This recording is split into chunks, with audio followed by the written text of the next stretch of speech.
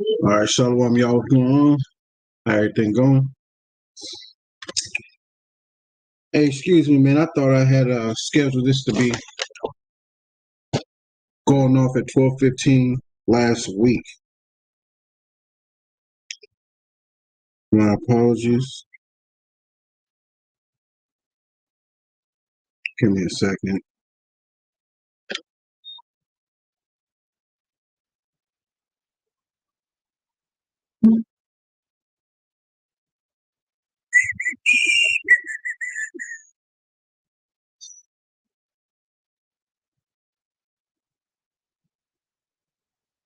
Oh, they just changed the stuff up.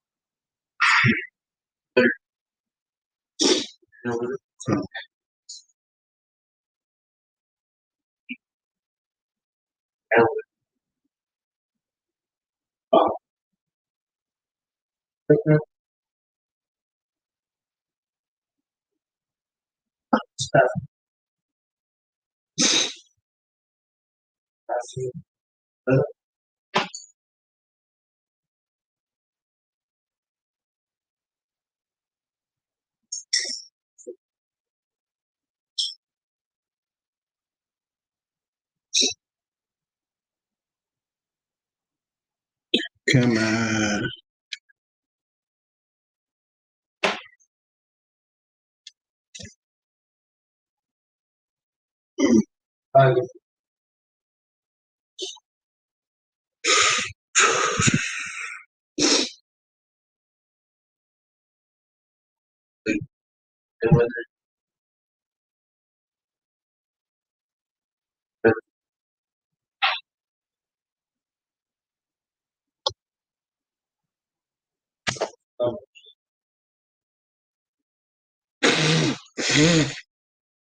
My allergies messing up. I don't know if it's a cold, but it just started 10 minutes ago. Something like that.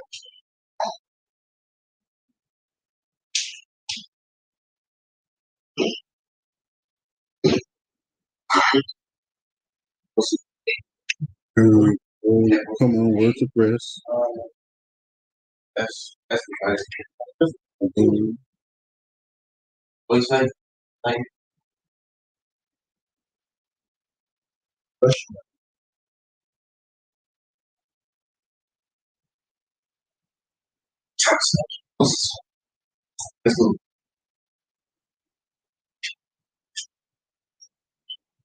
Well, it was supposed to be Jacob.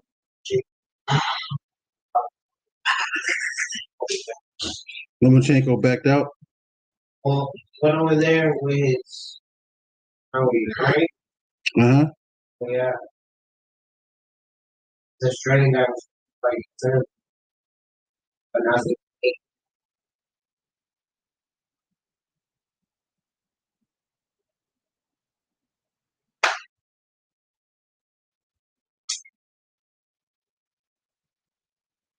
I think they're fine.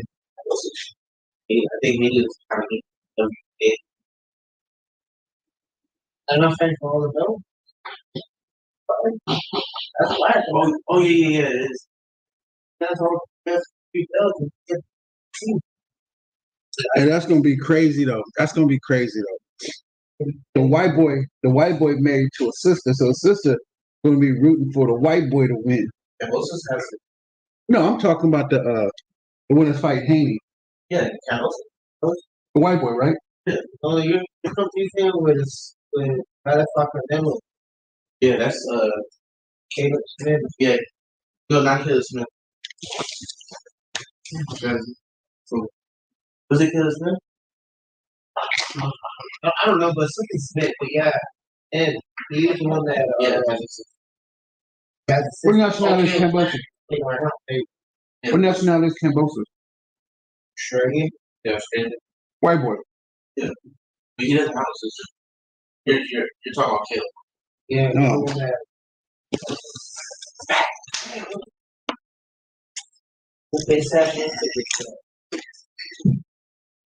So Haney just beating on trash cans, huh? Yeah, mostly. Yeah. Drop local some defeated. Yeah. And then Lopez dropping too. Later on, the Lopez stuff. Oh, the white boy that fought the Southpaw. Lopez is Southpaw, right? The Lopez, I was watching this. You were watching that there was a car but Lopez, yes. But it was actually right. Mm. Mm-hmm. What? Take a post.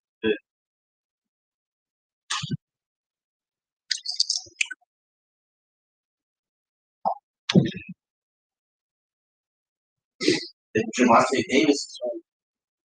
Here's who? Rolo? I don't know. Rolo. Oh, he's fighting in Javante Davis and fighting back. Yeah, Rolo. Yeah. Both. It's been a long time since I've seen that. You know, Rolo, he just some fancy pansy. Trying to get paid, man. He's trying to make that money. Mm-hmm. Right, they don't want to give it to him. Some things.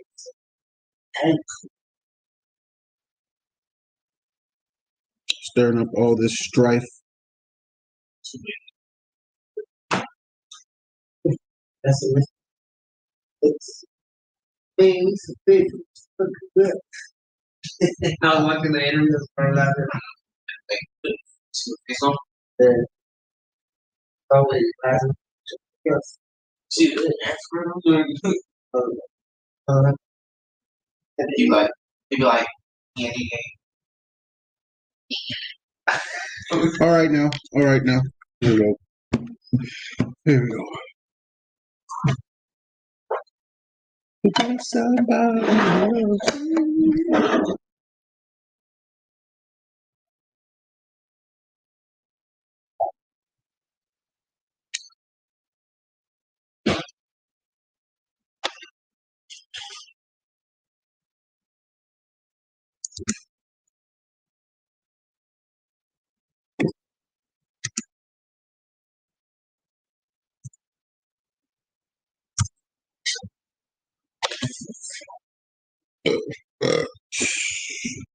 No, wait a minute.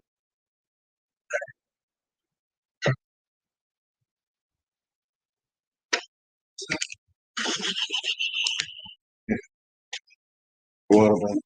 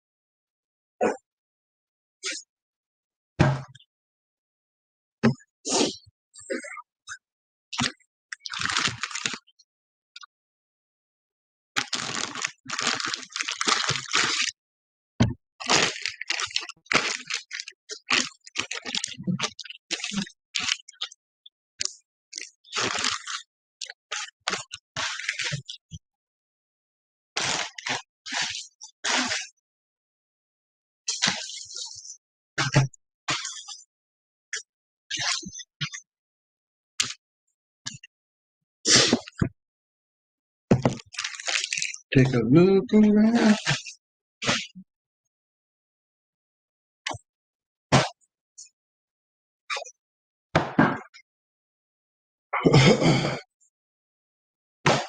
Carry the dictionary around with me. Ooh.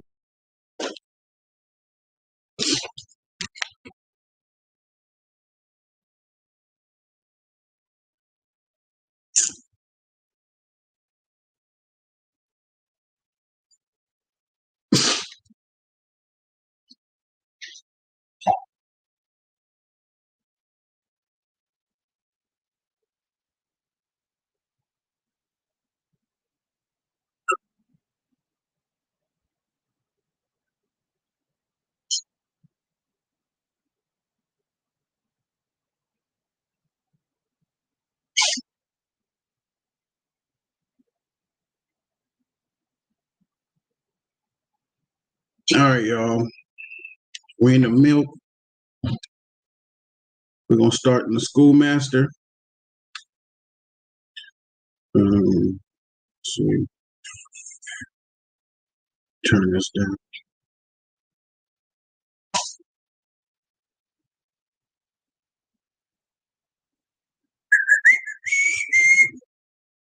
We're gonna start in the book of Leviticus, chapter 19, verse 34. And we're gonna end out at chapter 23 and 36. All right. And like we did a couple times before, usually we start prayers before Sabbath service, but I'm gonna get started right away, and we're gonna end off with prayers after Sabbath service. All right.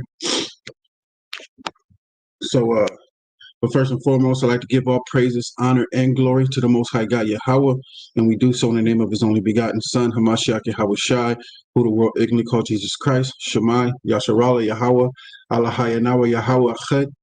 That means Hero Israel, the Lord our God is one Lord. All right, all right.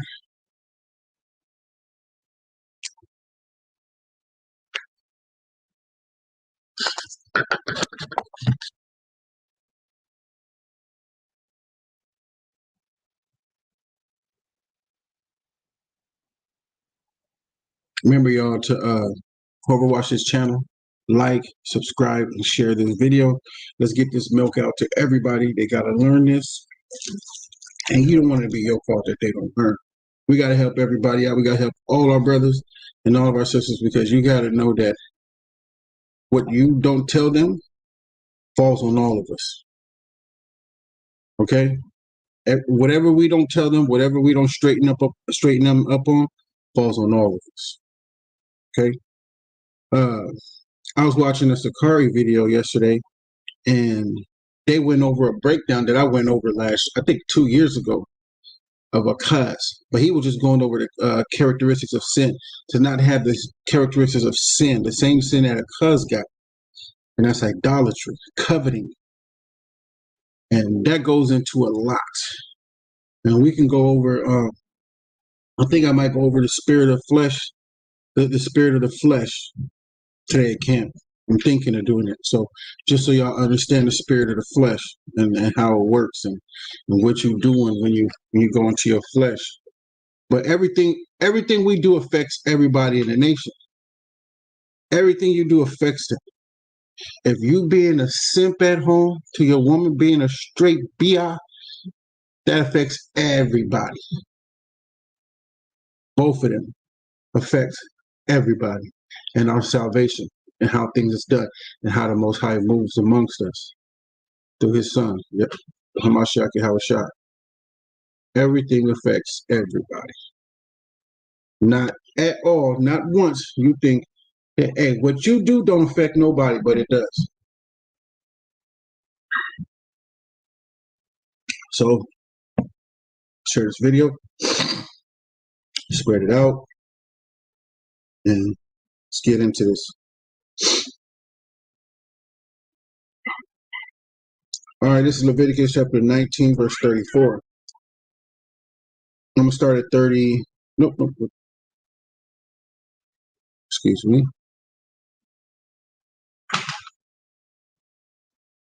Leviticus.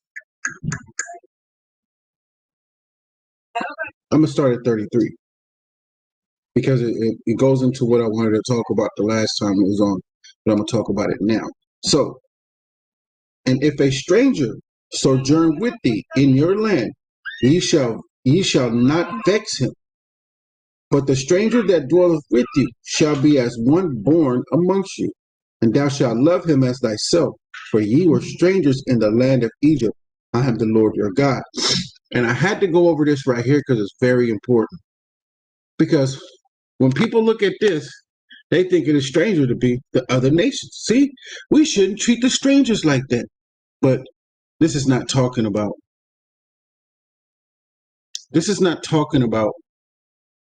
those strangers, because our people can be a stranger.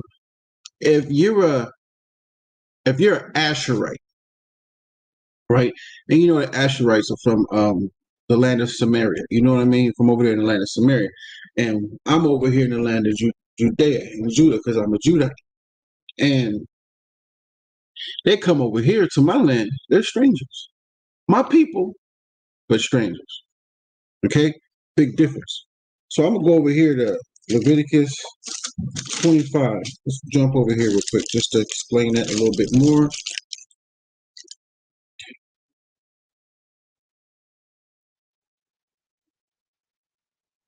Leviticus chapter 25, verses 38. We'll start there. And it reads, I am the Lord your God, which brought you forth out of the land of Egypt to give you the land of Canaan, and to be your God.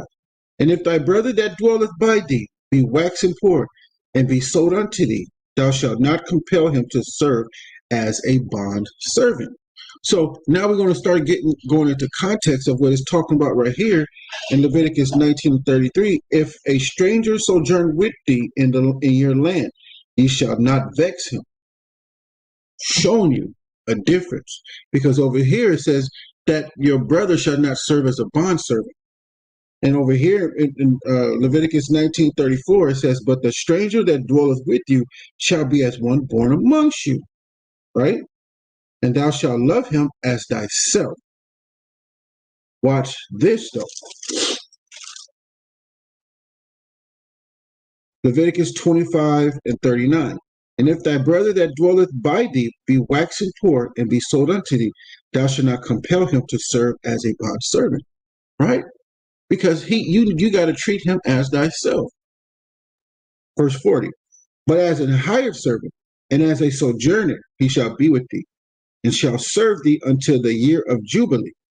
And then shall he depart from thee, both he and his children with him, and shall return unto his own family, and unto the possession of his father shall he return. See, this is your brother. He gets to return to his land. So when you start reading here on Leviticus 19:34, it says that he shall be as one born amongst you, right? Meaning your brother. Okay. All right. This is Leviticus 25:41. And then shall he depart from thee, both he and his children with him, and shall return unto his own family, and unto the possessions of his family shall he return. For they are my servants, which I brought forth out of the land of Egypt. They shall be sold as bond. They shall not be sold as bondmen. See, this is your family, your people, your actual neighbor, one that was born among thee. A lot of these heathens around here are born amongst us. And that's what a lot of people get it misconstrued, because over here in Leviticus 19:34, it says, but the stranger that dwelleth with you shall be as one born among you. And over here, this brother right here that's waxing poor get a lot of privileges as one that is born amongst you. Now it's going to start separating. Watch this. All right, Leviticus 25:42. For they are my servants, which I brought forth out of the land of Egypt. They shall not be sold as bondmen. Thou shalt not rule over him with rigor, but shalt fear thy God. Both thy bondmen and thy bondmaids, which thou shalt have, shall be of the heathen that round about you, right? Of them shall ye buy bondmen and bondmaids. Moreover, of the children of the strangers that sojourn among you, of them shall ye buy, and of their families that are with you, which they beget in your land, and they shall be possessions, and ye shall take them as an inheritance for your children after you, to inherit them for a possession. They shall be your bondmen forever. But over your brethren, the children of Israel, ye shall not rule one over another with rigor. And if a sojourner or stranger, right? So if a sojourner or stranger, now that's where it ends, but it changed it up. So when you go over here to Leviticus 19, I'm going to start at 33. And if a stranger sojourn with thee in your land, ye shall not vex him, right? But the stranger that dwelleth with you shall be one born amongst you, and thou shalt love him as thyself. For ye were strangers in the land of Egypt. You don't treat your brother or your sister like slaves. Now, watch this. Let me go back over here real quick. Let me show y'all something. This is Leviticus 19 and 20 to show you the difference. And whosoever lieth carnally with a woman, that is a bondmaid, betrothed to an husband, and not at all redeemed, nor freedom given her, she shall be scourged. They shall not be put to death, because she was not free. She belonged to who? To us. Because we have a law regarding adultery. Because, and let me see, Leviticus 19 and 20, and whosoever lieth carnally with a woman, that is a bondmaid, betrothed to an husband. That means she's engaged. Watch this. Deuteronomy 22. To show y'all the difference.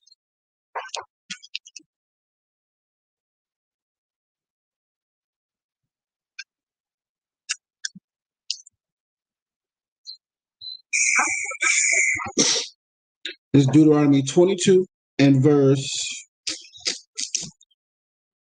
22, right? If a man be found lying with a woman married to an husband, then shall both of them die. Both the man that lay with the woman and the woman, both the man that lay with the woman and the woman, so shalt thou put evil from Israel. If a damsel, that is a virgin, be betrothed unto an husband, and a man find her in a city and lie with her, then ye shall bring them both out unto the gate of that city, and ye shall stone them with stones, that they die. The damsel, because she cried not, being in the city, and the man, because he had humbled his neighbor's wife, that is betrothed. See? So when a lot of people read in here strangers, you got to understand what the stranger is. Because when it comes to right here in Leviticus, the 19, where we are, Leviticus 19 and 33, and if a stranger sojourn with thee in your land, he shall not vex him. This is talking about an Israelite stranger. But the stranger that dwelleth with you shall be as one born amongst you, and thou shalt love him as thyself. Now, if we were to love this stranger as thyself, we shouldn't be able to do this. If we own a woman, right, that's betrothed to a husband, right, in Leviticus 19 and 20, that would never have to go down. They both be getting put to death. But it's not. We own that. That servant is a possession unto us. So when you go Leviticus 25, and that's why I wanted to come back here, because I had to break this down. So when you go to Leviticus 25 and verse 45, moreover, the children of the strangers that do sojourn among you, of them shall ye buy, and of their families that are with you, which they beget in your land, and they shall be your possessions. You can do whatever you want with your possession, right? And if that man that is betrothed to that woman haven't bought her from you at all, haven't gotten her from you, she's still yours. You can do whatever you want with it. And that's where it says over here in Leviticus 19 and 20. And it reads, and moreover, and what's this like? And whosoever lieth carnally with a woman that is a bondmaid, betrothed to an husband, and not at all redeemed, nor freedom given her, she shall be scourged. They shall not be put to death, because she was not free. See? It belongs to that man. That right there is a stranger of not our nation. But when you go to Deuteronomy 22 and 22, and then go to 23 and 24, it shows you. It shows you a woman that is married to a man, that's his wife, and it shows you that one that is betrothed, which is still a husband and a wife. So if you court the man, you're betrothed to him. You're basically his wife. Period, point blank. All right, so let me get back to this. Leviticus 19 and 33. And if a stranger sojourn with thee in your land, He shall not vex him, right? And we know this is an Israelite stranger. But the stranger that dwelleth with you shall be as one born amongst you, and thou shalt love him as thyself. For ye were strangers in the land of Egypt. I am the Lord your God. Thou shalt not vex him. That means the husband that was betrothed to the woman that's only going to get scourged for sleeping with her master, and her master sleeping with her, she's just going to get scourged, not put to death. That man that was betrothed to her is vexed. That would be his brother if that was a stranger.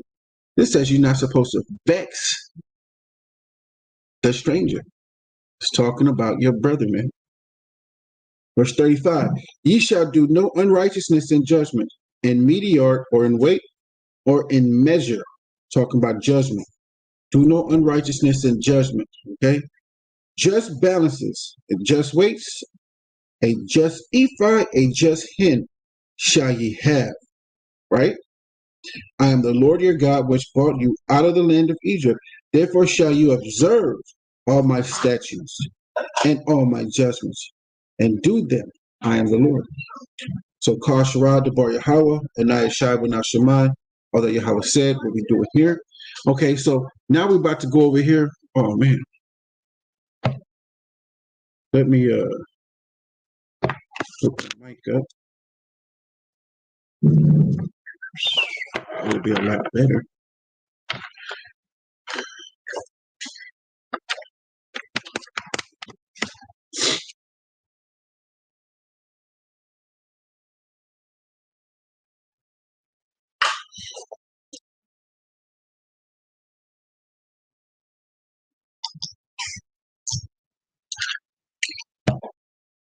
All right. Leviticus chapter 20, verse 1. And the Lord spake unto Moses, saying, again, thou shalt say to the children of Israel, whosoever he be of the children of Israel, or of the stranger that sojourn in Israel, that giveth any of his seed unto Molech, he shall surely be put to death. Now, this is separated. It says Israel, and now it's saying Israel and the stranger. So when the strangers are living in our land, they got to go by our rules. Just like we've been conquered and brought over here to this land, and our brothers and sisters of Issachar and Gad, right, and the 10 tribes that are scattered abroad, as long as the other 3 tribes of Judah, Judah, Benjamin, and Levi, we are in this land under being subservient to the heathen, and we're going by their rules, because obviously the world has been given into the hands of the wicked.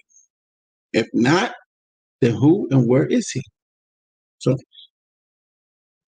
verse 2, again, thou shalt say unto the children of Israel, whosoever he be of the children of Israel, or of the strangers that sojourn in Israel, that giveth of his seed unto Molech, he shall surely be put to death.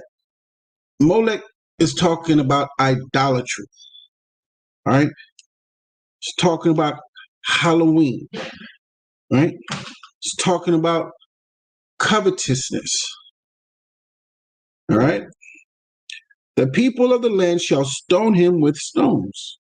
And I will set my face against that man, and I will cut him off from among his people, because he hath given of his seed unto Molech to defile my sanctuary and to profane my holy name.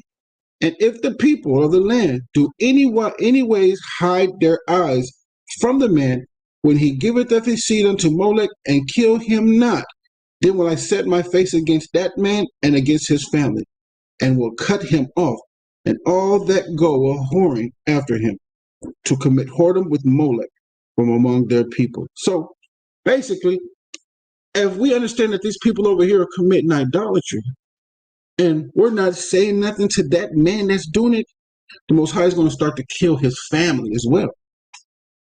He's going to start taking out the son, the daughter. And y'all going to know the Most High is with him to kill him, because they're doing it, and you're not saying that to him. So now you're going to see all of his family drop. That's how you know. So when you got people out here that does Halloween and they doing a bunch of idolatry stuff, that's why you got to find out what idolatry is. You start to see a lot of people around them die. So let's say you got a whoremonger. He idolizes women. The people around him are dying. and his family, his kids, his wife, his mama, and them. Just drop it. Something's going on around there, man. Something's going on. All right. Let me see. He said it back over here in Leviticus 19, verse 4. It said, "Turn ye not unto idols, nor make to yourselves molten gods. I am the Lord your God." So a molten God, something that you mold like Buddha, you mold like birds and stones that they got over there, and those Muslims be kissing that rock. Those are gods to them. That cross is gods to them. All right. Nobody knows what the Lord looked like, but in here he's depicted. He's depicted as a dark, chocolate black man. Okay. All right. Okay, I was just showing you something cool. So, what else can I help y'all with? I'm gonna go over here real quick.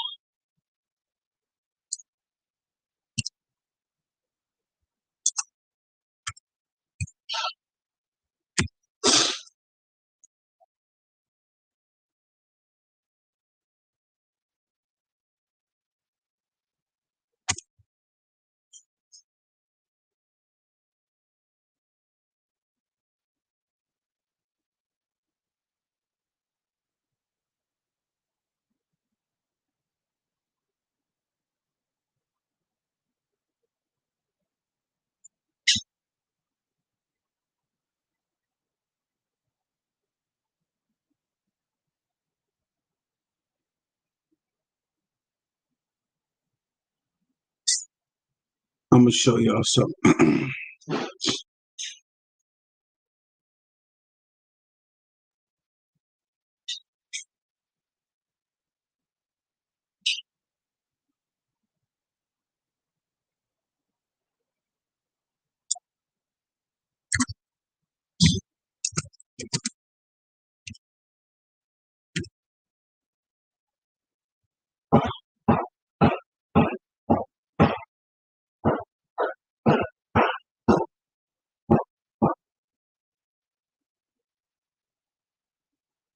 Okay, cool. I got that going. Boom. I wanted to pull something for y'all, just so but I'm about to go to something right now. I want to show y'all something. Let's see. Share my screen. All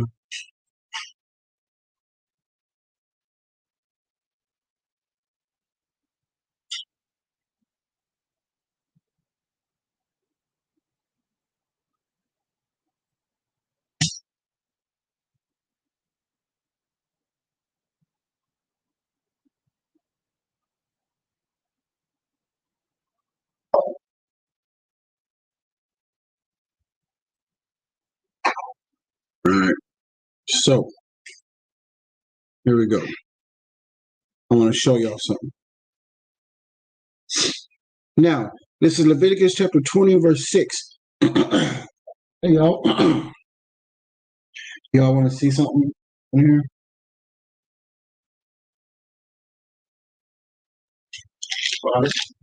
Hand me that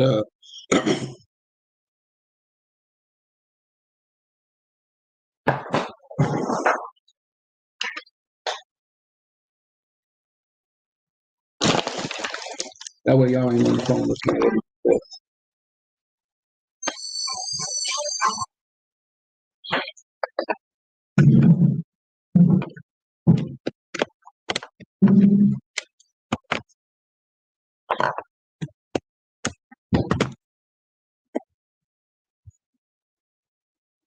Um, yeah, water.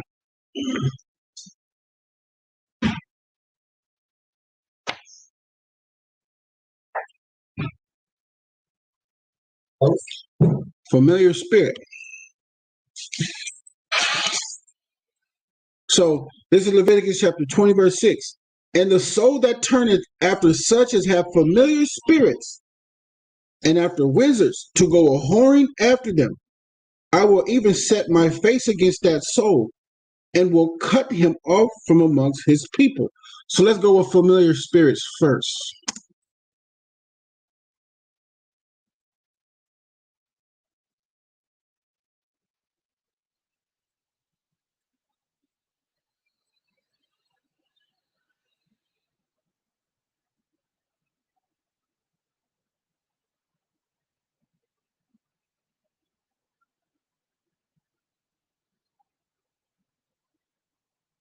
So you see here that Patrick Swayze is a ghost in this movie.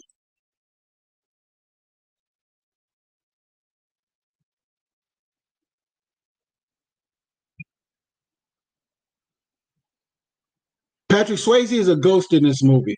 Okay, he's moving like the door gonna hit him too.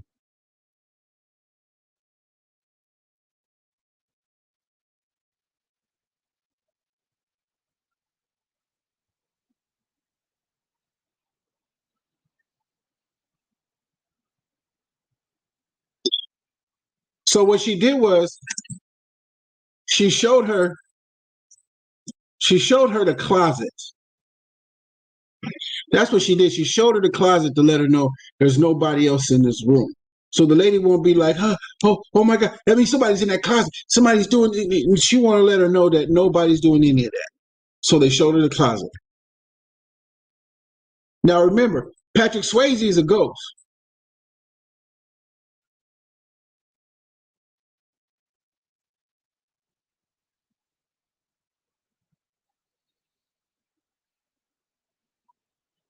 Now what was that called?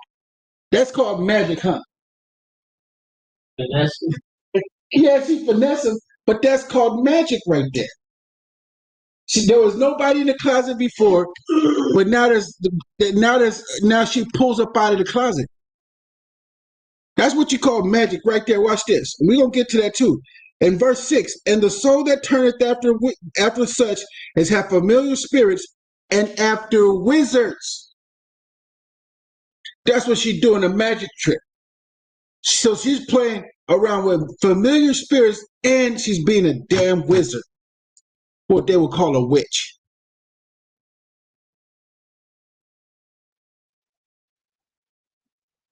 So if she was really a Christian, she would understand the Bible why she's doing that cross on her damn face. Look at the cross on her face. She does. It's crazy, man.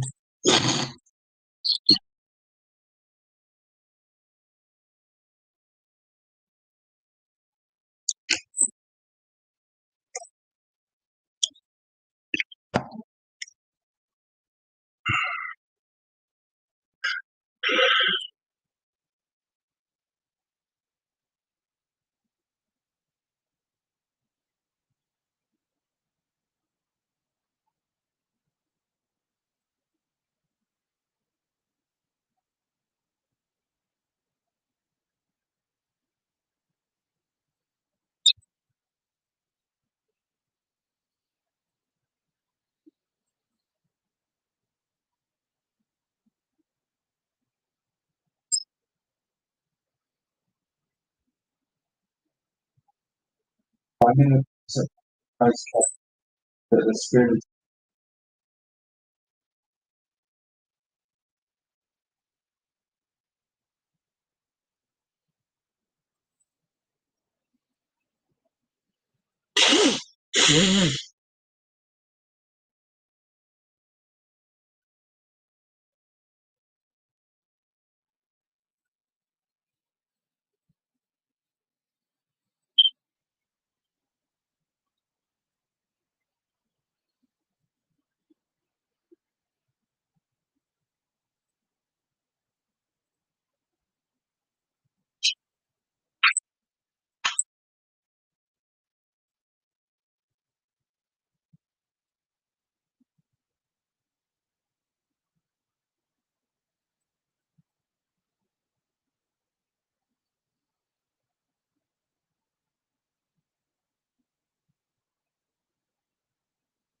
Look at familiar. Look at, she's acting like somebody's possessing her.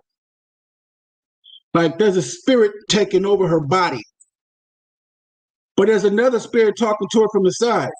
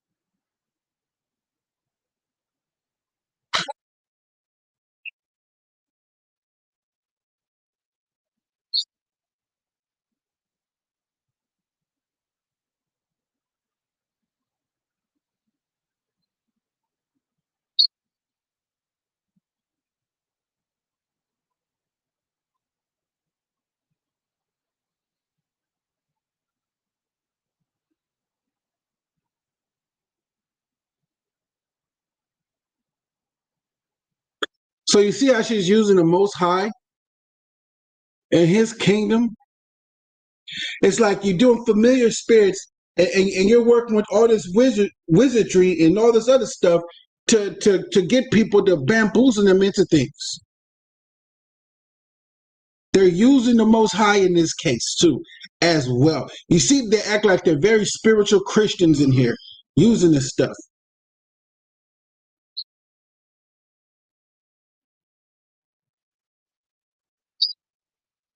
Can y'all hear the video? Now we can't even hear it over here. Let's see, man.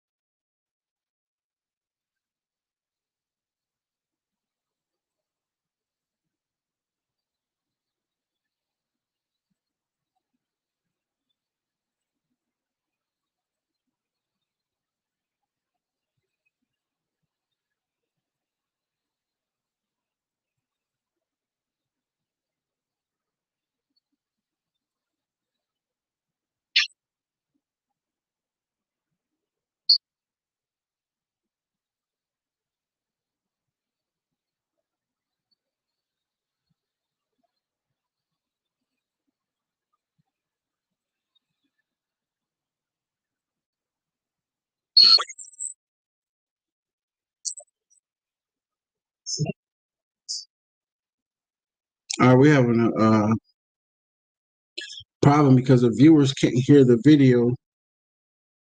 The viewers can't hear the video, so mm,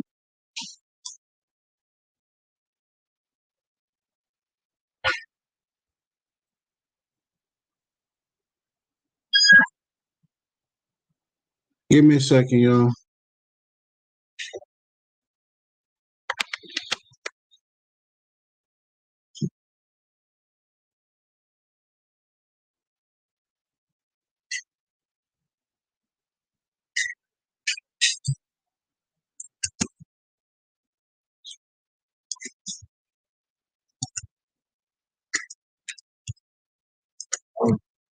Okay. It, mic out, try to do it again, or the option. share sound.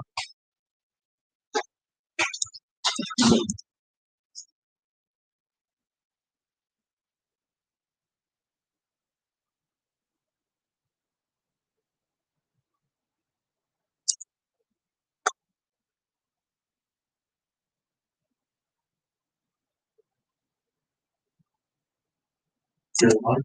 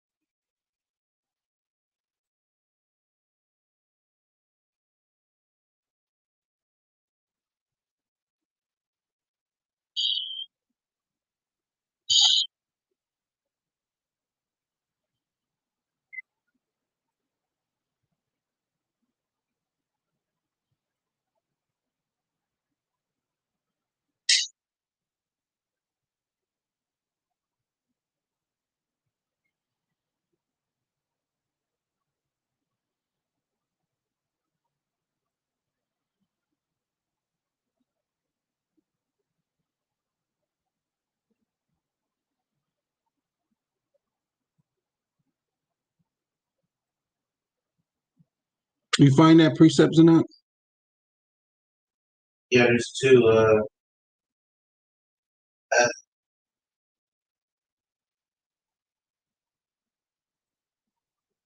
22, something like that. Matthew 8, Mark All right. Let's see something. Matthew 8, Mark 5. So they can hear me from here. Let's see something. All right, man. I don't know what's going on. He's telling them.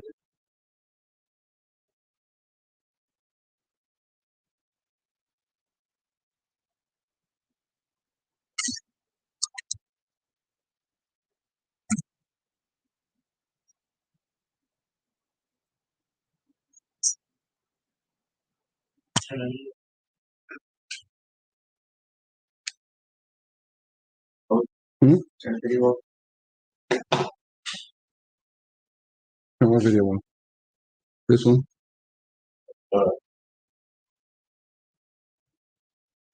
Okay.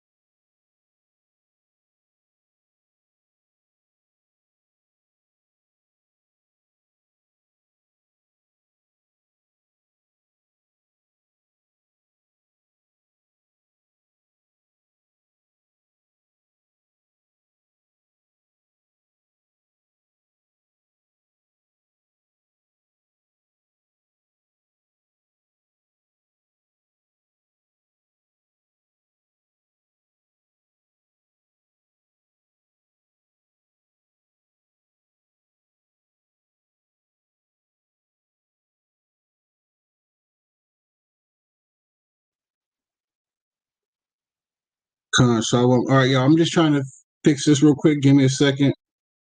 Not a second, actually.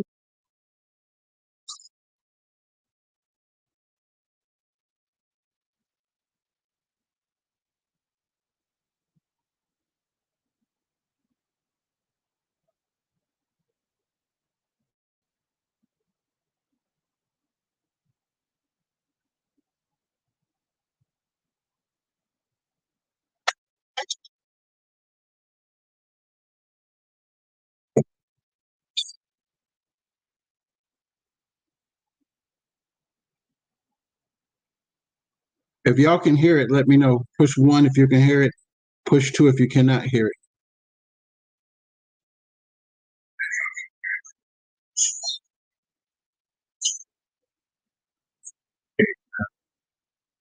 Okay.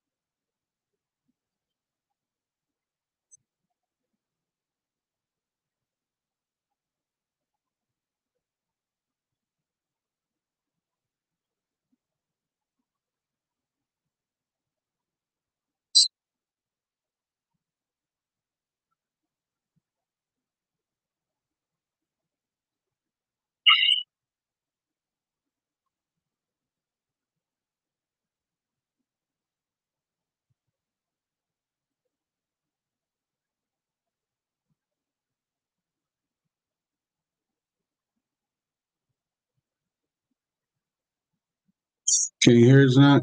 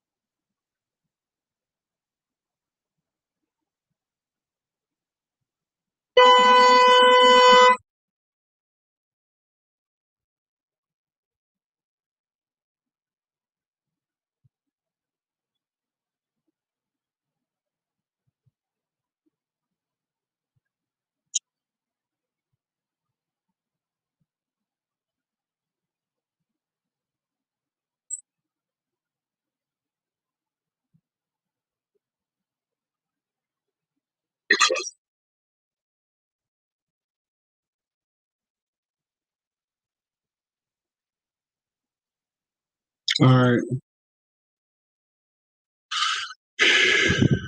I'm gonna stop using that right quick.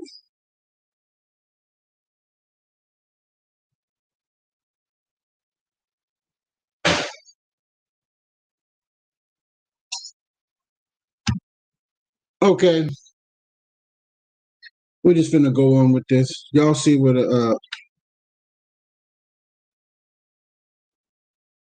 I know what to do next time. Okay. Let's just move on with the Sabbath service.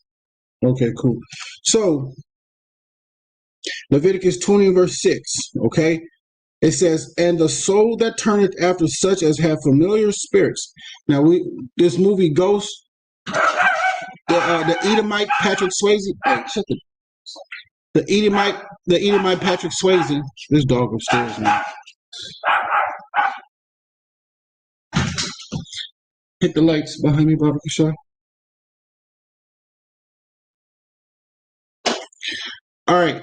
In this movie Ghost, the Edomite Patrick Swayze, he's taking over Whoopi Goldberg.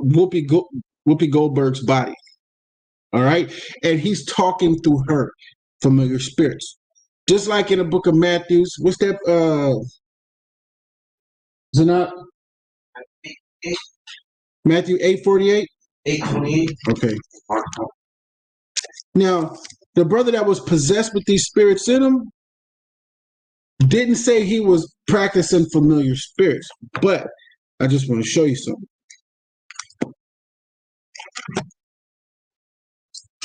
Book of Matthew,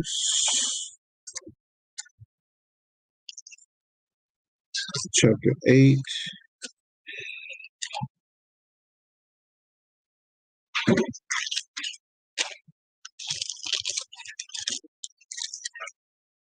And verse 28. And when he was come to the other side and to the country of the Gergesens, there met him two possessed with devils, coming out of the tombs, exceeding fierce, so that no man might pass that way. And behold, they cried out, saying, What have we to do with thee, Jesus, thou Son of God? Art thou come hither to torment us before the time? And there was a good way off from them, and herd of many swine feeding. So the devils besought him, saying, If thou cast us out, suffer us not to go away into the herd of swine. And he said unto them, Go. And when they were come out, they went into the herd of swine. And behold, the whole herd of swine ran violently down a steep place into the sea, and perished in the waters.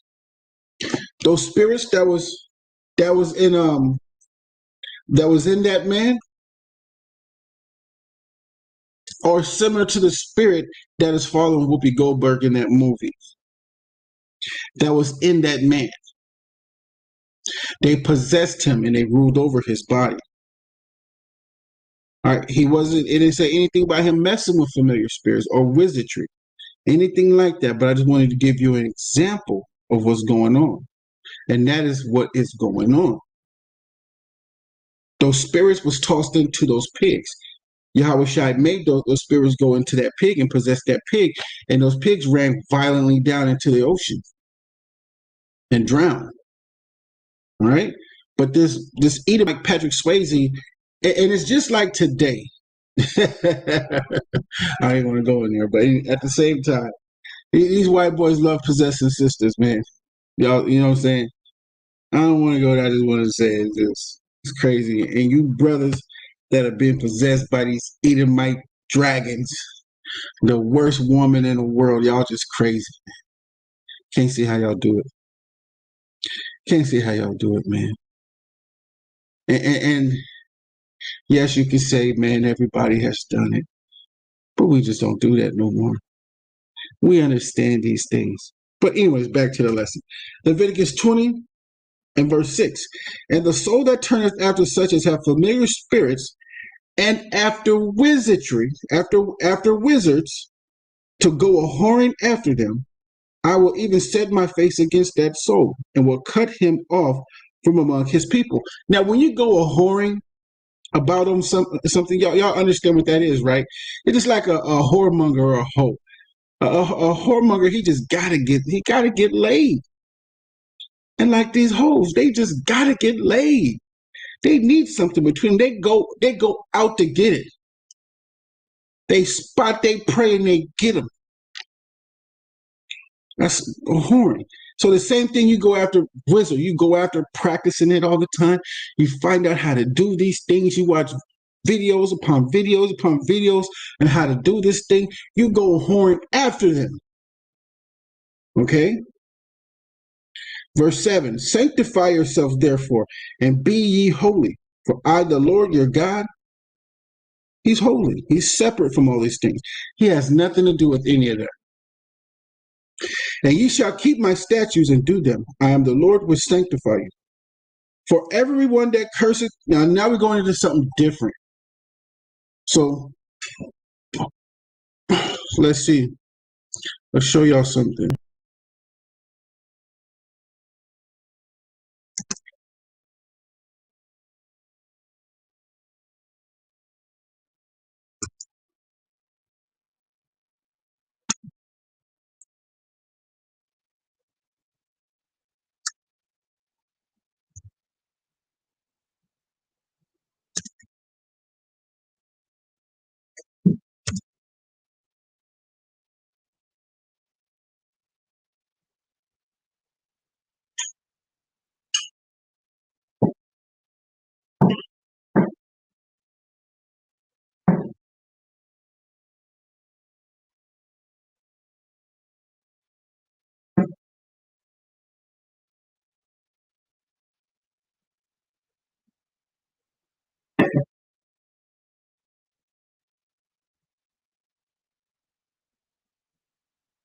So let me share my screen for y'all real quick.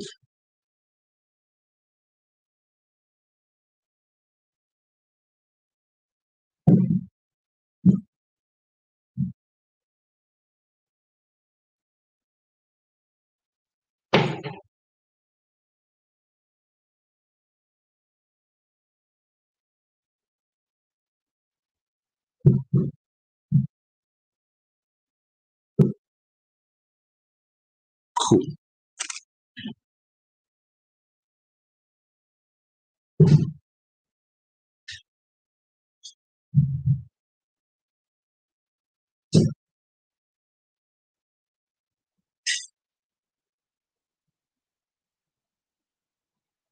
These guys right here. These are these Las Vegas masters. These are wizards. David Copperfield's a wizard, according to the Most High. These are witches. This is no, hold on. This is a, I can't even read Spanish, so. But you got these magic shows right here. These guys will be considered wizards. Okay? They will be considered wizards.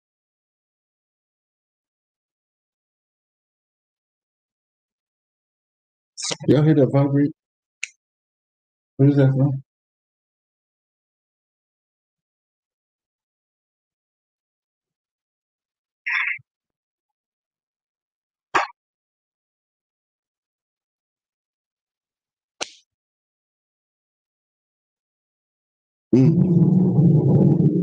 Okay, so now we're about to go into something different. What the smacks is going on? Okay, Leviticus chapter 20 and verse 9. For everyone that curseth his father or mother or his mother shall surely be put to death. He hath cursed his father or his mother. His blood shall be upon him. All right, so what is that talking about? Cursing. Okay, let me go to the big book. I like to go here.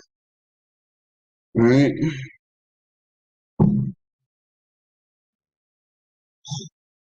1928. 18. What's that? 18. 1828. Slovakia. This one has a lot of words from the Bible and the Apocrypha in here.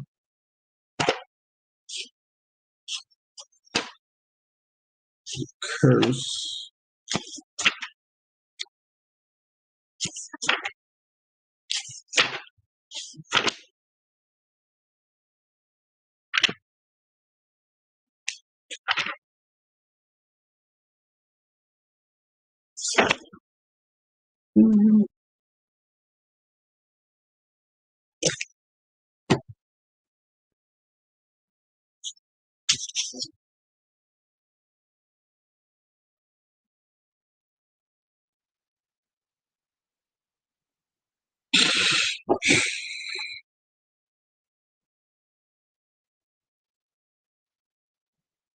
Somebody phone in the couch.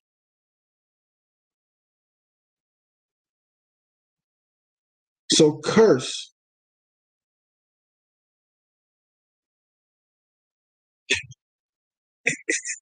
Curse. All right. Cursed or cursed. Cursing. Corsan. All right. These are in different languages. These words, or how you say them in different languages. One, to utter a wish of evil against one. To imprint.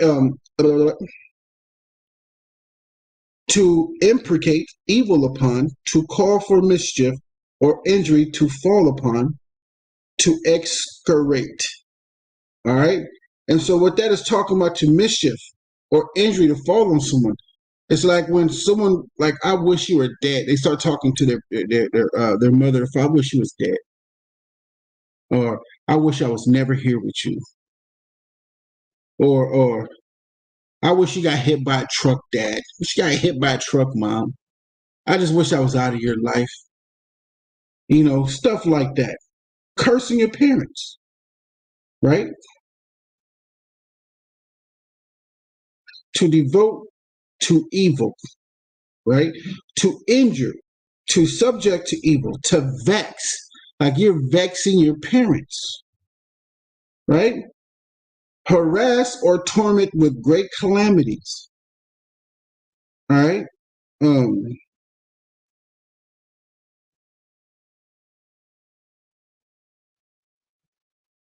Affliction, torment, great vexation,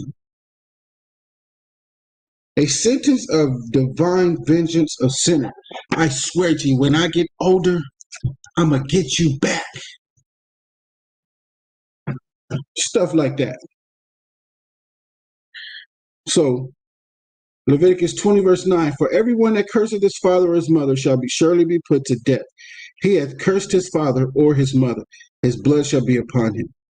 And the man that committeth adultery with another man's wife, even he that committeth adultery with his neighbor's wife, the adulterer and the adulteress shall surely be put to death.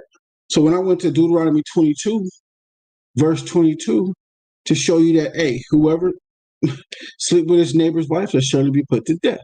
But to show you over here, Leviticus 8, 19, and 20, this is his wife too. Leviticus chapter 19, verse 20. And whosoever lies carnally with a woman that is a bondman, a bondmaid, betrothed to an husband, and not at all redeemed, nor freedom given her, she shall be scourged, right? And they shall not be put to death, because she was not free. Her freedom was not given to her. Her master still owned her, but she was betrothed and married. Right? Just to show you the difference between your people and somebody that's not your people. Okay? You don't do that to your people. All right. Verse 11. And the man that lieth with his father's wife hath uncovered his father's nakedness. Both of them shall be put to death. Their blood shall be on them. So like when you go to Genesis, just to give you an example, Genesis 49, let me get there real quick.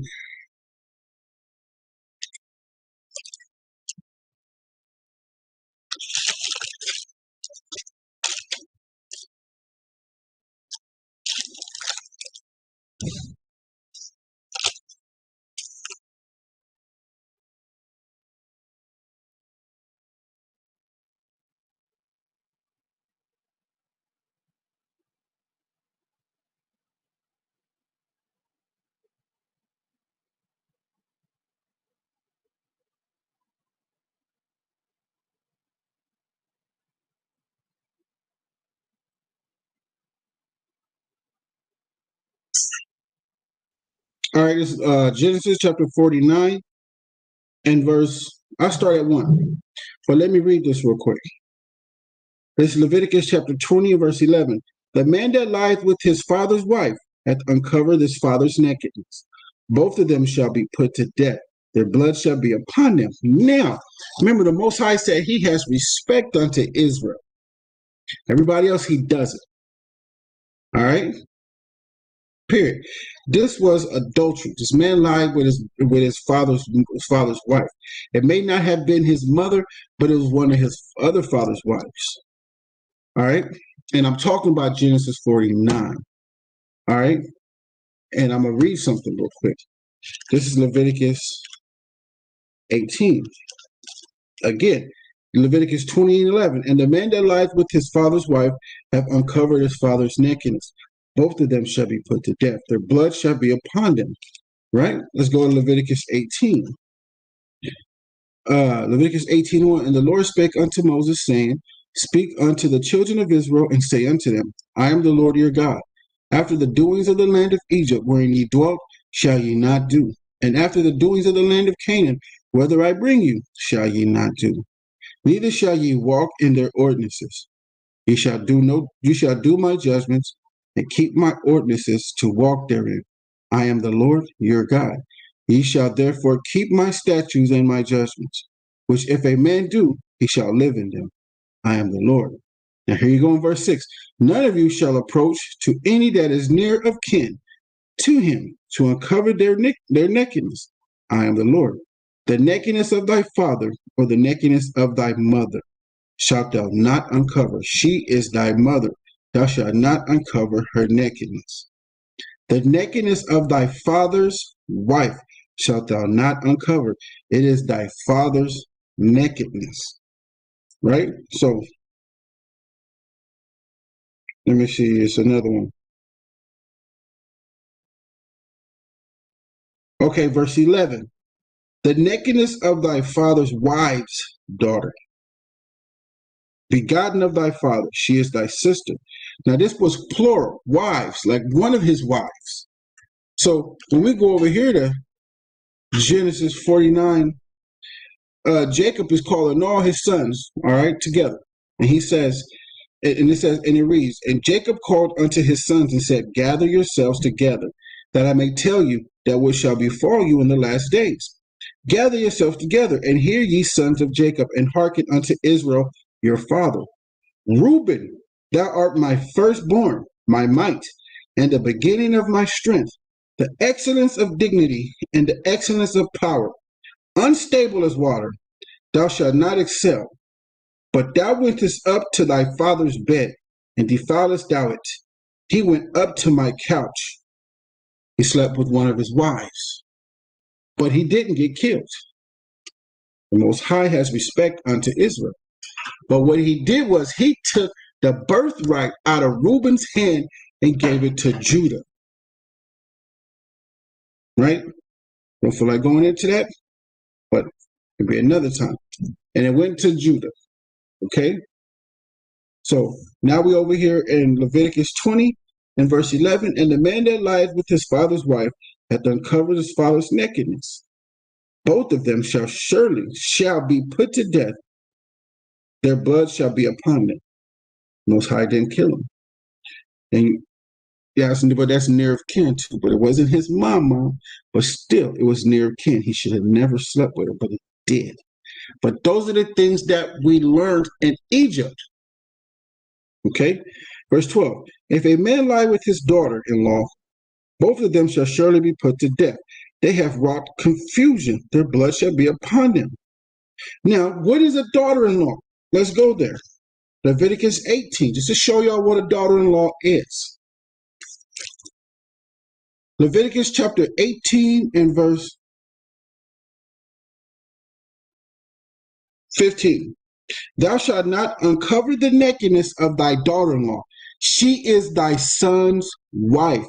Thou shalt not uncover her nakedness. A daughter-in-law is not like you marry another woman and she has kids. That's your daughter-in-law. A daughter-in-law is a woman that is married to your son. That is just another man's daughter. And you can be a father figure unto her, but she's not your daughter-in-law. Okay? She's another man's seed. She's supposed to be staying with that man. She's supposed to be over there with that man when that woman leaves. That woman's not supposed to have those children. But nowadays, since 54 or 45, when the courts ruled that the child should be with the mother, now you have that. Okay? That's like 70 years later. So, being that said, now you know what a daughter-in-law is, precept upon precept. All right? So, verse 12, and if a man lie with his daughter-in-law, both of them shall surely be put to death. They have wrought confusion. Their blood shall be upon them. If a man also lie with mankind as he lieth with a woman, both of them have committed an abomination. They shall surely be put to death. Their blood shall be upon them. That is called homosexuality today, the LGBT community. The Most High considers all that an abomination. There's nothing they can do to change or make their own Bible to make things better, because they figure if they make another Bible and show people that everybody will accept it, then you're going to have to erase everything else. Okay? Let me pull a precept on that. Let's go to the New Testament. Let's go to Romans 1 real quick. Let's talk about that.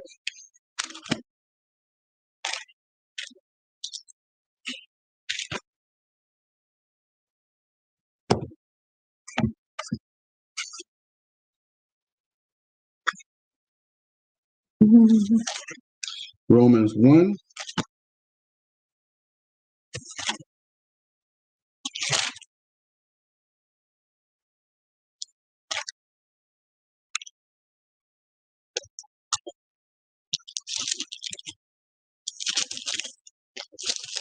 This is the book of Romans, chapter 1.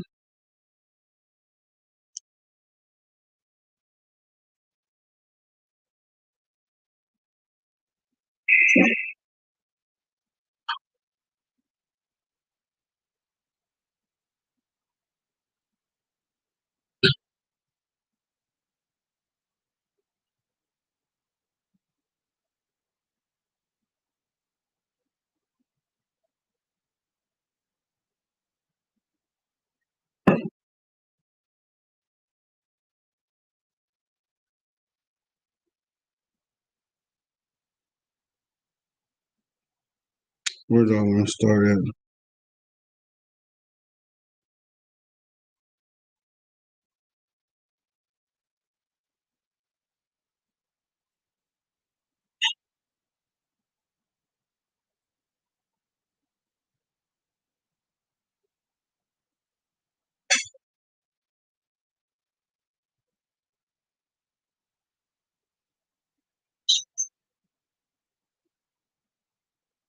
Okay, cool.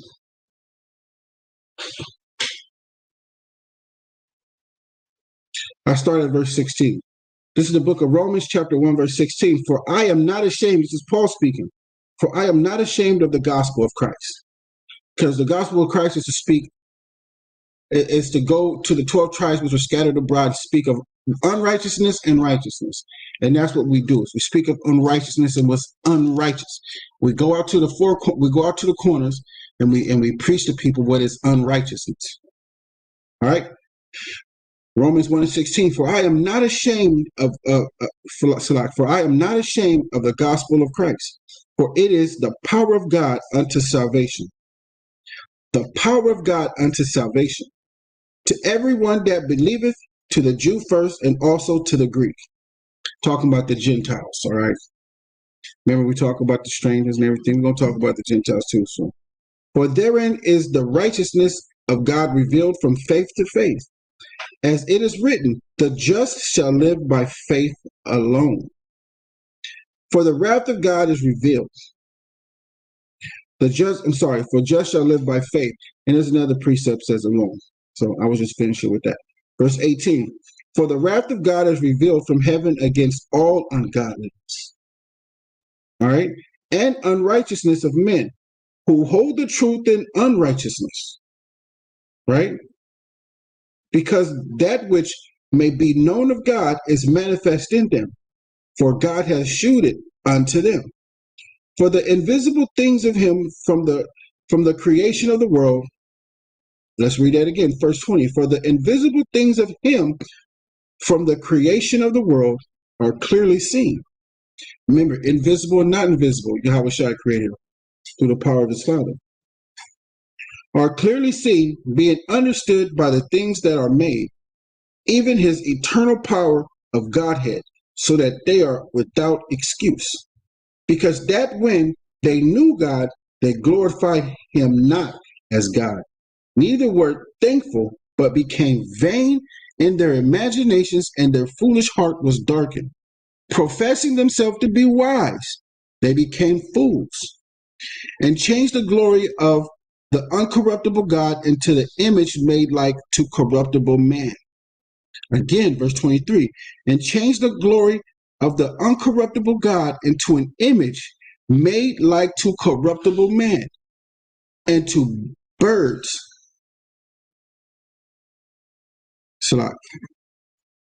and to birds and four-footed beasts and creeping things. Talking about idolatry, talking about that white Jesus and everything else. Verse 24, wherefore God also gave them up to uncleanness through the lust of their own heart, their mind, to dishonor their own bodies between themselves, who changed the truth of God into a lie, and worshiped and served the creature more than the creator, who is blessed forever. Amen. Who did that? Who changed the truth of God into a lie? That's Cesar Borgia. That's what you see in these churches. That little white boy hanging on the cross. I ain't never seen a white boy hanging on the cross. That's the first one I've ever seen hanging on the cross, which ain't never hung on the cross. So there'll be a lot of hanging on white boys soon. All right. Verse 25. Who changed the truth of God into a lie and worshiped and served the creature more than the creator, who is blessed forever? Amen. For this cause God gave them up unto vile affections. For even their women did change the natural use into that which is against nature. And likewise also the men, giving the natural use of the woman, burned in their lust one towards another. Men with men working that which is unseemly is unnecessary, and receiving in themselves the recompense of their error, which was meat. Right? And this was, you can also look in Leviticus 18 and 22 about this. All right. And in verse 1, it tells you the stuff that they did in Egypt. Verse 28. And even as they did not like to retain God in their knowledge, God gave them over to a reprobate mind to do those things which are not convenient. Like they don't believe in nothing. He gave them up to a mind that just don't believe in nothing. He just gave them up to it. They're going to do whatever they're going to do. I'm going to kill them soon. Don't worry about it. A reprobate mind. You have no beliefs. You don't believe in nothing. And that's how everybody is today. They don't believe in God. I believe in myself. They think they're their own God. And you hear them say, I believe there's a higher being. I believe in myself. But if you believe in a higher being, you understand that the higher being created this place. What are his rules? He gave them up to a reprobate mind. A reprobate mind don't care about those things. They ain't got time to even think about that. They finna do their own thing. Right? That's what they're going to do.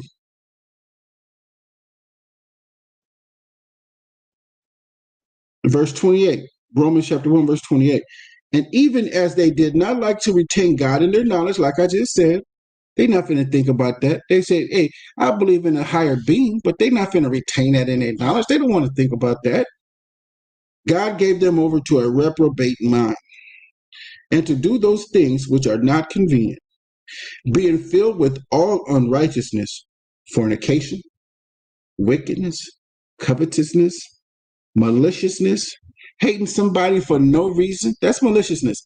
Hating somebody for no reason, full of envy, murders, debate, deceit, malignity, whisperers, backbiters, haters of God, despiteful, proud, boasters, inventors of evil things, disobedient to parents, without understanding, covenant breakers, without natural affection, implacable, unmerciful, who knowing the judgment of God, that they which commit such things are worthy of death, not only do the same, but have pleasure in them that do them.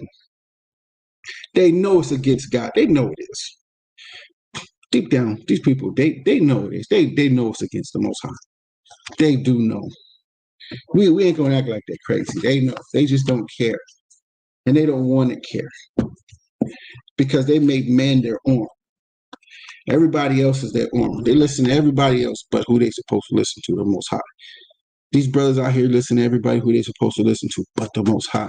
These women listen to everybody else but their head. Because they so, and the women that do it, they just crazy enough.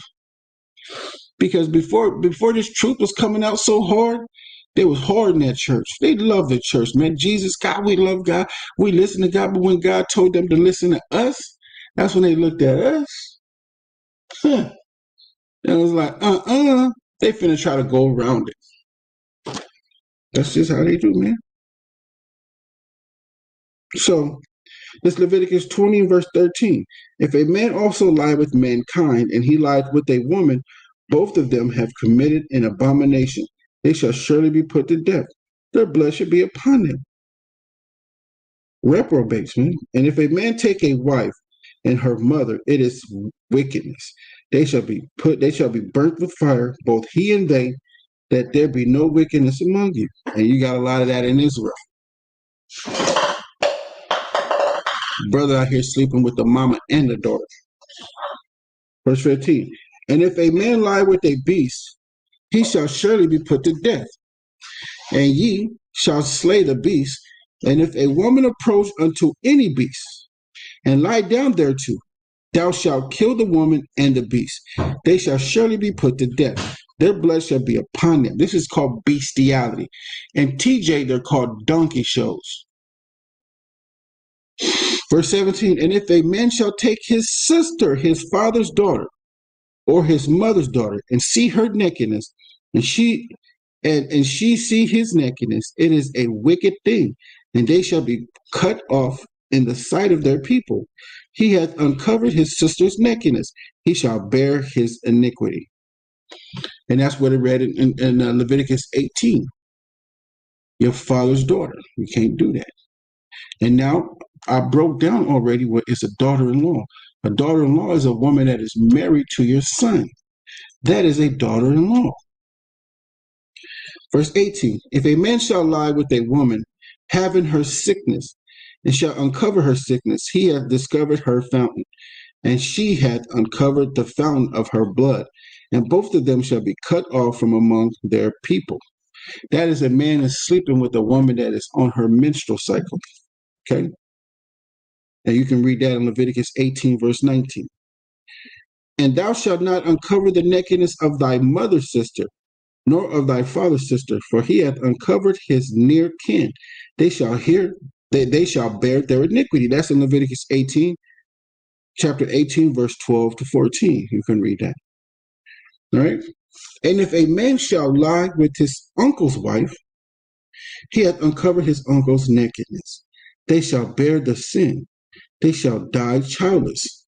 That's in Leviticus chapter 18, verse 14. Now, didn't Jacob go to his mother's brother's house to get a wife?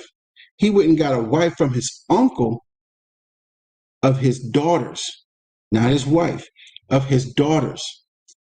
Those were free game for him. All right? And if a man shall take his brother's wife, it is an unclean thing. He hath uncovered his brother's nakedness. They shall be childless. See? The mother and the father okayed Jacob going to her brothers, right? Her brothers, to get a wife from her nieces to marry him.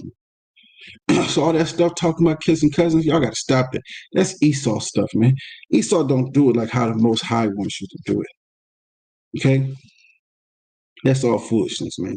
Come to the scriptures and get it from the scriptures. Get an understanding from the Most High what is right and what's wrong. Stop going what everybody else is talking about.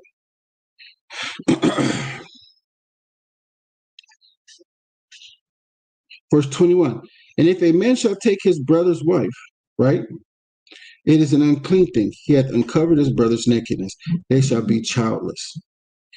Ye shall therefore keep all my statutes and all my judgments, and do them, that the land whether I bring you to dwell therein, spew you not out. He's talking about having obedience and holiness. Holiness is being separate from everybody. Obedience. All right? Listening. Verse 23. And ye shall not walk in the manners of the nations, which I cast out before you, for they committed all these things, and therefore I abhorred them. But I have said unto you, ye shall inherit their land, and I will give it unto you to possess it, a land that flows with milk and honey. I am the Lord your God, which have separated you from other people. The Most High has separated us from other people. That means you can't be like them. You can't do nothing they do. If they want to be gay, let them be gay. That's on them. If they want to be whoremongers, brothers, let them be whoremongers, not you. Don't even hang out with them. Sisters, if they want to be disobedient to their husbands, you don't. You listen to yours with all subjection. Okay?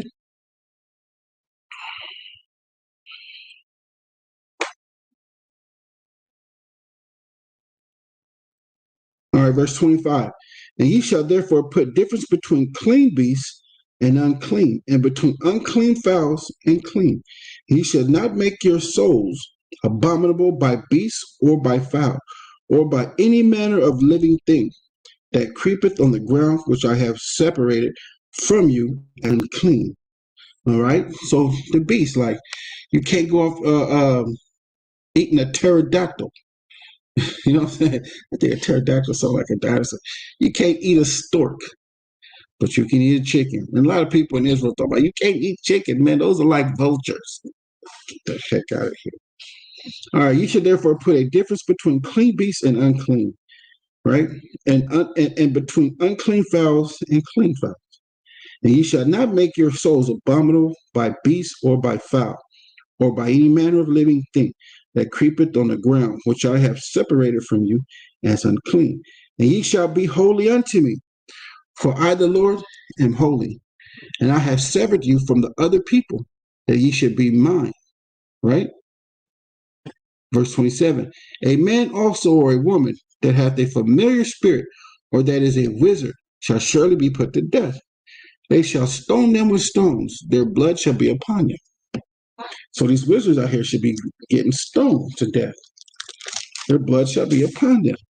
Don't be going out here doing magic tricks. Don't be going out here doing that stuff. Okay? Don't be doing the illusions like, you saw it, you put a little towel here and boom, it's gone. Don't be doing that. They be doing that stupid stuff on TikTok. You know what I'm saying? You see the video with the dude holding a blanket and he moved it out the way and the woman was going, but she was on the ground and he kicked her in the butt to move out the way. Illusions. Don't be doing that stuff. Those illusionists, don't be doing it. No magic tricks. None of you see the egg, the 3 egg. You got the 3 cups and stuff that be on the table, and they be switching it back and forth like this, boom, boom, boom, boom, boom, boom, boom, like illusions, real fast like that. Magic tricks. Leave it alone. Magic tricks. Putting the little scarves in your hand and everything, stuffing them in there. Then like stick it like this, boom, it's gone. Magic tricks. Don't be doing it. The salt pouring, like you pour the salt right here into your hand, and you go like that, and it's gone. And then all of a sudden, you're taking it out of his hand, and you pour it. Don't do it. Leave it alone. Okay?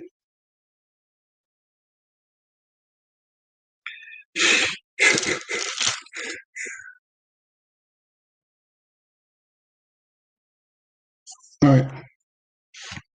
Leviticus chapter 21, verse 1. And the Lord said unto Moses, Speak unto the priests, the sons of Aaron, and say unto them, There shall none be defiled for the dead among his people, but for his kin that is near unto him. And what is the nearest to kin? Right? In Leviticus 18. That's where you go to Leviticus 18. You check it out to see who's near of kin. Okay?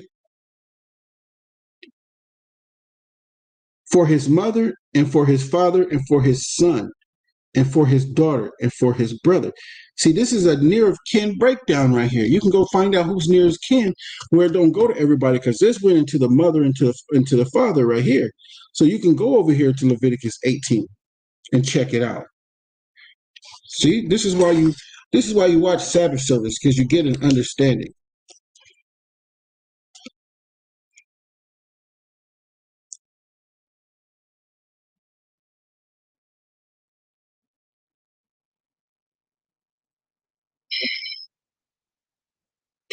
This is why you watch Sabbath Service, man. You get an understanding. And we go from top to bottom and we go through the Bible, man. Everybody want to hear an outrageous meat breakdown. Don't always need that. You need the milk first. This is the milk. Verse 3. And for his sister a virgin that is nigh unto him, which had no husband, for her may he be defiled, but he shall not defile himself, being a chief man among his people, to profane himself. They shall not make baldness upon their head. So let's stop in verse 4. So in verse 3 to 4 says, and for his sister, I'm gonna read it too.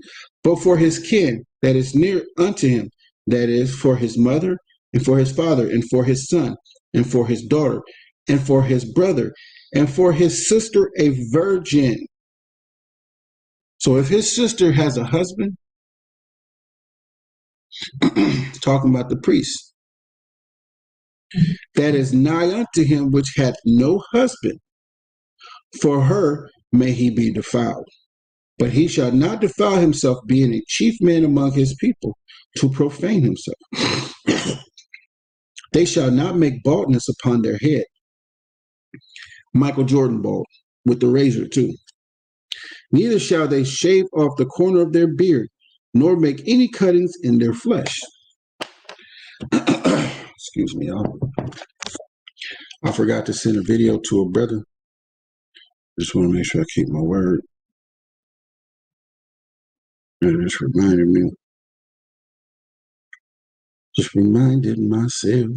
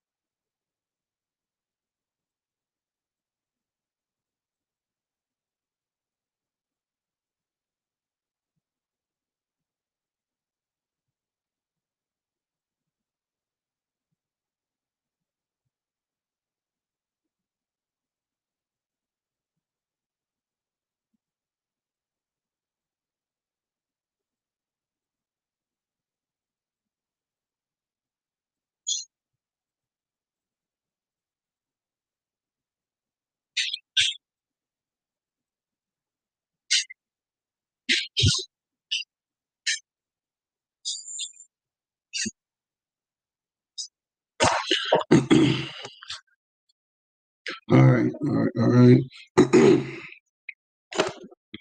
Remember, hit the like button and share. Hit the like button and share. Okay, remember that.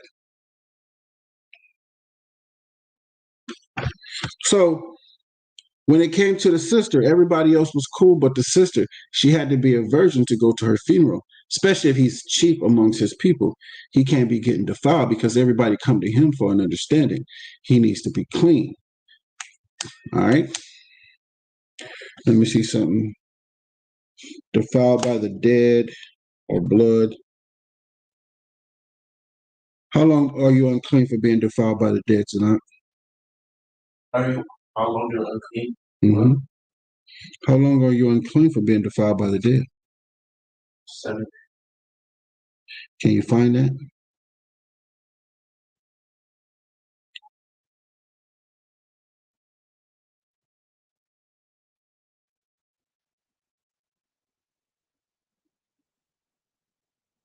Hey, Leviticus 21:7. Watch when we get to Leviticus 21:7. That's a good one too. Leviticus, 7, and let me see.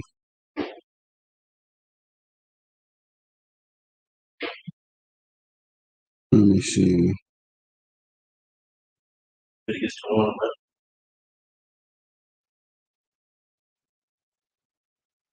Okay, we'll get there. The water. So let me keep on reading because I'm gonna answer the question. I'm gonna answer everything as I just said with the Bible in the same chapter. Okay. Verse 5, Leviticus 21, verse 5. They shall not make baldness upon their head, Michael Jordan baldness, neither shall they shave off the corner of their beard, nor make any cuttings in their flesh, no tattoos, no shaving off their beard. All right. They shall be holy unto their God, and not profane the name of their God. All right, make them an abominable, a reproach, a laughing stock. All right.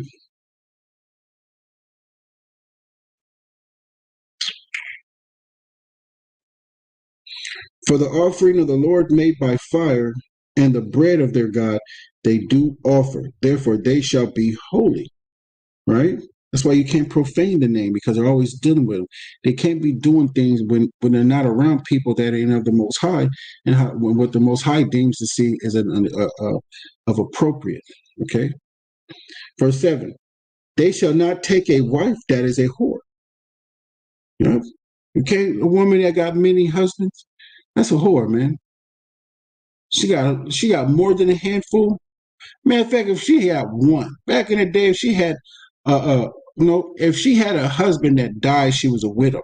No. But if she had a husband that she slept on and everything else, and she left him, just left off, she was considered a hoe. A hoe. A whole hoe. Okay? They shall not take a wife that is a whore or profane, neither shall they take a woman put away from her husband, for he is holy unto his God. You can't take a woman that's been put away from her husband. A husband not supposed to be putting his wife away anyways, at least for fornication. Thou shalt sanctify him, therefore, for he offereth the bread of thy God. He shall be holy unto thee. For I, the Lord, will sanctify you, am holy. And the daughter of any priest, if she profane herself by playing the whore, she profaneth her father. She shall be burnt with fire. So, brothers, if you're getting with a woman and she has a daughter, that's not your daughter. That's another man's daughter. She's profaning him. You can't burn her with fire. And you don't want to do that today in this land. We're not in the land. And that really sets an understanding to all the daughters and all the people that you don't mess around with the Most High. He ain't playing with you. Nobody be doing that. No woman, no man would be putting away his wife. No woman would be a whore if we was in our land. None of that go down. But because we're over here, those things go down.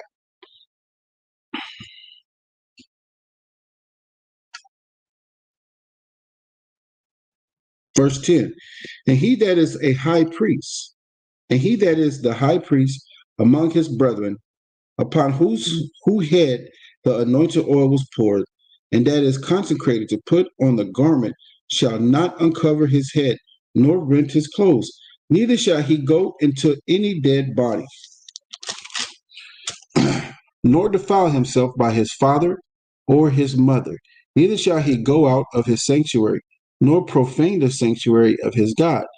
For the crown of the anointed oil of his God is upon him. I am the Lord.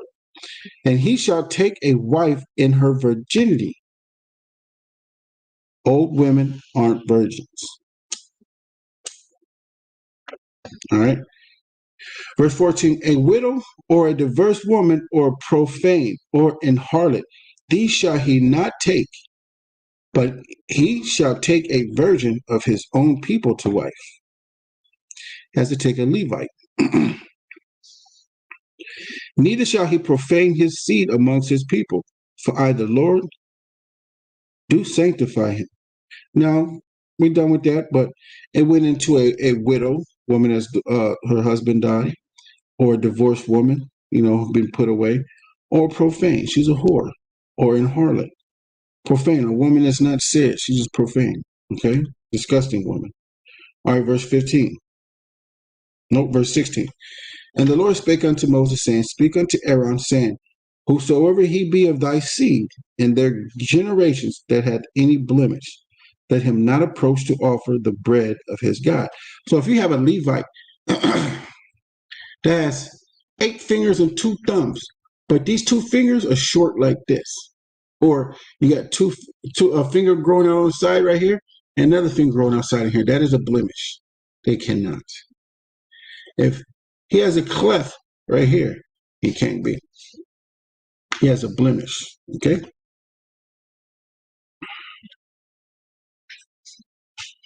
Verse 18.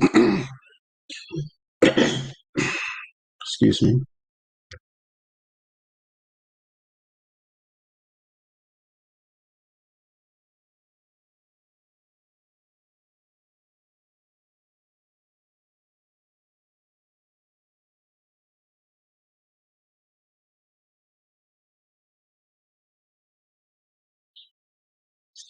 All right.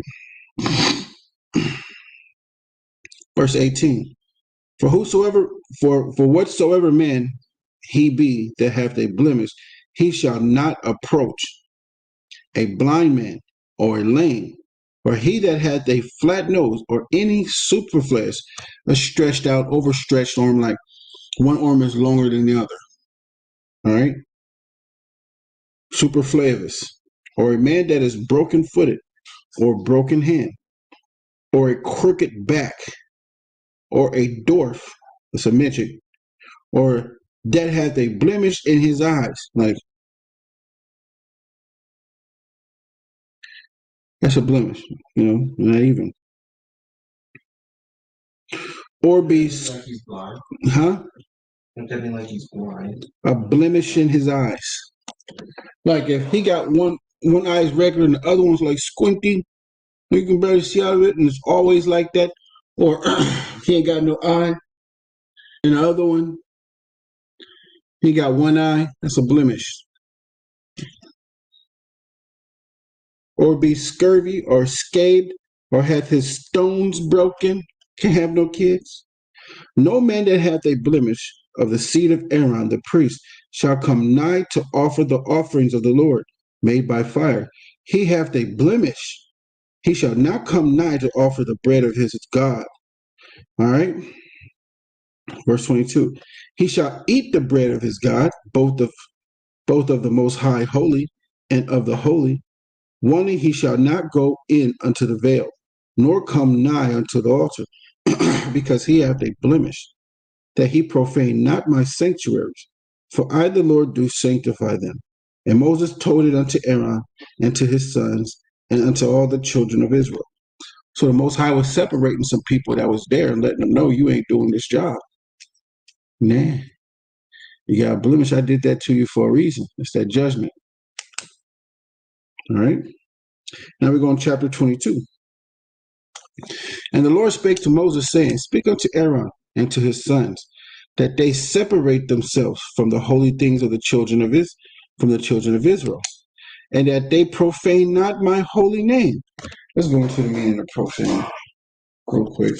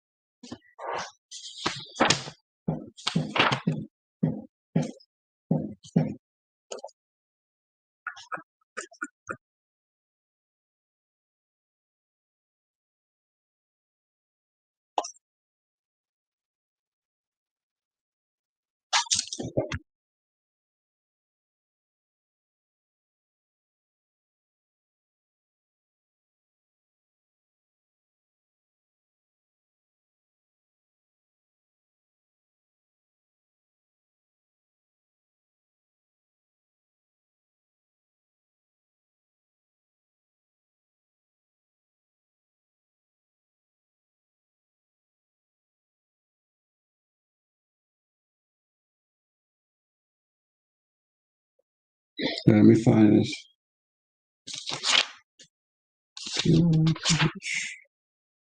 Oh, verse 32. I'm not on verse 32. You can show you profane on holy name. I'm on verse 21. I just started verse 21. Yeah.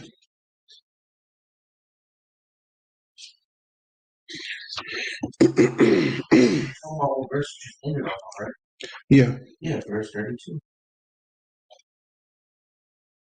So have we talked about the leaper yet? You okay? Yeah, I'm okay. Have we talked about the leaper yet?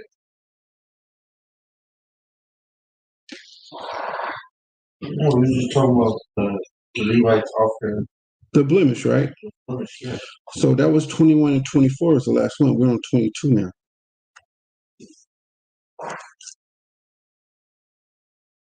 Okay, so how did you start talking about profaning?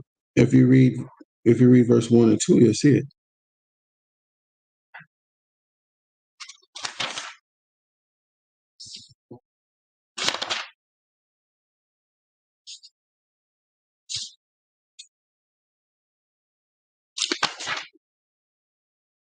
I'm confused. Mhm.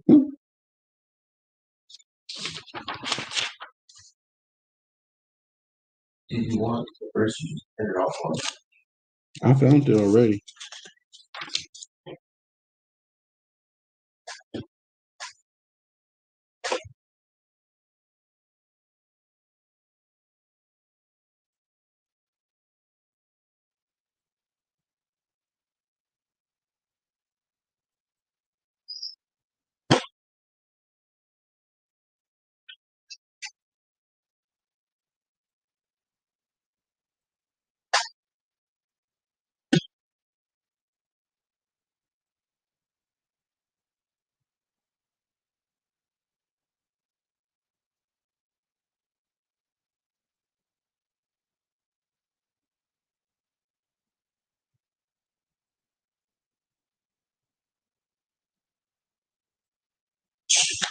PROF.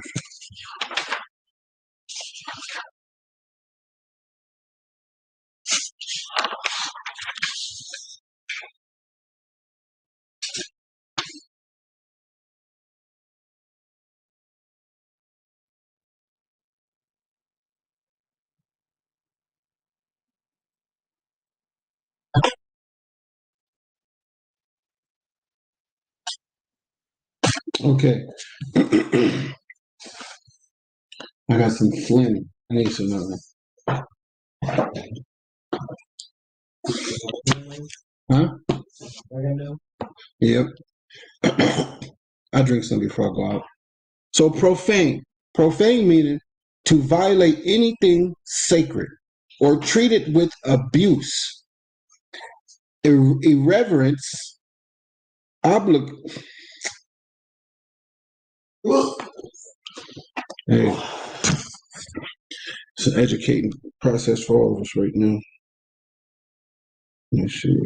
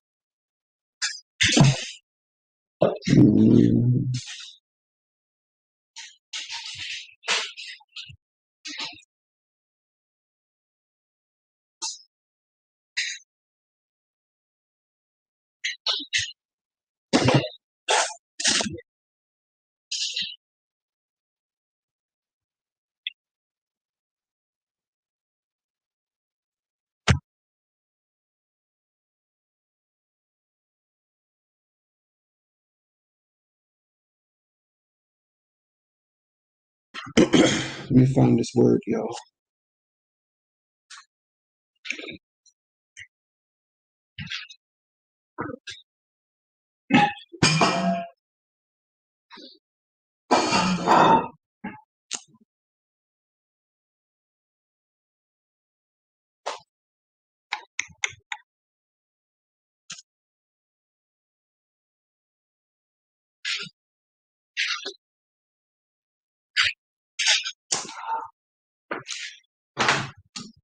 Obloquy. Obloquy. Obloquy. Obloquy. Obloquy. Obloquy. Obloquy. Obloquy. Obloquy. Obloquy. Please. The water. Obloquy. Okay. Obloquy.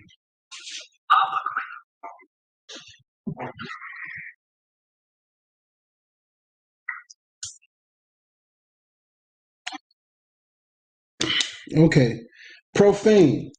To violate anything sacred or treat with abuse, irreverence, obloquy, or contempt, as to profane the name of God, to profane the Sabbath, to profane the scriptures, or ordinance of God. So let me go into a little bit detail of what I said. So to go into detail, it's irreverence to anything sacred applied to persons. A man is profane when he takes the name of God in vain, in lies. He take the name of God in lies. So he said, the woman was doing in the lie of her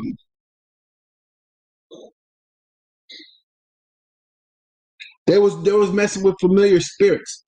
And when Whoopi Goldberg was talking, she was like, "Amen. Thank you, God. Thank you." She was taking the name of God in lies of familiar spirits, and the Most High is not with that. So when people take the name of God in things, a lot of people will start to believe that that is the right thing to do by taking the Most High's name in vain. That is a lie. So if you taking the Most High name in vain, you are committing adultery, right? You didn't double check, you didn't do any research and stuff, and you committed adultery, and this woman's in front of you like the water, Yahweh, but Shimmy how shot for this woman. You're taking the Most High's name in vain. You are profane. Anything that you're doing and you're thanking the Most High for, but that's a lie, you're taking the Most High's name in vain, in a lie, okay? So, let me finish.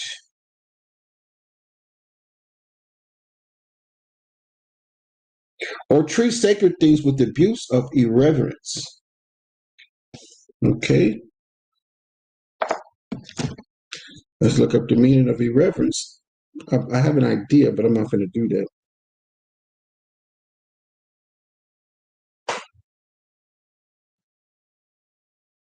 Irreverence, a lack of respect for people or things that are generally taken seriously.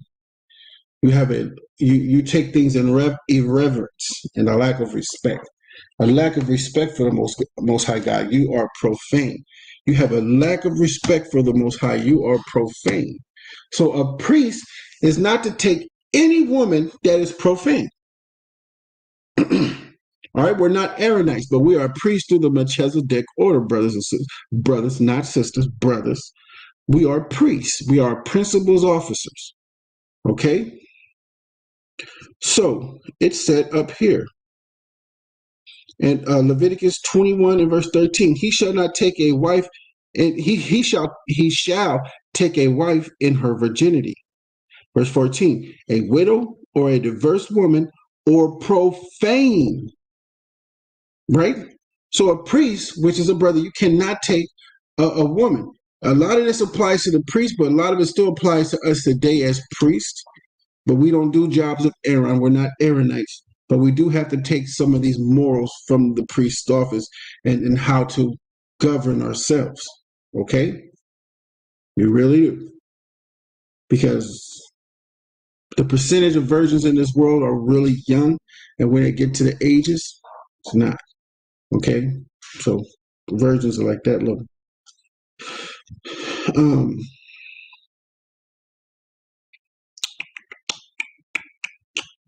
But that profane, you got to understand. That woman just has a lack of respect. She's profane. And let me give you an understanding again. Profane. A man is profane when he takes the name of God in vain. He does things that are a lie in the name of the Most High. Well, hey, God said I can do this. You're taking his name in vain because that's a lie. You're profane.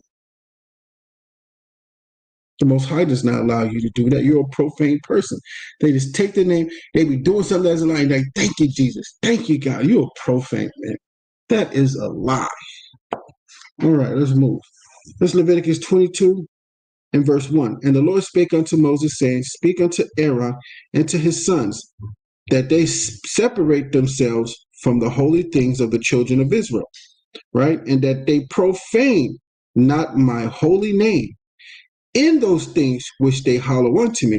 So in those things which they hallow unto the Most High, they can't be doing that in the name of the Most High, and it's not right and it's not true. Okay? So they can't be profane in the name of the Lord, doing those things in the name of the Lord, and it's not right. You can't be doing things that are not right. You are profane. It must be right. All right? In those things which they hallow unto me, I am the Lord. Say unto them, whosoever he be of all Israel, whosoever he be of all your seed among your generations that goeth up, that goeth unto the holy things, which the children of Israel hallow unto the Lord, having his uncleanness upon him, that soul shall be cut off from my presence. That means he's going to kill you. I am the Lord. What man soever of the seed of Aaron is a leaper, or hath a running issue, he shall not eat of the holy things until he be clean. And whoso toucheth anything that is unclean by the dead, or a man whose seed goeth from him, all right, is unclean. A leaper, or he has an STD, you know what I'm saying? A running issue. You can't be doing that.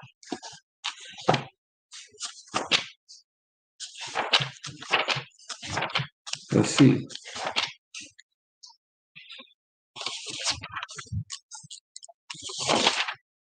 Well, they real active today.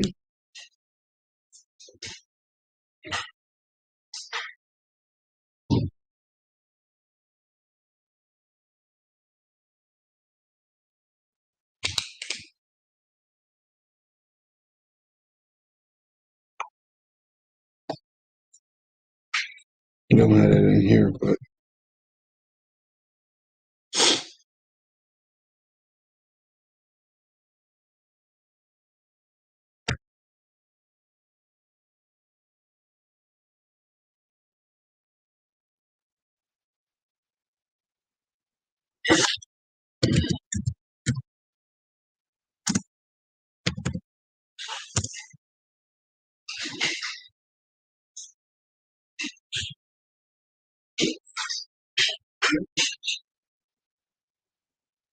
a running issue. Let's check that out.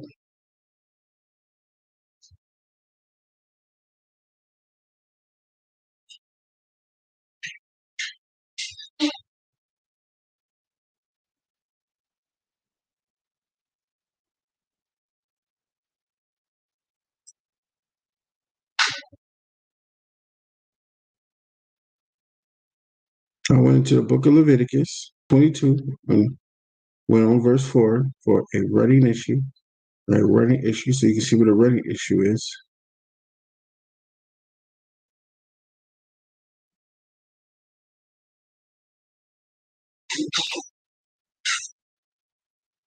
Zub, Zub in the Hebrew, Zub, running issue. Brother got a Zub.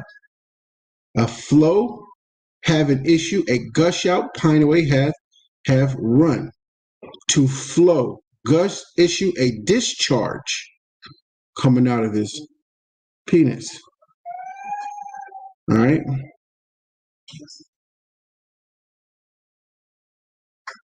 To flow freely as water, i.e., specifically to have a sexual flux, figuratively a waste away, as to overflow, gush out, have a running issue, pine away, run.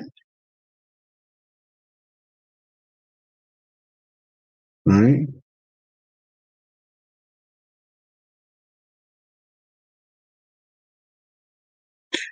Right here, or of a seminal emissions or gonorrhea of male. Gonorrhea. All right. Gonorrhea. Leviticus 15 and 25. You can go there and see that. To flow with anything as also by an idiom of the language. Gonorrhea. All right. Gonorrhea. Gonorrhea. All right, cool. Verse 5.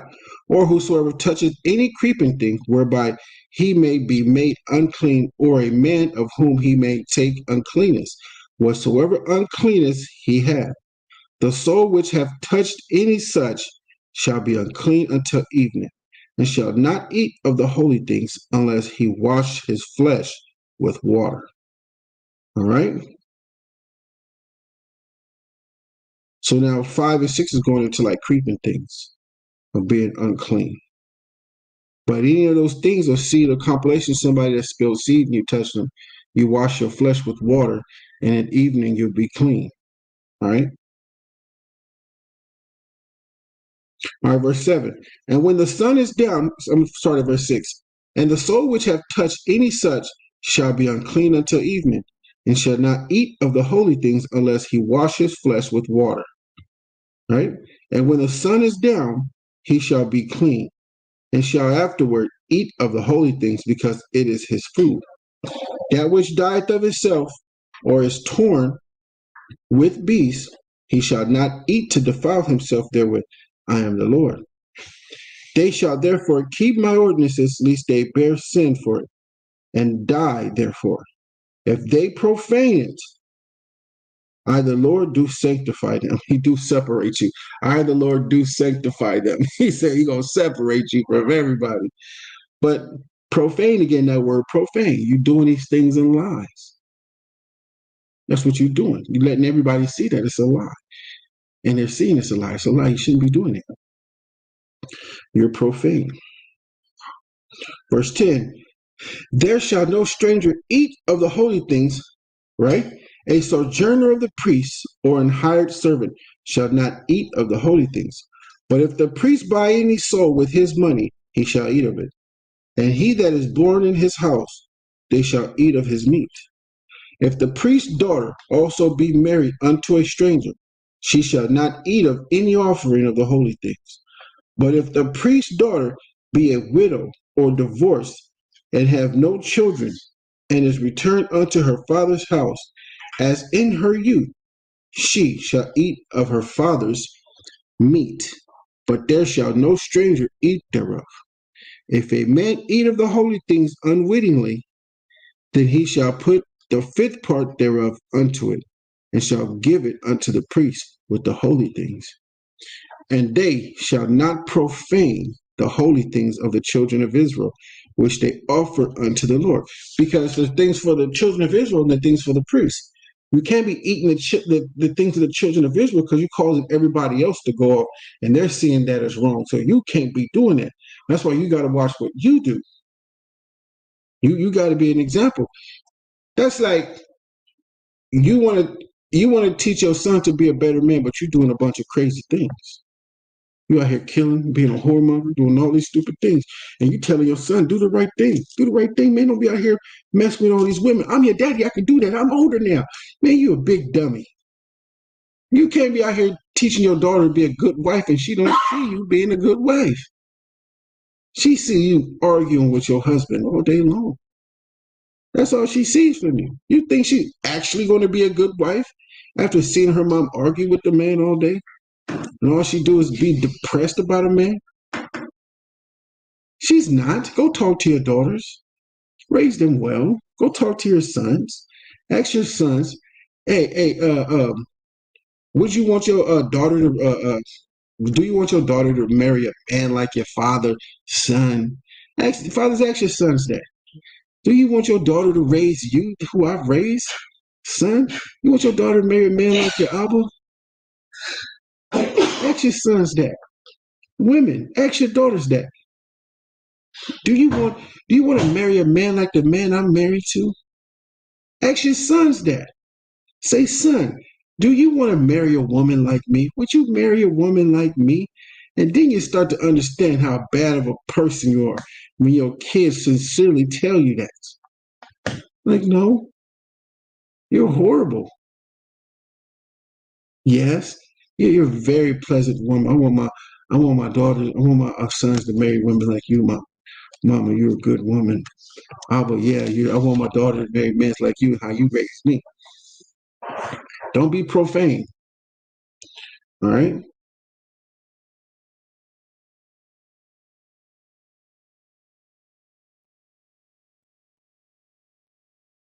Okay, I'm over here. Verse 17. And the Lord spake unto Moses, saying, speak unto Aaron and to his sons, and unto all the children of Israel, and say unto them, whatsoever he be of the house of Israel, or of the strangers in Israel, that will offer his oblation for all his vows, and for all his freewill offerings, which they will offer unto the Lord for a burnt offering, ye shall offer at your own will a male without blemish. All right? And this says, whosoever of the house of Israel, right, or of the strangers in Israel, that will offer his oblation. So strangers will be offering oblations unto the Most High. and bringing their sacrifices unto the Most High. It's going to be a thing.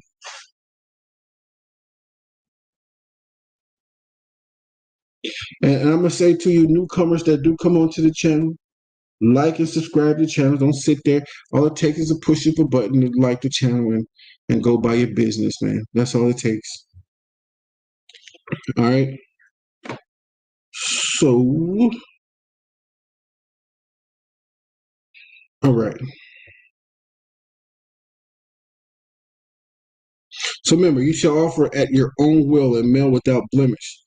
Of the beeves, of the sheep, of the beeves, of the sheep, or of the goats. But whatsoever hath a blemish, that shall ye not offer, for it shall not be acceptable for you. And whosoever offereth a sacrifice of peace offerings unto the Lord, to accomplish his vow, or free will offering in beeves or sheep, it shall be perfect, to be accepted. There shall no blemish be therein. There shall no blemish therein. There shall be no blemish therein. Sorry. Blind or broken or maimed or having a wean or a scurvy or a scab, ye shall not offer these unto the Lord, nor make any offering by fire of them upon the altar unto the Lord. Nor do you want any of these things the Most High don't want, you don't want. You shouldn't want to eat it. If the Most High don't want to eat it, you shouldn't want to eat it. That's what I say. The Most High don't want to eat that. I'm not finna eat it. He said, be like him. You don't want none of these things, really. All right?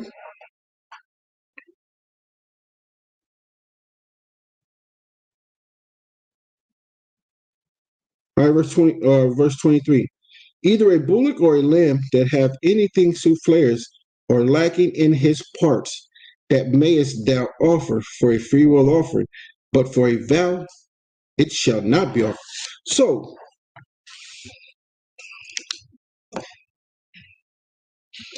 either a bullock or a lamb that hath anything superfluous or lacking in his parts, that mayest thou offer for a freewill offering, but for a vow it shall not be accepted. All right. Ye shall not offer. So this is when we go over a sacrifice. You know what I'm saying? Something's wrong for us, and we being a sacrifice on this temple over here out on these streets. There's a lot of things wrong with us. And this brings us to it as giving ourselves for a sacrifice unto the Most High, which would be our least thing we can do. All right.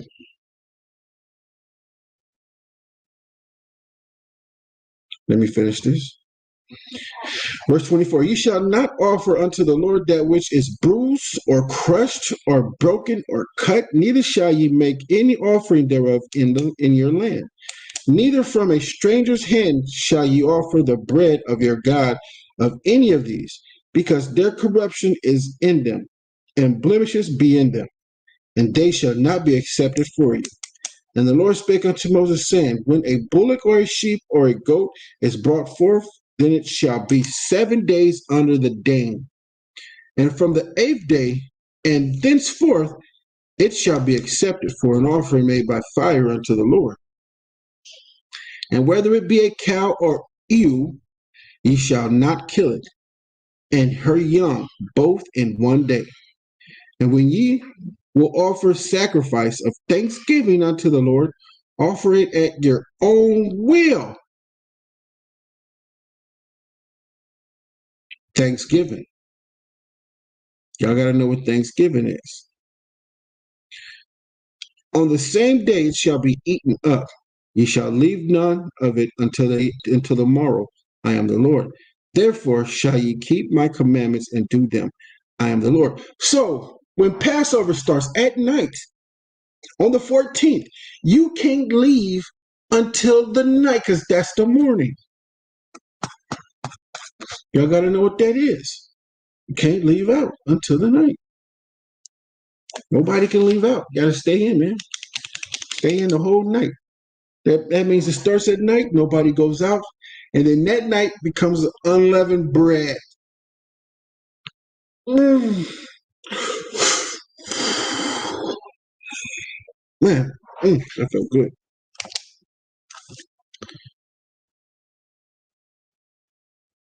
Verse 31. Therefore shall ye keep my commandments and do them. I am the Lord. Neither shall ye profane my holy name, but I will be hallowed among the children of Israel. I am the Lord which hallow you. That brought you out of the land of Egypt to be your God. I am the Lord. Kal Shirah, Debar Yahweh, Anai Yeshua, Nashaman. All that Yahweh said, what we doing here. Okay, last chapter of the law. We'll stop at 36. Boom, bam, boom. All right. This is Leviticus 23. And this goes into what's going on now. And we're going to talk about it right now for what I just said, the Passover stuff. So I'm talking about Kwam Yasharala. What's up, baby? You know what I'm saying? All right, this is Leviticus 23, verse 1. And the Lord spake unto Moses, saying, Speak unto the children of Israel, and say unto them concerning the feast of the Lord, which ye shall proclaim to be holy convocations. Even these are my feasts. 6 days shall work be done, but on the seventh day is the Sabbath of rest and holy convocation. On every Sabbath, everybody supposed to be gathering together and having a feast, a convocation. Okay? But we about to find out. We about to dig up in this, baby. We about to dig in this. Watch this. It's going to reveal a lot of things to you.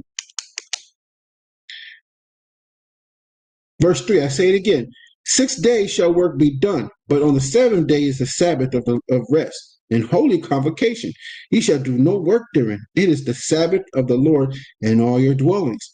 These are the feasts of the Lord, even holy convocations, which ye shall proclaim in their seasons. In the 14th day of the first month at evening is the Lord's Passover. The 14th day. I don't get it how y'all don't understand that. But the 14th day of the 14th day of the first month at evening is the Lord's Passover. So if it starts at evening, you can't go out into the morning. Not daytime is not really the morning. It's a whole day. Bam. Verse 6. And on the 15th day of the same month is the feast of unleavened bread unto the Lord. 7 days ye must eat unleavened bread. Okay? And on the 15th day of the same month is the feast of unleavened bread unto the Lord. 7 days you must eat unleavened bread. Well, if you're not supposed to, if you go to Exodus 12, right? Let me see. Exodus 12 and 18. Let me see. You got precept these days. You know what I'm saying? It's just the rules. You got precept things, man. Exodus 12 and verse 18. In the first month, on the 14th day of the month, that evening ye shall eat unleavened bread until the 120th day of the month at evening. 7 days there shall be no leaven found in your houses. Whosoever eateth that which is leavened, even that soul shall be cut off from the congregation of Israel, whether he be a stranger or born in the land. But we're going to find out something serious today through the spirit of Yahweh Hashem Yahweh Shah, and it's not going to be a lie. And I'm not a profane brother. So we about to find this out right here.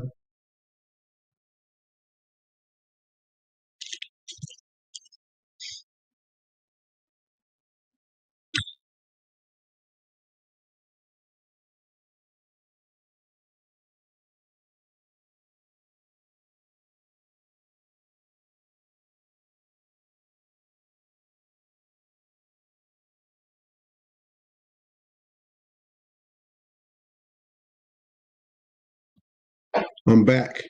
Remember, like, subscribe, hit the like button. We need to get this out.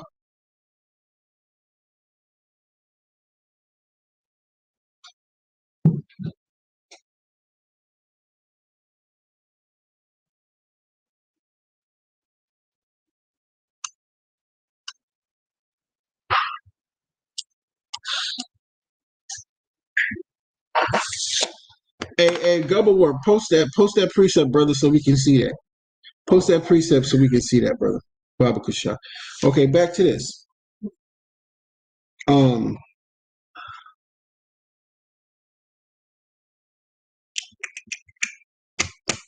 Okay, yeah, back over here, Leviticus 23, verse 6. And on the 15th day of the same month is the feast of unleavened bread unto the Lord. 7 days ye must eat unleavened bread. In the first day ye shall have an holy convocation. Ye shall do no servile work therein, but ye shall offer an offering made by fire unto the Lord 7 days. Now, I want to show y'all something. And on the verse 6, and on the 15th day of the same month is the feast of unleavened bread unto the Lord. 7 days you must eat unleavened bread. 7 days you must eat unleavened bread for 7 days. Okay? Remember that. All 7 days. Okay? All right. Verse 8. But ye shall offer an offering made by fire unto the Lord 7 days.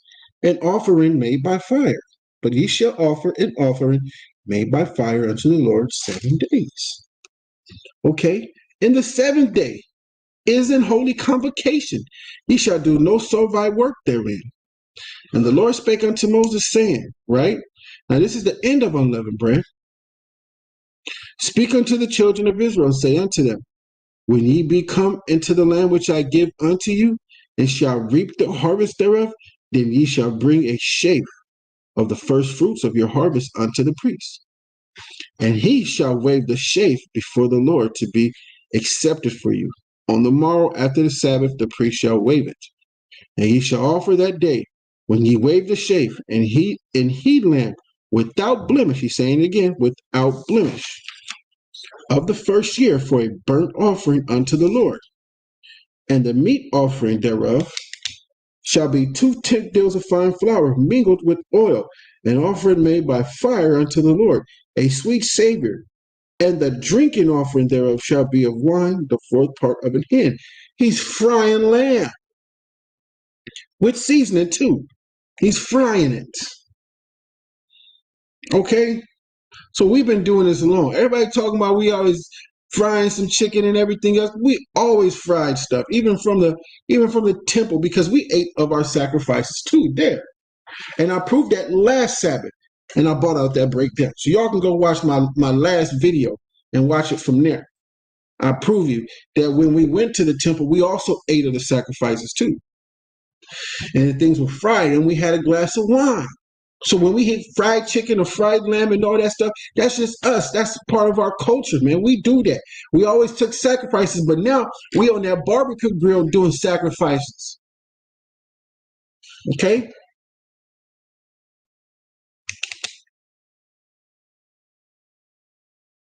Verse 12.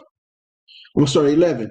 And he shall wave the sheaf before the Lord to be accepted for you. On the morrow after the Sabbath, the priest shall wave it. On the morrow after the Sabbath, it's the first day of the week.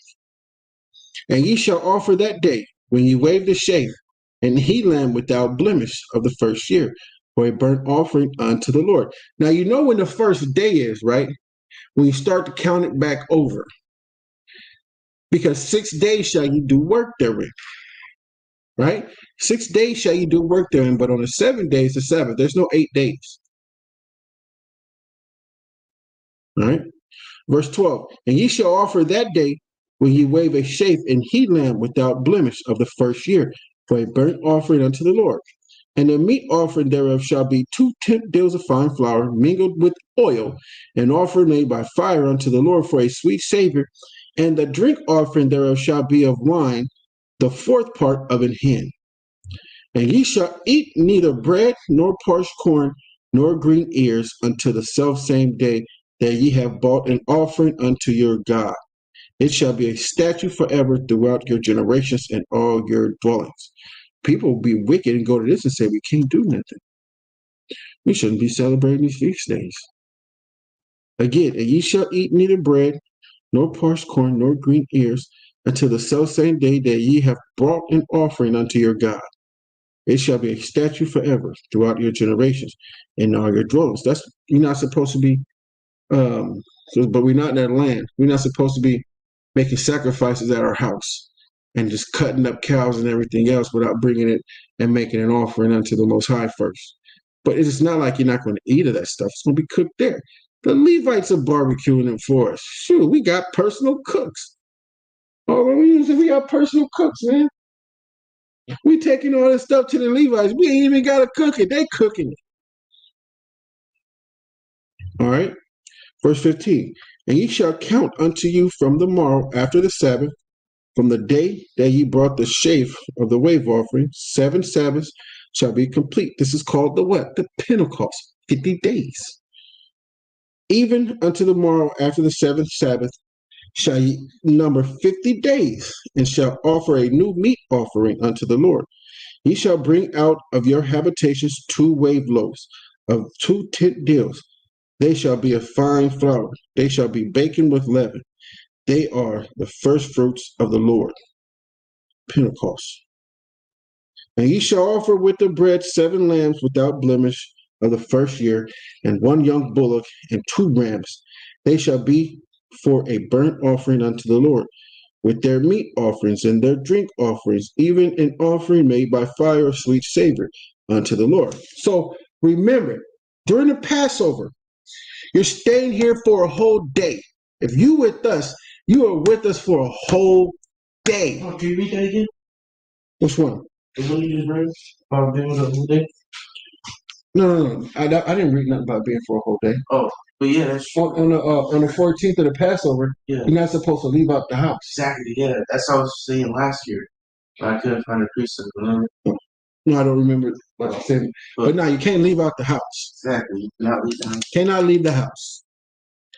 So you with us, you might as well prepare for that day that you can't leave the house. Morning is not daytime in Israel, according to the Bible. What came first? Darkness. That was day. It's not daylight. That's just day. The beginning of the day. It's at night. So in the beginning of the day, what? Everybody's up doing something. Man, y'all don't know nothing, man. I'm not going to even say that. I'm not going to even say it, but you would think that. You would think that, but that's not how you're supposed to think. You're supposed to find out. But the day started then. Everybody could have been out during the daytime, but the day started at night. Beginning of the day started at night, not beginning of daylight. All right. Verse 19. And ye shall sacrifice a kid of the goats for a sin offering, and 2 lambs of the first year for a sacrifice of peace offerings. I'm going to start at 18 because he was talking about it, but it wasn't this he was talking about. And ye shall offer with the bread 7 lambs without blemish of the first year, and 1 young bullock, and 2 rams. They shall be for a burnt offering unto the Lord, with their meat offerings and their drink offerings, even an offering made by fire of sweet savor unto the Lord. And they shall sacrifice 1 kid of the goats for a sin offering, and 2 lambs of the first year for a sacrifice of peace offering. And the priest shall wave them with the bread of the first fruits for a wave offering before the Lord. With the 2 lambs they shall be holy to the Lord for the priest. And ye shall proclaim of the selfsame day, that it may be an holy convocation unto you. Ye shall do no servile work therein. It shall be a statute forever in all your dwellings throughout your generations. And when ye reap the harvest of your land, thou shalt not make clean riddance of the corners of thy field, of the not thy field, but the field. When thou reapest, neither shalt thou gather any gleaning of the harvest. Thou shalt not leave them unto the poor. Thou shalt leave them, you shalt leave them unto the poor and to the stranger. I am the Lord your God. Right? So when you have a field, a harvest, you don't glean everything. You don't just take everything. You don't do that. You leave some for the stranger and for the poor. All right? For the poor and for the stranger. All right? Verse 23. And all right. And the Lord spake unto Moses, saying, Speak unto the children of Israel, saying, In the 7th month, in the first day of the month, shall ye have a Sabbath, a memorial of blowing of the trumpets. and holy convocation. Ye shall do no servile work therein, but ye shall offer an offering made by fire unto the Lord. And the Lord spake unto Moses, saying, also in the 10th day of the 7th month there shall be a day of atonement, right? A reconciliation back to the Most High. It shall be a holy convocation unto you, and ye shall afflict your souls and offer an offering made by fire unto the Lord. And ye shall do no work in that same day, for it is a day of atonement, to make an atonement for you before the Lord your God. For whatsoever soul it be that shall not be afflicted in that same day, he shall be cut off from among his people. Hey, Yahushua right now is cutting off a lot of people. I'm not trying to be cut off. I want to get on a chariot. And whatsoever soul it be that doeth any work in that same day, the same soul will I destroy from among his people. Ye shall do no manner of work, it shall be a statute forever throughout your generations in all your dwellings. It shall be unto you a Sabbath of rest, and ye shall afflict your souls in the 9th day of the month, at evening, from evening, at, again, 32. In verse 32, it shall be unto you a Sabbath of rest, and ye shall afflict your souls in the month, it's like in the 9th day of the month at evening, from evening unto evening shall ye. I don't know why I messed up, y'all. I'm sorry. Sorry, forgive me. All right, verse 32. It shall be unto you a Sabbath of rest, comma, and ye shall afflict your souls in the 9th day of the month at evening, comma. From evening unto evening shall ye celebrate your Sabbaths. From evening to evening shall you celebrate your Sabbaths. All right. And the Lord spake unto Moses, saying, speak unto the children of Israel, saying, the 15th day of the 7th month shall be the feast of tabernacles for 7 days unto the Lord. Remember, from evening to evening, from evening to evening shall you celebrate your Sabbaths, even your holy convocations from evening to evening. So the first day of Passover is going to be a what? A Sabbath, right? The convocation, right? And it shall be unto you a Sabbath of rest, and ye shall afflict your souls in the 9th day of the month at evening. From evening to evening shall ye celebrate your Sabbaths, even your Sabbaths. And all your holy days are going to fall on the Sabbath. And if it falls not on a Sabbath day, it's still going to be a Sabbath of rest because it's a holy convocation. It's a Sabbath from evening to evening. Not in the evening, you go out the next day and start chilling. No, it goes from evening to evening. All right. Verse 34, speak unto the children of Israel, saying, the 15th day of the 7th month shall be the feast of tabernacles for 7 days unto the Lord. Right? On the first day shall be a holy convocation. Ye shall do no servile work there. And a holy convocation is going to be a what? A Sabbath. 7 days ye shall offer an offering made by fire unto the Lord. On the 8th day shall be an holy convocation, right, unto you. And ye shall offer an offering made by fire unto the Lord. It is a solemn assembly, and ye shall do no servile work therein. These are the feasts of the Lord, which ye shall proclaim to be holy convocations, to offer an offering made by fire unto the Lord, a burnt offering and a meat offering, a sacrifice and a drink offering, everything upon his day. So I'm going to stop there. Zanat, did you find that precept? What is it? Exodus 34.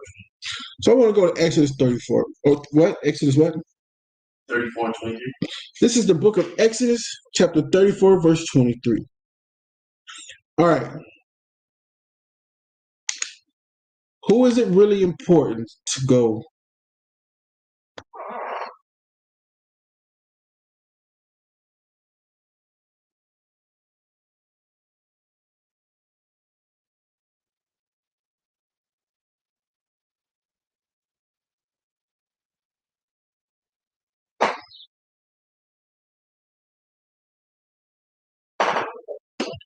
All right. This is Exodus chapter 34, verse 23. Thrice in the year shall all your men children appear before the Lord, the God of Israel. For I will cast out the nations before thee and enlarge thy borders. Neither shall any man desire thy land when thou goest up to appear before the Lord thy God thrice in a year. So who is it very important for all these convocations to be there? The men and the men children. At all times, it's always been the men. That's most important. They have to be there. They have to be there. Thrice in a year shall all men children appear before the Lord God, the God of Israel. And I'm going to stop there. I'm going to take 10 minutes. And I'm going to use the bathroom, get something to drink, and I advise you guys to do the same. All right.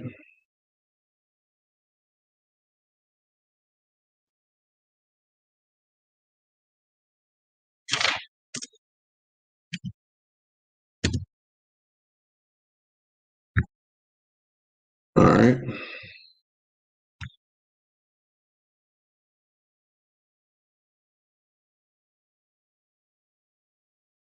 I see y'all back at 4:13. 4:13.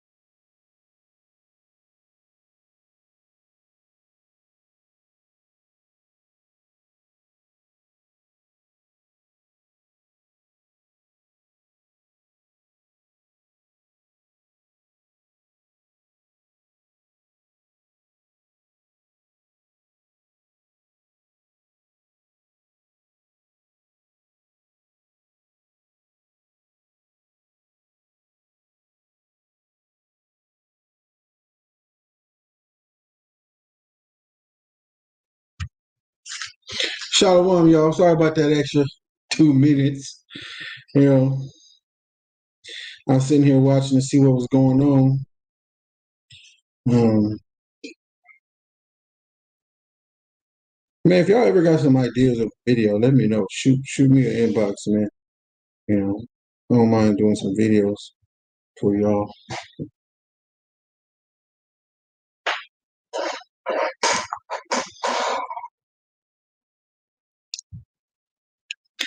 Just to edify the people. Don't mind at all. Sure.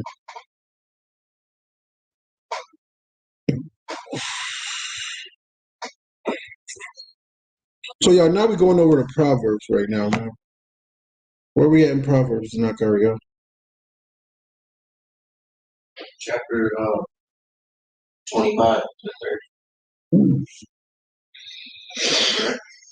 Oh, what's the channel say? What's the channel say? What the channel say? What's the channel say? What the channel say? Look up.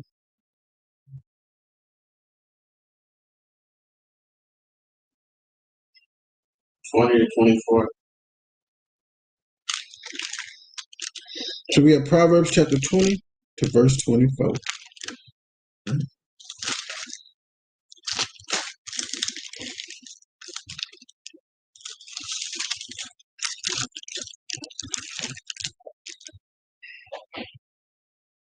All right, y'all.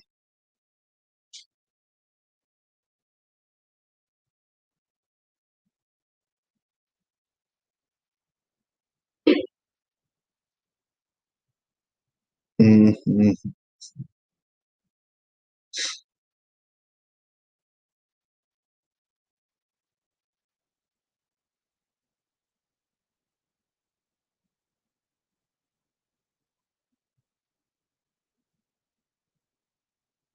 Boy, Issachar out there getting down.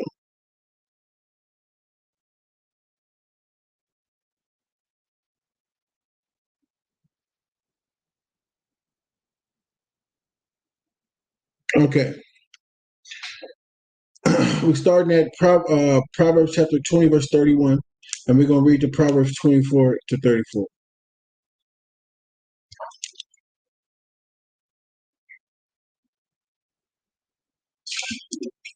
Well, there ain't no 31, so let's go to 20. 21. So like it. All right, all right. Remember to like, share, and subscribe. Hit that like button. You shouldn't be coming to brothers' channels in this truth, man, not hitting the like button, man. You know what I'm saying? We all out here doing this. Hit the like button. Put us in the algorithm so we can take out all these churches. All right? All right, this is the book of Proverbs, chapter 21 and verse 1. The king's heart is in the hand of the Lord. As the rivers of water, he turneth it whatsoever he will. Every way of a man is right in his own eyes, but the Lord pondereth his heart. To do justice and judgment is more acceptable to the Lord than sacrifice. So y'all know what that is, right? To do justice and judgment is more acceptable to the Lord than sacrifice. All right, so let me find that real quick. I was going into this last week too.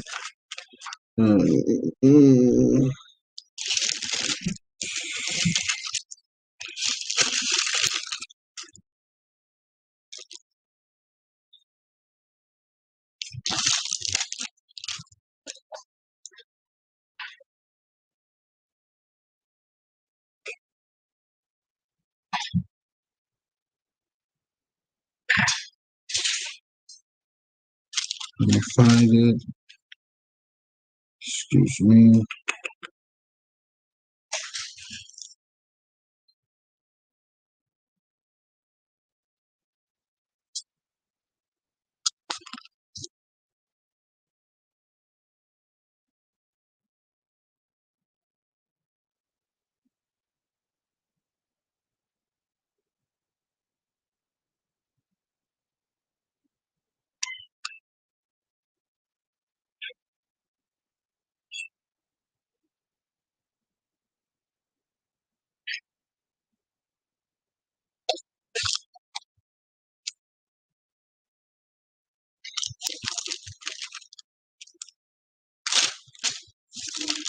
think it's probably First Samuel, but I'm not sure just yet.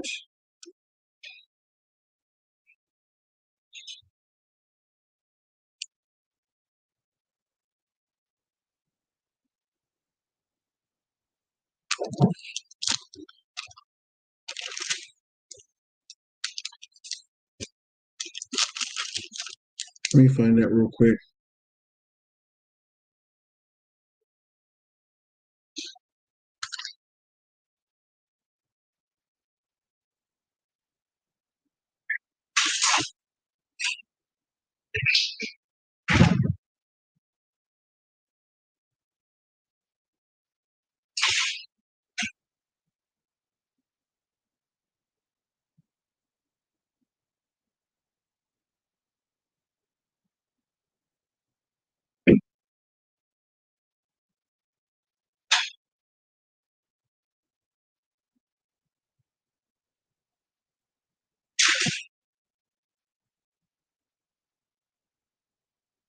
First Samuel.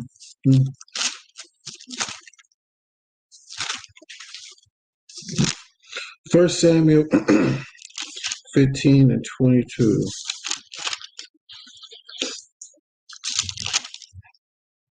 First Samuel chapter 15 and verse 22.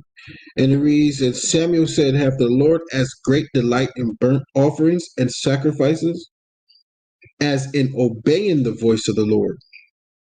Huh? Does he? Does the Most High have great delight in burnt offerings and sacrificing as in obeying the voice of the Lord? What is he delight in more? You doing what he's saying, or the sacrifices that you have to burn up instead of him burning you up, that you have to sacrifice instead of yourself for not being obedient? Basically, behold, to obey is better than sacrifice, and to hear and to hearken than the fat of rams. It's better to be obedient, right? So in Proverbs 21 and I'm gonna start at 2. Every way of a man is right in his own eyes, but the Lord pondereth the heart. To do justice and judgment is more acceptable to the Lord than sacrifices. So to do justice and judgment, and to judge your people, to bring judgment on them, and justice, and keep justice, doing the right thing, is better than giving sacrifices. Like it's saying, it's better to be obedient than have to. It's better to be obedient by doing justice and judgment than to have to do sacrifices because you didn't do the judgment and the justice. You didn't do that. All right. So you got to keep the Most High saying in these last days, you got to, do the right thing, wanting to do the right thing. All right. Because that spirit is on everybody right now, doing the right thing. It's getting closer to that time to do the right thing. So just do the right thing. Okay. All right. So Proverbs 21 and verse 4. And high look and a proud heart, and the plowing of the wicked is sin. The thoughts of the diligent tend only to plenteousness, but everyone that is hasty only to want. Is quick to, that's hasty is the thoughts of the diligent tend to only plenteous, but everyone that is hasty wanting to want, because that person is too quick to do things. They're not diligent, understanding that things take time. It builds, it takes time. You got to be patient and you got to be consistent. So the diligent tend to plenteous because they know everything takes time and it builds, and it takes time to get there. You can't want instant gratification. And a brother reminded me that last week in the car with Cobb, man, it takes time. You can't want instant gratification. All right, you got to continue to do these things. All right, verse 6. Getting of treasures by a lying tongue. The getting of treasures by a lying tongue is a vanity tossed to and fro of them that seek death. You seek death because you get things by a lying tongue. You lie to get that. That's vanity. That's vain. It's a lie. All right. The robbery of the wicked shall destroy them because they refuse to do judgment. The robbery of the wicked shall destroy them because they refuse to do judgment. You refuse to judge, saying have a just weight. Let me see. Let's go back to the Torah portion. Let me see. Let me see if I remember where it was.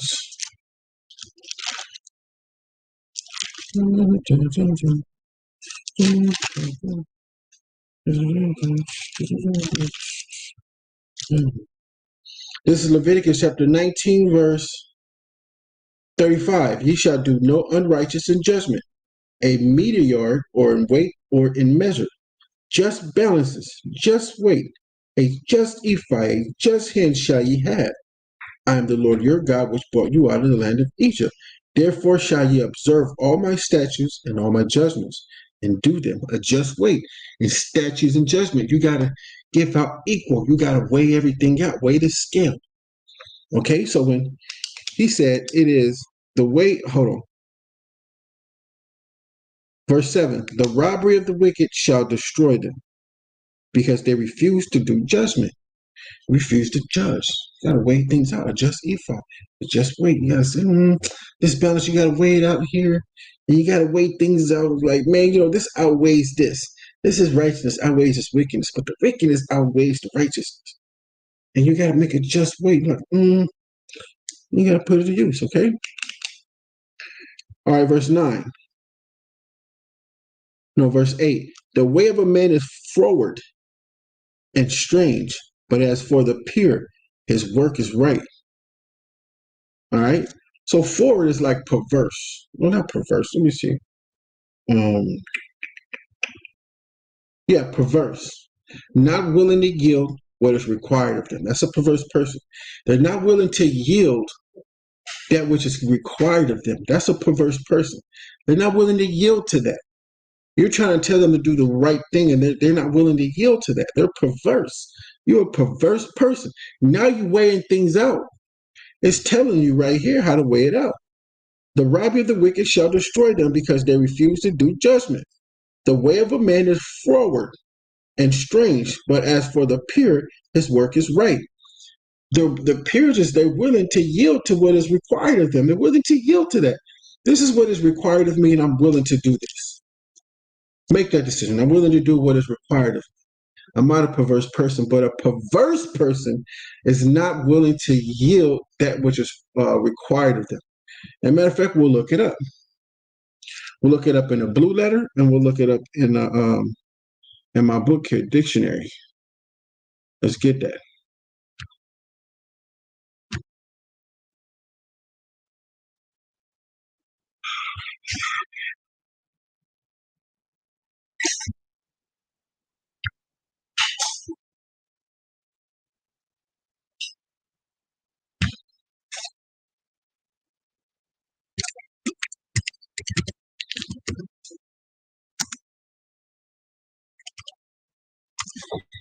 Is your dog asleep?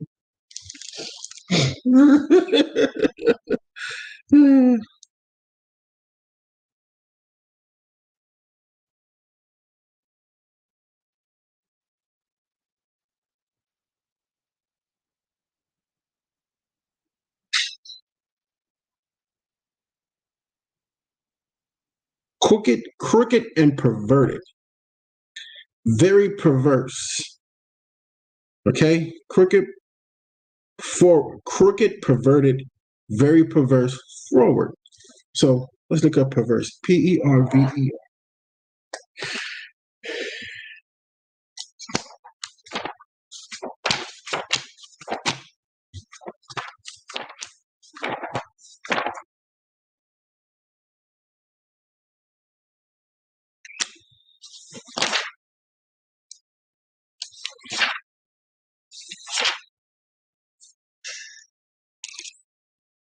Perverse. Literally turned aside, hence distorted from the right. Abstain in the wrong, disposed to be contrary, stubborn, untractable. To so perverse a cross, putulant, peevish, disposed to cross and vex. Perversely, with intent to vex, crossly, perversely, abstinently in the wrong.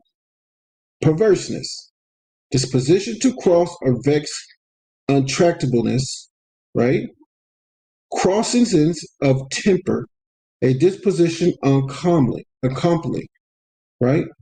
Untractableness, crossness of temper, a disposition uncomplying, a disposition uncompliant, unaccommodating, or acting in opposition to what is proper or what is desired by others. I like that one. Unaccommodating, or acting in opposition to what is proper or what is desired by others. All right. Perversion, the act of perverting, a turning from truth or property, a diverting from the truth intent or object, change to something worse. All right.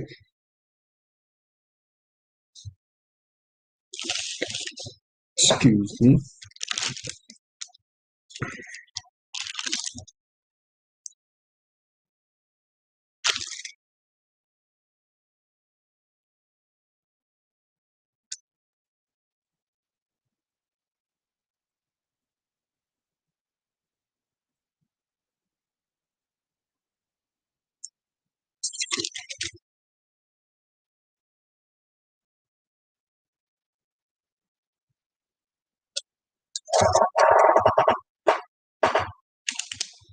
Hmm.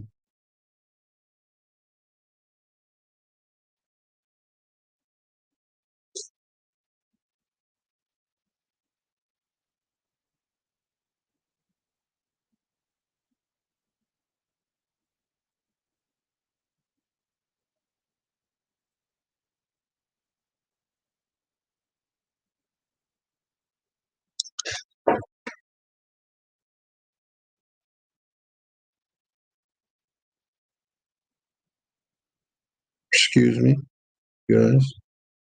Look something up.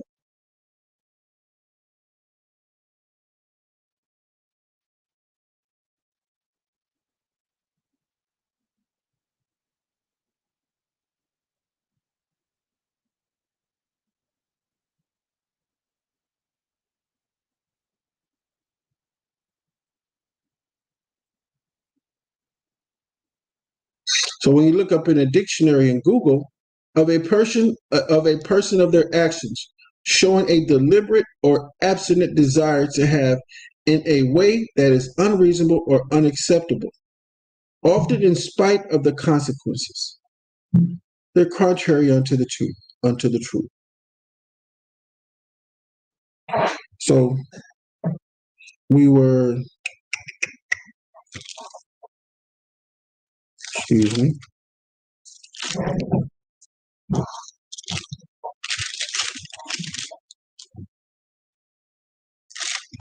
we're in 21 and we're looking at, we were in, lost my spot. We're looking at verse 8 forward. Let's go to forward now. Got perverse. Forward.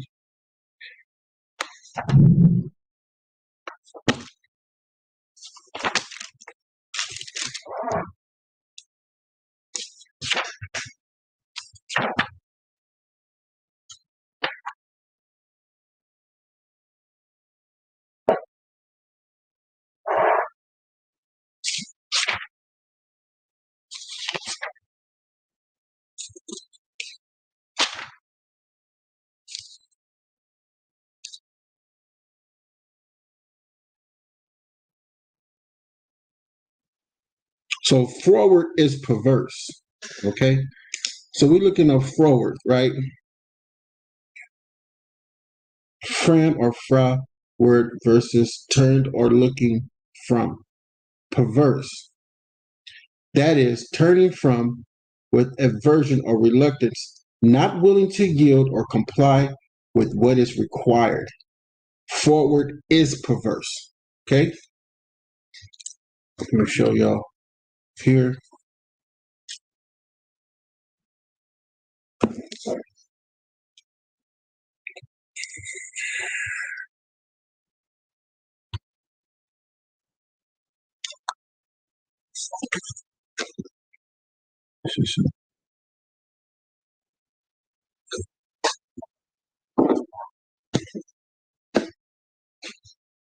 One put in my hand. Can you see that over there, Zanette? Yeah. Can you see what I'm pointing at? I'm sorry, y'all. Trying to do the best I can for it to focus in. What about now? No? All right, sorry.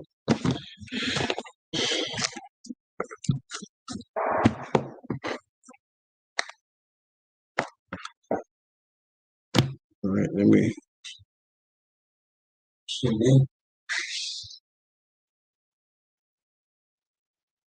stop sharing that way.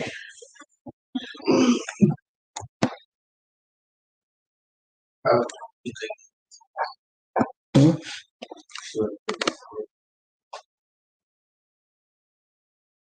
So I have what? Oh, okay, I'll take it off. See, underneath forward, it's perverse. A synonym to forward is perverse.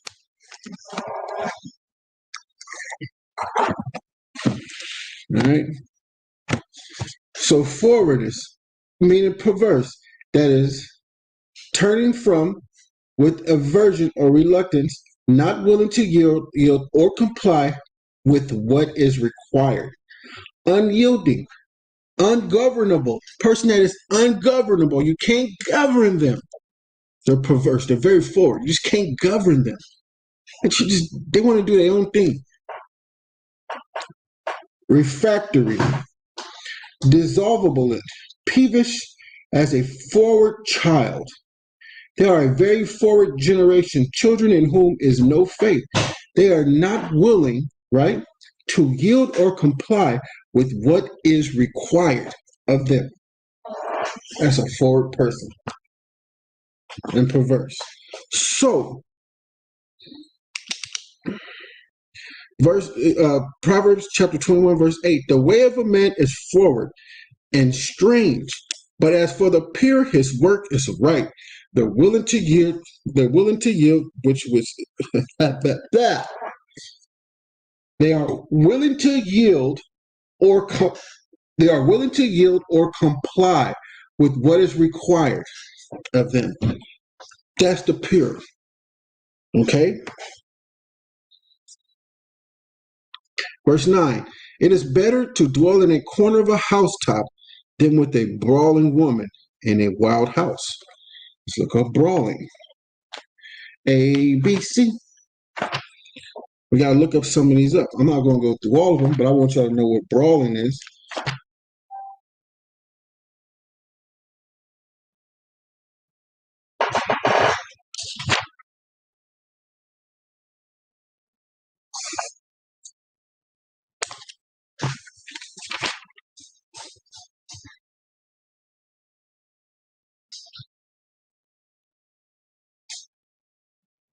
Brawling is the act of quarreling. Quarreling. Okay. Let's see what the meaning of quarreling is.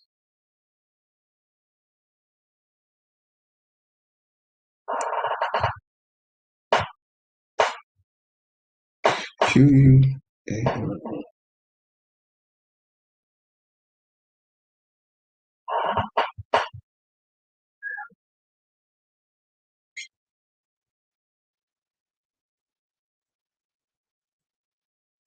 Quarreling.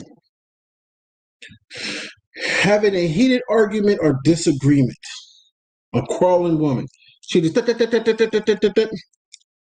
So, verse 9, it is better to dwell in a corner of the housetop, on top of the house, by yourself, than with a brawling woman in a wide house. Right? The soul of the wicked desireth evil. His neighbor findeth no favor in his eyes.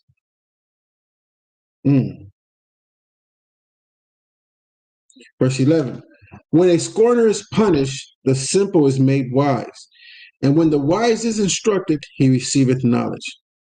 The righteous man wisely considereth the house of the wicked, but God overthroweth the wicked for their wickedness. Whoso stoppeth his ears at the cry of the poor, he also shall cry himself, but shall not be heard. A gift in secret pacifieth anger, and a reward in the bosom strong wrath. Because you took a gift.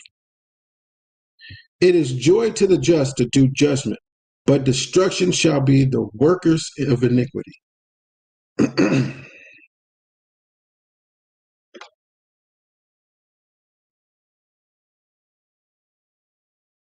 Excuse me. Verse 16. The man that wandereth out of the way of understanding shall remain in the congregation of the dead. You wandereth out of the way of understanding. He that loveth pleasure shall be a poor man. He that loveth wine and oil shall not be rich. The wicked shall be a ransom for the righteous, and the transgressors for the upright. It is better to dwell in the wilderness than with a contentious and angry woman. There is treasure to be desired, and oil in the dwelling of the wise, but a foolish man spendeth it up. He that followeth after righteousness and mercy findeth life, righteousness and honor. A wise man scaleth the city of the mighty, and casteth down the strength of the confidence thereof. Again, verse 22. A wise man scaleth the city of the mighty, and casteth down the strength of the confidence thereof. Whoso keepeth his mouth and his tongue keepeth his soul from troubles. Proud and haughty scorner is his name, who dealeth in proud wrath. The desire of the slothful killeth him, for his hands refuseth to labor. He coveteth greedily all the day long, but the righteous giveth and spareth not.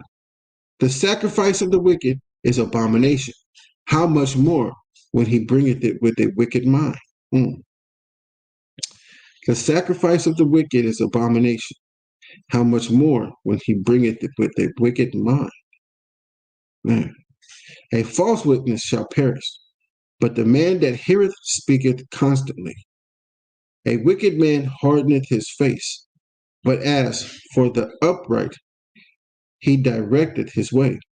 There is no wisdom, nor understanding, nor counsel against the Lord. The horse is prepared against the day of battle, but safety is of the Lord. Man, oh, sorry. Chapter Proverbs 22. A good name is rather to be chosen than great riches, and loving favor rather than silver and gold. The rich and poor meet together. The Lord is the maker of them all. Ooh, that's an A. The poor and the rich gonna be judged together. Ain't gonna be no separate, no, hey, I'm gonna stay over here, you know what I'm saying, away from the poor. Y'all gonna be side by side in the pit together.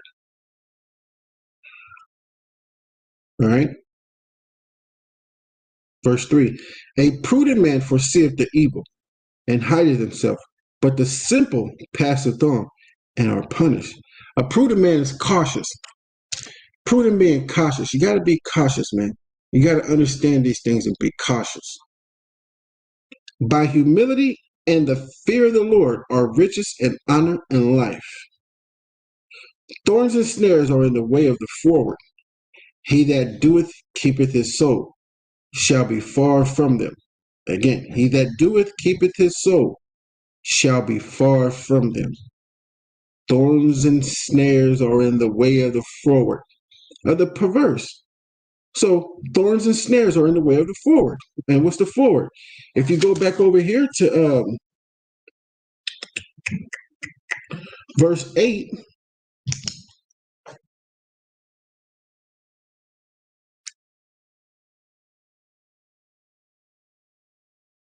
what's forward? A perverse person. Somebody that is not willing to yield to that which is required of them. That's a forward, a perverse person. So it says, thorns and snares are in the way of the forward. He that doeth keepeth his soul shall be far from them. Mm. He that doeth, keepeth his soul, shall be far from them. I repeat that because it's very important. Verse 6, train up a child in the way that he should go, and when he is old, he will not depart from it. And that's very important, to train up a child in the way they should go. But if you're not training up your children in the way they should go, then what? They're going to do whatever everybody else is doing. So you train them up in the way they should go. Right? The rich ruleth over the poor, and the borrower is servant to the lender. He that soweth iniquity shall reap vanity. He that soweth iniquity shall reap vanity. Going to reap lies. And the rod of his anger shall fail. He that hath a bountiful eye shall be blessed, for he giveth his bread to the poor. Cast out the scorner, and contention shall go out. Yea, strife, reproach shall cease. That's right. He that loveth perverseness of heart, for the grace of his lips the king shall be his friend. Again, he that loveth perverseness of heart, he that loveth the perverseness of not willing to yield of his heart, he's not willing to do those things, right? For the grace of his lips, the king shall be his friend. You know what the king's going to do? The eyes of the Lord preserve knowledge, and he overthroweth the words of the transgressors. The slothful man saith, there is a lion. There is a lion without. I shall be slain in the streets. The mouth of a strange one. Hey, the slothful man said, there is a lion without. I shall be slain in the streets. You acting like somebody gonna kill you if you go out there and work, basically. To go out and do what you're supposed to do, you act like somebody gonna kill you if you go out there and do it. All right. For verse 14. The mouth of strange women is a deep pit. He that is abhorred of the Lord shall fall therein. Foolishness is bound in the heart of a child, but the rod of correction shall drive it far from him. He that oppresseth the poor to increase his riches, and he that giveth to the rich shall surely come to want. Bow down, hold on, say that again. Foolishness, verse 15, foolishness is bound in the heart of a child, but the rod of correction shall drive it far from him. Foolishness, doing that which is not of the Most High. All right, if you go to 1 Samuel 13:13, that's what it reads. You didn't keep the commandments of the Lord. That's foolishness. Cool. Verse 16. He that oppresseth the poor to increase his riches, and he that giveth to the rich shall surely come to want. Bow down thine ear, and hear the words of the wise, and apply thine heart unto my knowledge. For it is a pleasant thing if thou keep them within thee. They shall withal be fitted in thy lips, that thy trust may be in the Lord. I have made known to thee this day, even to thee. Have not I written to thee excellent things and counsels and knowledge, that I might make thee known the certainty of the words of truth, that thou mightest answer the words of the truth to them that sendeth unto thee? Let me say that again. Verse 20. Have not I written to thee excellent things in the counsels and knowledge? Haven't he written the things to you in the counsels and knowledge, right? That I might make thee known the certainty of the words of truth, that thou mightest answer the words of the truth to them that send unto thee. To them that send unto thee. So when we go out there, the Most High is sending them unto us for us to tell them what's going on. Right? Verse 22. Rob not the poor, because he is poor, neither oppress the afflicted in the gate. For the Lord will plead their cause, and spoil the soul of those that spoil them. Make no friendship with an angry man, and with a furious man thou shalt not go, lest thou learn his ways, and get a snare to thy soul. Be not thou one of them that strike hands, or of them that are sureties for debts. right? Be not thou one of them that strike hands, or of them that are sureties for debts, if thou hast nothing to pay.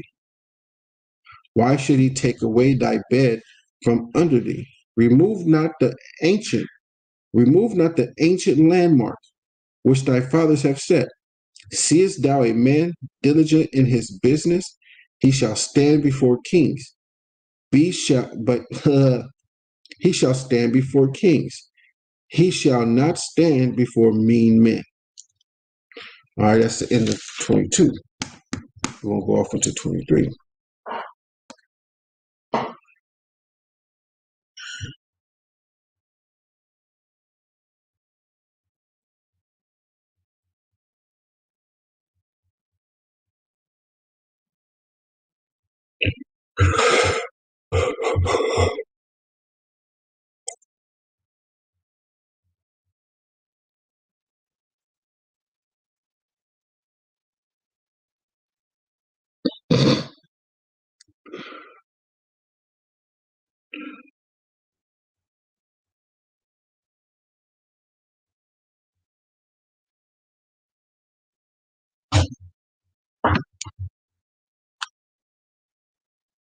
All right, this Proverbs 23, Proverbs chapter 23, verse 1.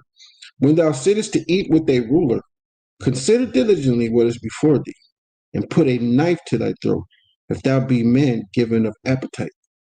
Don't you dare eat like that with all these people here, man. Hey, don't you do that. Don't you eat like that.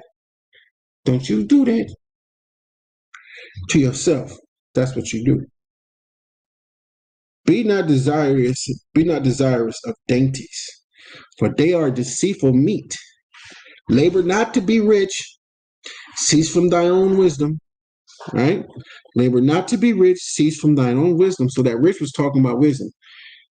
Being labored not to be rich, labored not to be over wise and the wisest man in earth, right? Labor not to be rich, cease from thine own wisdom. Wilt thou set thine eyes upon that which is not? For riches certainly make themselves wings. They fly away as an eagle toward heaven. Eat thou not the bread of him that hath an evil eye, neither desire thou his dainty meats. Talking about his wisdom. Eat not thou the bread of him that hath an evil eye, neither desire thou his dainty meats. His wisdom. Don't desire what he knows. That's why, a lot of brothers be watching a lot of things, and you gotta be careful. You gotta be able to chew on the meat and spit out the bones. You gotta be able to chew on the meat and spit out the bones. You always gotta be able to do that. Okay? Verse 7. For as he thinketh in his heart, so is he. Eat and drink, said he to thee, but his heart is not with thee. The morsel which thou hast eaten shalt thou vomit up, and lose thy sweet words. Speak not in the ears of a fool, for he will despise the wisdom of thy words. Ooh, a person that don't keep the law? He said, speak not in the ears of a fool, for he will despise thy wisdom of thy words. You know they fools when they don't keep the law and the commandments. You know they don't. So don't be speaking these sweet words in their ear. They ain't gonna even like none of it, man. Speak not in the ears of a fool, for he will despise the wisdom of thy words. Remove not the old landmark, and enter not into the fields of the fatherless. For their Redeemer is mighty. He shall plead their cause with thee. Apply thy heart unto instructions, and thy ears to the words of knowledge. Withhold not correction from the child. For if thou beatest him with the rod, he shall not die. Thou shalt beat him with the rod, and shalt deliver his soul from hell. Right? You got to beat him on his sides. Right?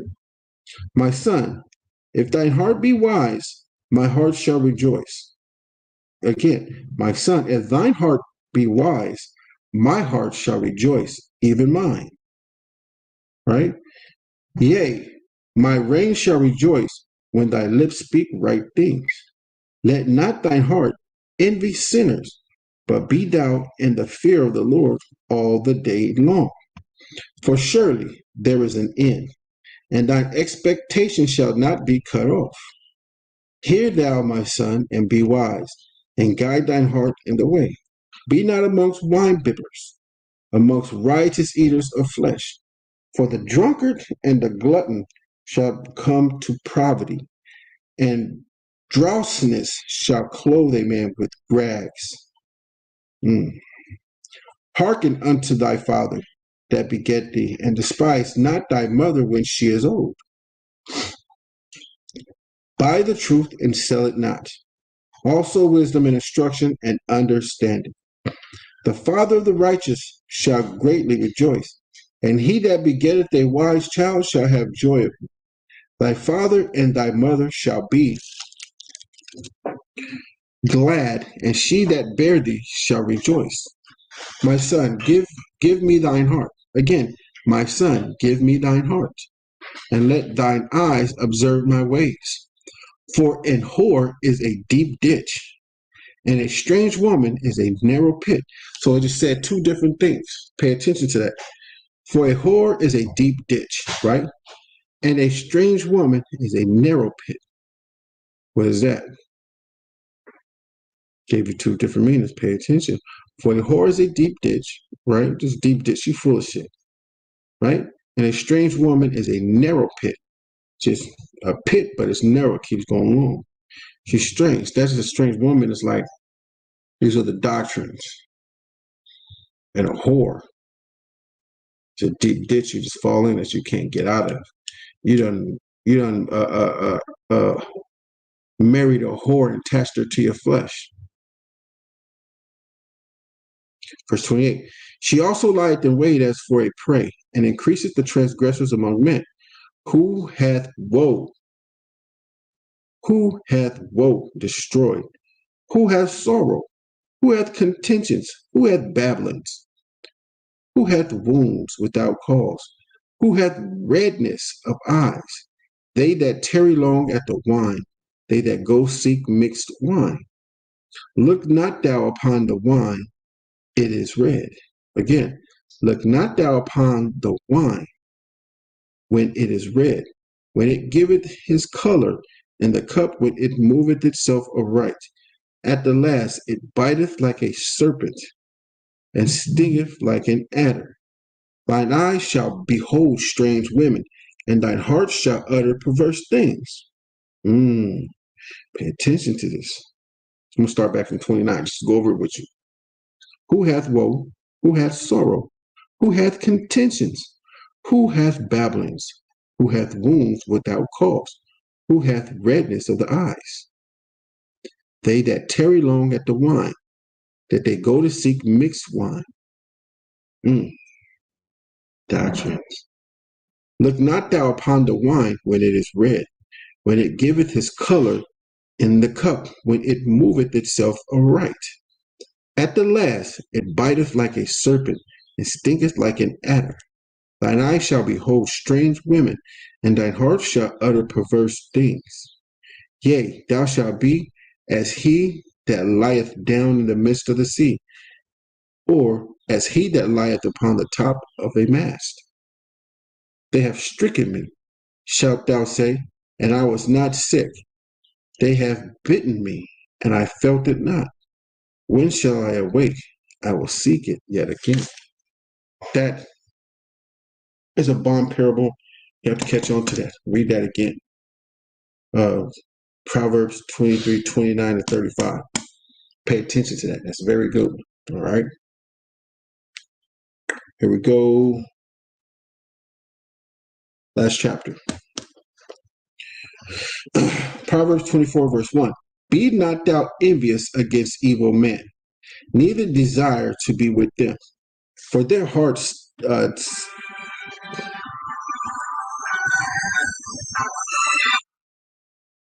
right. Proverbs 24, 1. Be not thou envious against evil men, neither desire to be with them. For their heart studieth destruction, and their lips talk of mischief. Envious men. What is that? Covetous. They want to be like those people. So don't desire to be with them. Their heart studieth destruction. Things that destroy themselves. They're envious. They're covetous. They're covetous. Their desires to be like other men. Okay? Verse 3. Through wisdom is an house builded, and by understanding it is established. And by knowledge shall the chambers be filled with all precious and pleasant riches. Right? A wise, yea, a man of knowledge increaseth strength. For by wise counsel thou shalt make thy war, and in multitude of counselors there is safety. Wisdom is too high for a fool. He openeth not his mouth in the gate. He that deviseth to do evil shall be called a mischievous person.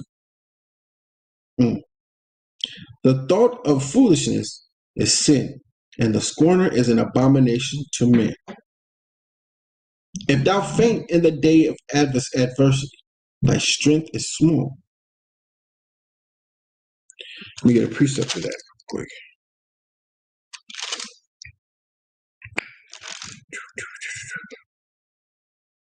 So, this is Proverbs 24 and verse 10. If thou faint in the day of adversity, thy strength is small. If thou forbear to deliver them that are drawn unto death, and those that are ready to ready to be slain, if thou sayest, behold, we knew it not, doeth not he provideth the heart, consider it, and he that keepeth thy soul, doeth he know it, and shall not he render to every man according to his works? Your works was to what? Go out there and tell them, and be sure to be out there to tell them. Okay? So 24 and verse 10. If thou faint in the day of adversity, thy strength is small. Why? You got to pay attention to this. This is Proverbs 18 and verse 14. The spirit of a man will sustain his infirmity. Sustain is strengthen his infirmity, his mental weakness, his spirit. How strong your spirit is. It's going to sustain you, bro. It's going to sustain your heart. Right? It's going to strengthen your mental weakness. Your spirit will strengthen your mental weakness. Okay? Proverbs 18 verse 14, the spirit of a man will sustain his infirmity, but a wounded spirit who can bear. Can't nobody stand that. Nobody can stand that, man. So your heart, your spirit will sustain your infirmity. It will strengthen your mental weakness. Your spirit will strengthen your mental weakness. All right.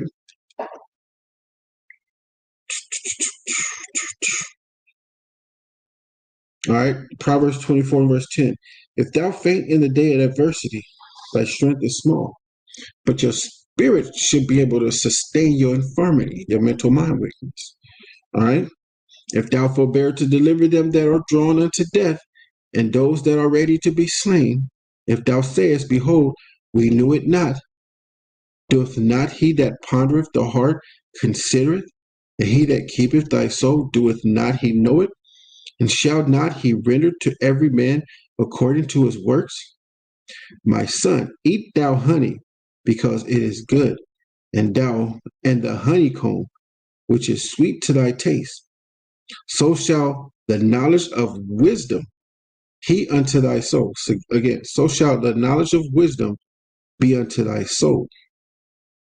The honeycomb, sweet flavor is going to be to your soul. Right? When thou hast found it, then there shall be a reward, and thy expectation shall not be cut off. Lie not wait, O wicked man, against the dwelling of the righteous. Spoil not his resting place. For a just man falleth 7 times and riseth up again, but a wicked shall fall into mischief. Right? Rejoice not when thine enemy falleth, and let not thine heart be glad when he stumbleth. This is talking about your people. Right? Lest the Lord see it, and it displease him, and he turn away his wrath from him, and put it on you. Fret not thyself because of evil men. Again, fret not thyself because of evil men. That means don't become angry for evil men, neither be thou envious at the wicked. For there shall be no reward to the evil man. The candle of the wicked shall be put out. And son, fear the Lord. Fear thou the Lord and the king, and meddle not with them that are given to change. They're just always changing their mind about something. Oh, no, this. No, I ain't gonna do that. No. And we all in this world had a problem with that. It's to repent from it. Verse 20. For there shall be no reward to the evil men. The candle of the wicked shall be put out. My son, fear thou the Lord and the king, and meddle not with them that are given to change. For their calamity shall rise suddenly, and who knoweth the ruin of them both? These things also belong to the wise. It is not good to have respect of persons in judgment. He that saith unto the wicked, thou art righteous, him shall the people curse. Nations shall abhor him, or despise him. That's what you call Trump and Obama.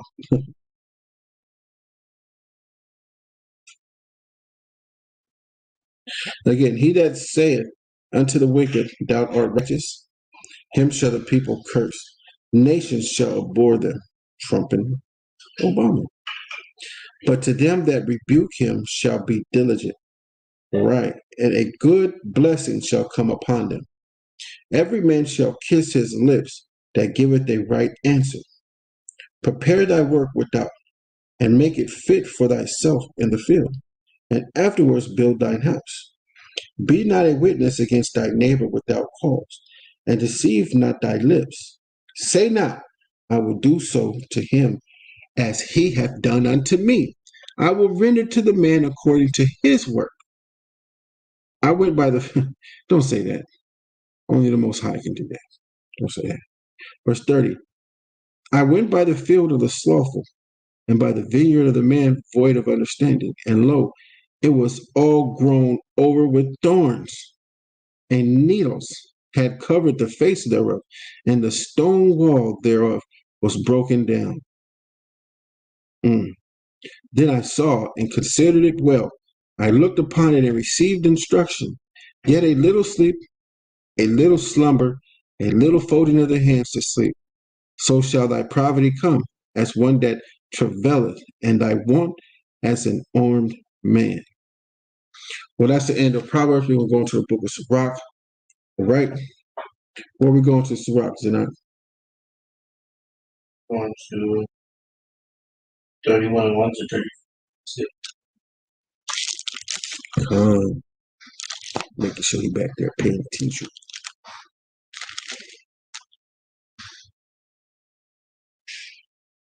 Hey, what book we just got done reading, the Korah? What was the last chapter?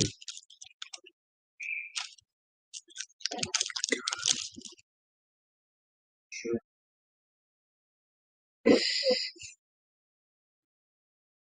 25, 30.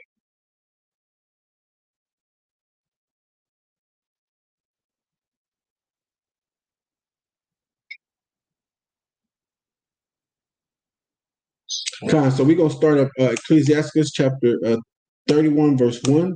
But we're gonna give us 10 minutes to get something to drink, and we'll be back in 10 minutes at So, verse 25, 30, 24. 24. That's interesting. I think some- All right.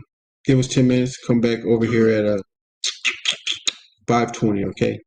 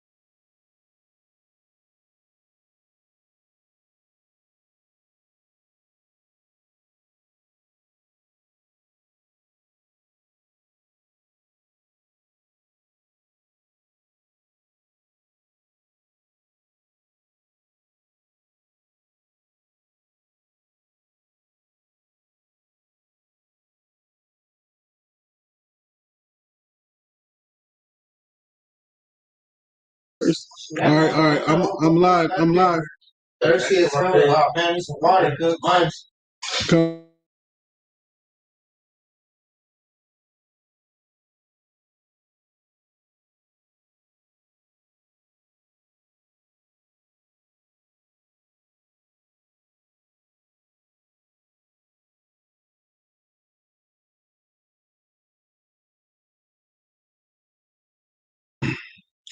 Okay.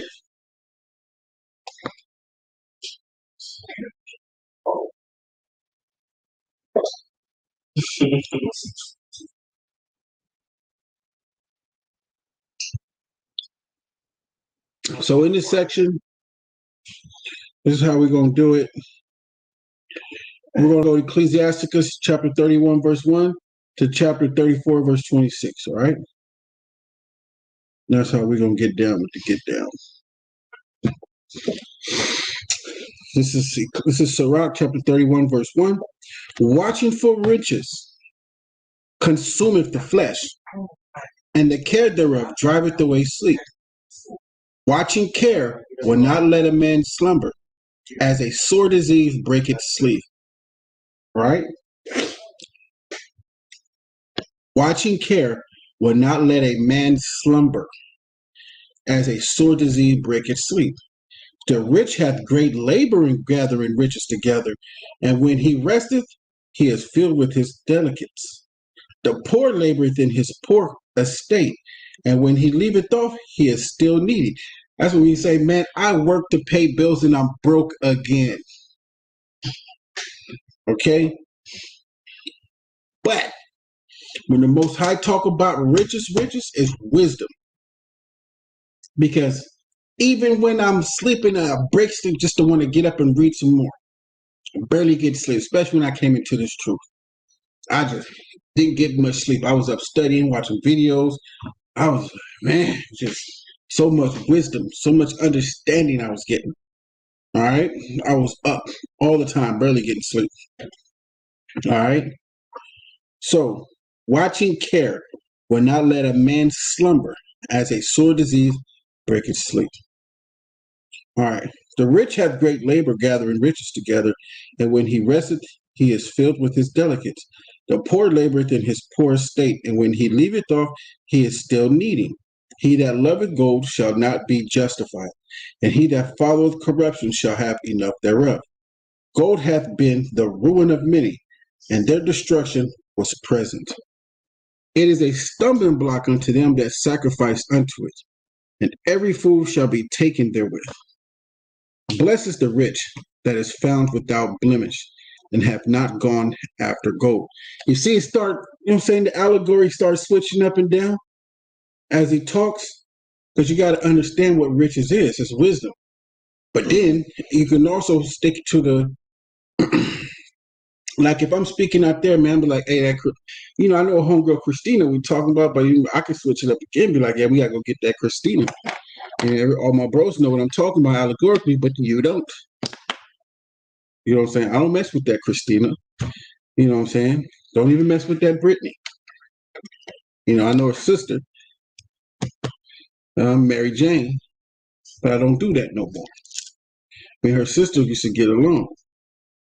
Brittany, right? And Christina. But I started messing with Mary Jane because I couldn't mess with Christina and I couldn't mess with Brittany. Just couldn't do that. All right. So I was messing with Mary Jane. I liked Mary Jane more than I liked them. Just couldn't do that. That wasn't me. But now, I'm just too. I like my mind, so I can't mess with that girl. Mary, not. I can't mess with Mary like that. See, I'm speaking allegorically. So you got to understand when things switch up, right?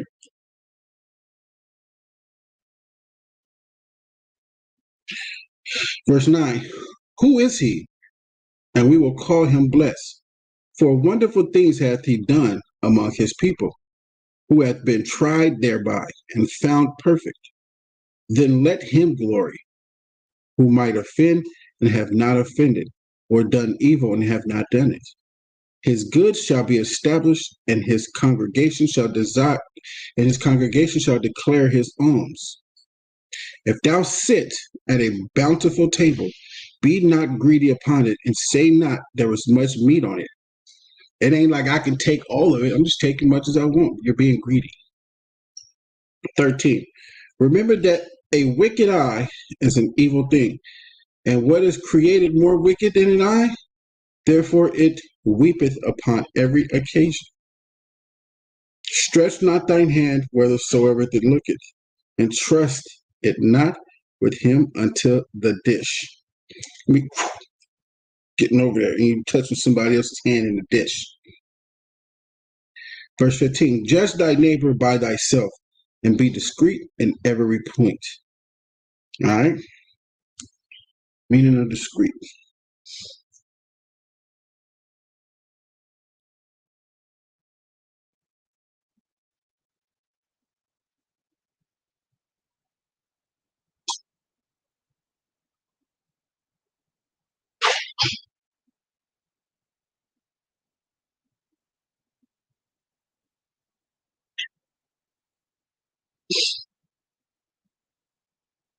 Discreet, careful and circumspect in one's speech or actions, especially in order to avoid causing offense or to gain advantage. So, verse 15, judge of thy neighbor by thyself, and be discreet in every point. Be careful and be circumspect, not to offend him, and not to say nothing stupid that's not his fault or your fault. But you got a problem with your bro. Hey, judging yourself by yourself, you know what I'm saying? Or judge of thy neighbor by thyself. Like, hey man, check this out. What you think about, bro? Making a judgment on this brother. But sometimes you need counsel, but judge thy neighbor by thyself, and be discreet in every point. So if you have to be discreet in every point, all right, you got to be careful not to, even when you do it by yourself in your own mind versus when you pull them to the side and talk to them. Okay, eat as it becometh a man those things which are set before thee, and devour not, lest thou be hated. Leave off first for manners' sake, and be not unstable, lest thou offend. When thou sittest among many, reach not thine hand out first of all. A very little is sufficient for a man well nurtured, and he fetcheth not his wind short upon his bed. Sound sleep cometh of moderate eating. He resteth early, and his wits. That's what you call sleep apnea. Okay? Sound sleep cometh of moderate eating. He rises up early, and his wits are with him. So sound sleep. But if you ain't got sound sleep, that's what? Sleep apnea. You get sleep apnea from having a big old neck. All right? But the pain of wanting, but the pain of watching and choler, the extra personality, I ain't got one like that, but and my beard is in way, but a choler is like that, like gobble, gobble, gobble, like dudes that be having that little under the extra chin. I call it extra personality. They just got extra personality. I ain't got one. But they be having like an extra personality. Okay. Okay, verse 20. Sound sleep cometh of moderate eating, and rises up early, and his wits are with him. But the pain of watching and choler and pains of the belly are with an unstable man. And if thou hast been forced to eat, arise, go forth, vomit, and thou shalt have rest. My son, that's when people are like, come on, eat. And they just giving you food like you just trying not to be disrespectful when you eat it. Hey, he said just go outside and vomit. And you shall have rest when you get home. And you just so full from, trying not to disrespect the people and stuff and eat their food that they cook. Because they're like, come on, eat. Hey. Verse 22, my son, hear me and despise me not. And at the last thou shalt find as I told thee. In all thy works be quick, so shall there no sickness come unto thee. All right, again, my son, hear me and despise me not. And at the last thou shalt find as I told thee. In all thy ways be quick, so shall no sickness come unto thee. So when he said be quick, when you hear what's right and what's wrong, be quick to do what's right and be quick not to do what's wrong. All right, verse 23. Whoso is liberal of his meat, men shall speak well of him, and the report of his good housekeeping will be believed. All right, where he keeps his body. Okay, your flour. Verse 24. But against him that is of a niggard of his meat, the whole city shall murmur, and the testimonies of his niggardness shall not be doubted of. Shew not thy valiantness in wine, for wine have destroyed many. The furnace proveth the edge of by dipping. So doeth wine the hearts of the proud by drunkenness. So we see valiantness.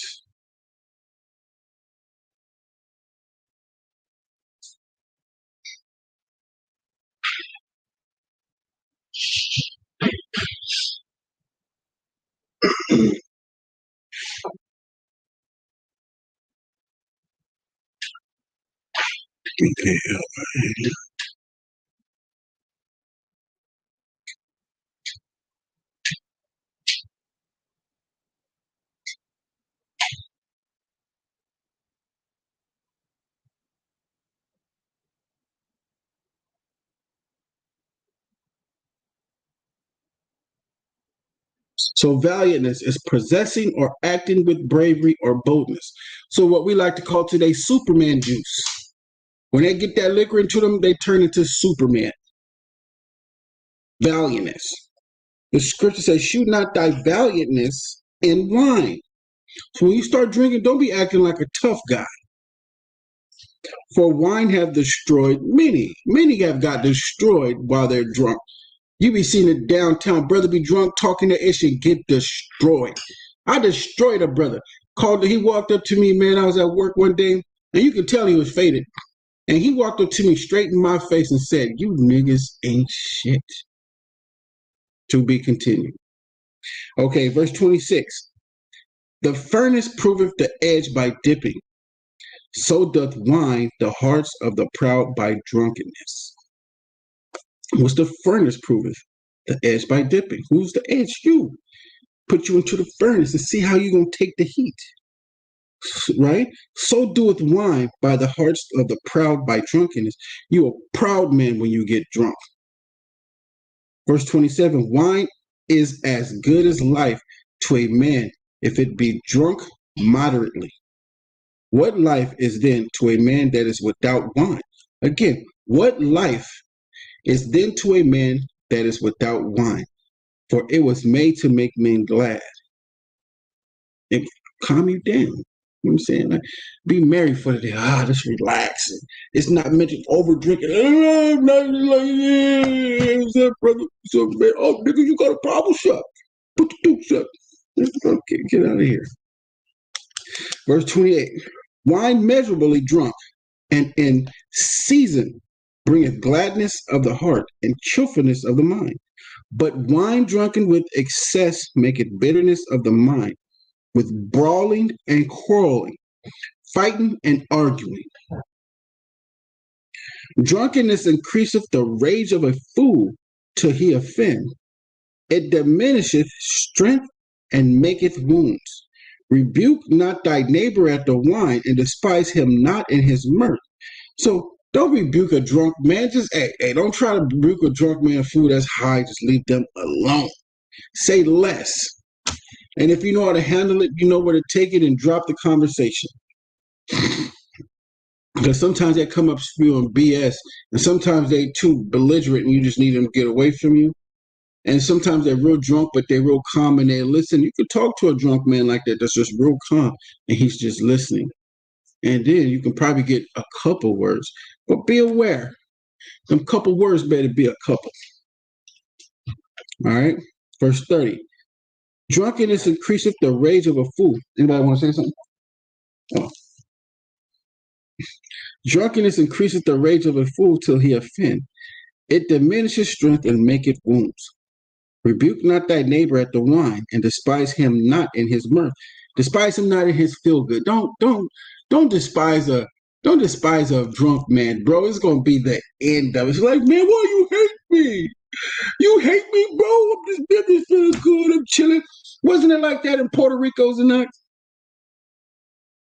Who was doing that in Puerto Rico? Haram. Haram was doing that. Haram was a drunk, uh, uh, uh, uh, a drunk, emotional guy. Despise him not in his mirth, his feel good man. It was so hard. It was like probably wanting to punch him in his face. He kept on talking about the Negro only and the Israel doctrine. I'm like, bro, this dude is just. And then he dropped the N bomb. He was like, nigga, this. And I was like, I got away from him quick. Man, I love you, brother. I love you, brother. But you was wilding out. Rebuke not thy neighbor at the wine, and despise him not in his mirth. You're gonna start tripping. Give him no disrespectful words. Don't give him no despiteful words. Don't say nothing despiteful unto him, bro. It's gonna be the end. It could be a fight, or it could be the end of the argument, or whatever. How he gonna act. And press not upon him with urging him to drink, and don't even try to get him to drink more. Don't do it. Just don't do it. All right. Despise him not in his mirth. Don't try to preach to a drunk man or high, right? Despise him not in his feel good. He's feeling good. Give him no despiteful words. When you say no despiteful, man, he get on my nerves. Shut up, fool. Get away from me.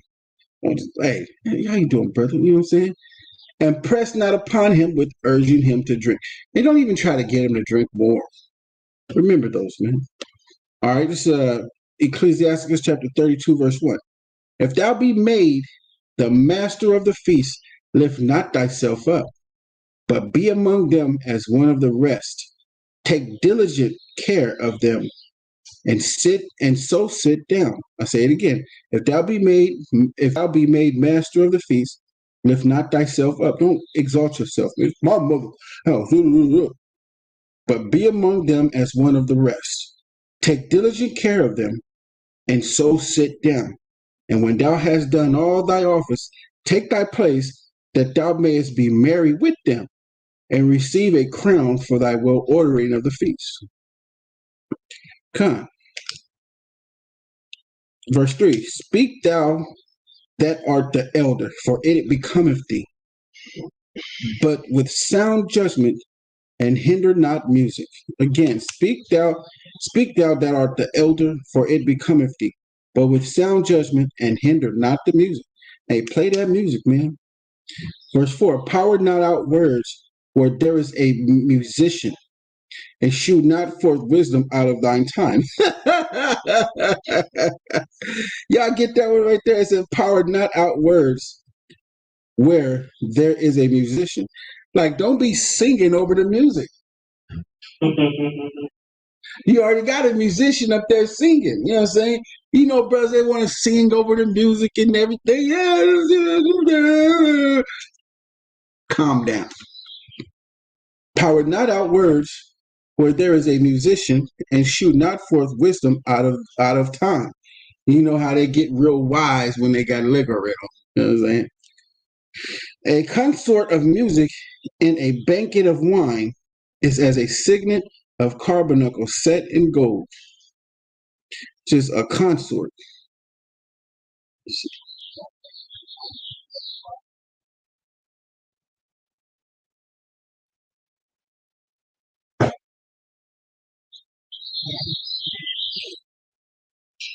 Consort, a wife, husband, or a companion. In particular, the spouse of a regaining monarch.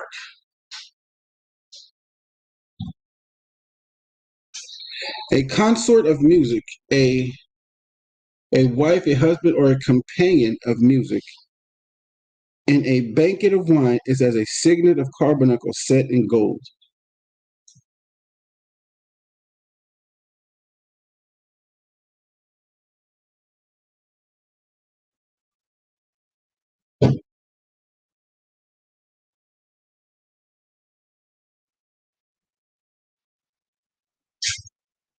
Okay. Somebody you get, basically somebody you get to come and sing for you. All right, a consort of music in a banquet of wine is a signet or a carbuncle set in gold. As a signet of an emerald set in a work of gold, so is a melody of music with pleasant wine. Come, speak, young man, if there be need of thee, and yet scarcely when thou art twice asked. Let thy speech be short, comprehended much in few words. Be as one that knoweth and yet holdeth his tongue. If thou be among great men, make not thyself equal with them. And when ancient men are in place, use not many words. Meaning, if you be among great men, like leaders of camps and stuff like that, don't make yourself equal with us. Don't do that. Don't be acting like you one of the bros and everything else. Just shut the hell up and just listen. Don't say nothing. Shut the hell up. It's like, I go amongst elders and I'm quiet. You know what I'm saying? It's like, these brothers are great. They've been up there for a while. I just be listening. I be on calls, right? I be on council calls. And I'm the phone moderator. So I gotta tell everybody to shut up if they get out of hand. You know what I'm saying? Hey, now even elders, they gotta yield to my everything, but I don't make myself one of them because I can tell them to shut up. I don't do that. It's because I can tell you to shut up and stop. And they're elders and they're mighty men and they up there at any time. Don't mean I make myself one of them. I humble myself down. And when they say something, I respond quick. And scarcely is it say in order and just make sure you know what you're going to say. Excuse me. But I don't make myself equal with them. I don't do that. All right. And I don't use many words. I try to keep it short. Stack. I let them know y'all are long-winded. I will. So verse 10.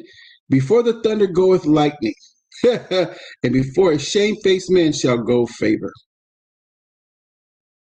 Rise up betimes, and be not the last, but get thee home without delay. There take thy pastime, and do what thou wilt, but sin not by proud speech. So rise up betimes, and be not the last, but get thee home without delay. There take thy pastime, and do what thou wilt, but sin not by proud speech. And for these things bless him that made thee, and hath replenished thee with his good things. Right? And so feareth the Lord will receive his discipline, and they that seek him early shall find favor. He that seeketh the law shall be filled therewith, but the hypocrite will be offended thereat. They that fear the Lord shall find judgment, and shall kindle justice as a light. A sinful man will not be reproved, but findeth an excuse according to his will. Perverse, froward. A man of counsel will be considerate, but a strange and proud man is not daunted with fear. Even when he himself he hath done without counsel. I say that again. A man of counsel will be considerate, but a strange and proud man is not daunted with fear. Even when himself he have done without counsel. Do nothing without advice, and when thou hast once done, repent not. Do nothing without advice, and when thou hast once done, repent not. This is why I don't see why brothers like to be in camps by themselves. Or it's like it's gonna be me and my wife. What advice you gonna get? Yeah. What advice? I don't get it. Who you gonna get your advice from? I ran across a brother like that yesterday, man. He's like, I follow IUIC. He don't go to none of their camps. He just follow him online and do his thing with his wife. No, that's his wife. She didn't have no fringes on her nothing. He did. Yeah. She had no fringes on her nothing. Her dress was kind of tight too. And then you have nobody to correct you. You know what I mean? When you're going off, so now and then if your wife tries, you can shut her down. Like you can't tell me nothing. Look what the scripture said. Exactly. Verse 19. Do nothing without advice, and when thou hast once done, repent not. Give not in a way wherein thou mayest fall. Slack. Go not in a way wherein thou mayest fall, and stumble not among thy stones. Be not confident in a plain way, and beware of thine own children. In every good work trust thy own soul, for this is the keeping of the commandments. Keep thy own soul.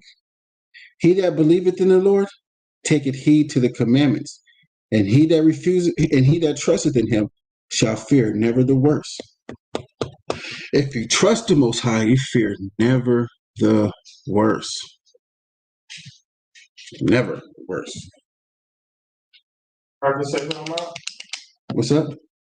I said I can make a comment. Go ahead. I was trying to get to it. You guys sped through it, but Ecclesiasticus, TORAH, chapter 32 and 11. So What's like, up? rise up, times, and be not the last, but get thee home without delay. It's like, man, when you like almost stumbling drunk, you know what I mean? Go ahead and walk to the crib, man. Go ahead and walk to the crib and go. Then it says, take thy pastime, go yourself to sleep or chill out and do what thou wilt, but sin not by proud speech. Like, man, you drunk, man, you stumbling over your words, man, go ahead, go home, chill out the crib. You don't have to worry about, offending your brother or nothing like that. That's what I mean. That's what I was thinking. That's what I got from. Okay, yeah, you was deviating in your head, huh? Yeah, because a couple scriptures before that, it was talking about. It was talking about.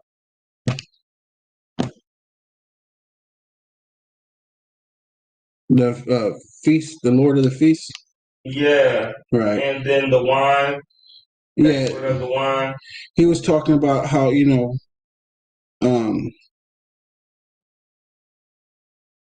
verse 7, he start going into the young man amongst his elders.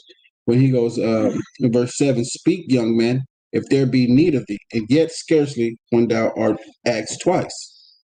Let thy speech be short, comprehended much in few words. Be as one that knoweth, and yet holdeth his tongue. Just because you know it don't mean you need to say it. If thou be among great men, make not thyself equal with them. And when ancient men are in place, use not many words. Before the thunder goeth lightning, and before a shamefaced man shall go fable. Right? Rise up betimes, and be not the last, but get thee home without delay. So when he said rise up betimes and be not last, it's like, all right, you can get up and speak. Don't be last, but get up and speak betimes, but get home without delay. Like, get to your point. Yeah. Get to your point without delay. Don't like drag it out. Like when you ask a female, she don't answer your question. She want a monologue the whole damn thing. She want to monologue her damn response. And I be hating that. Be like, oh, you asked for something, then she a monologue, everything else. Be like, did you really have to do that? And I be like, just get to the point. Oh, I really needed that one too. Yeah, just get to the point. So get to thee home without delay. There take thy pastime and do what thou wilt, but sin not by proud speech. So don't sin by proud speech and be so proud and act like you all that in front of these elders and trying to overtalk the elders and stuff like that. Okay, I get it. Okay. So I was just talking about rise up betimes. Okay, rise up many times. That's cool. And be not the last, but get thee home without delay. Like, get to the point without delay. Just get to the point. Okay. Verse 19. Do nothing without advice, and when thou hast once done, repent not. Go not in a way wherein thou mayest fall, and stumble not among the stones. Be not confident in a plain way, and beware of thine own children. In every good work trust thy own soul, for this is the keeping of the commandments. He that believeth in the Lord taketh heed to the commandments, and he that trusteth in him shall fear never the worst. All right, Sirach 33. Here we go. There shall no evil happen unto him that feareth the Lord, but in temptation, even again, he will deliver him. There shall no evil happen unto him that feareth the Lord. But in temptation, even again, he will deliver him. A wise man hateth not the law, but he that is a hypocrite therein is as a ship in a storm. Why? You got to know what a hypocrite is. Hypocrite is. All right. And you got to know what a ship in a storm. It rocks back and forth and for a fool of water is about to drown it and everything, about to drown. Why? Because this person is pretending to be somebody he's not. Or she's not. She's pretending to be someone who she is not. If a woman is not feminine in her speech, in the way she acts, which is humility and humble, and she submits to her husband, because feminine women love mighty men. They love it. They love it when he's ruthless. That brother said the most beautiful words, man. Feminine women love when men are ruthless with how they talk.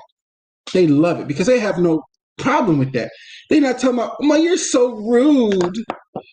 Why are you so rude? Why are you so disrespectful? Feminist. She's masculine. She has masculinity in it. But a feminine woman don't give a damn. We trying to tell y'all what feminine women don't care about. A man can be ruthless in the way he talks. It doesn't bother her.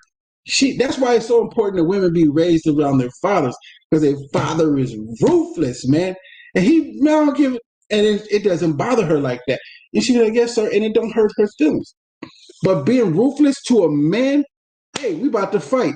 So if a woman is being offended by the way a man is saying things and she's getting offended, she's masculine. She's acting like a man. Not my fault. Makes sense. It just doesn't. Makes sense. It just doesn't.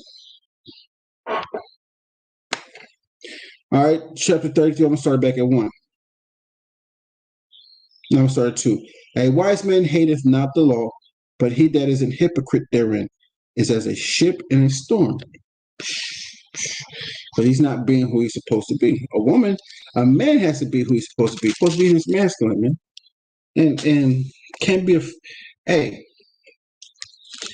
he that feareth the Lord shall fear never the worst. You can't fear anything, any woman, and anything. I used to, you know what I feared the most? It pained me. You know what pained me the most? And Zanak was like, I think he was like, how old was he? And we was living off of a college and university and college. And that's when I had a riot. My worst fear was my kids being taken away from me. That was my worst fear, bro. I was at a payphone crying, trying to get my daughter back. I was at a payphone crying, bro. I was at that payphone crying, man. That was one of my worst fears. That was one of my worst fears, man. And Zanak was small. I'm glad he wasn't this age when I was doing that.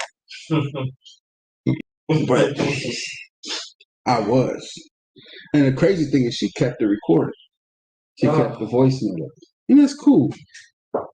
But I get it. I'm cool. I get it. But then when I look at this,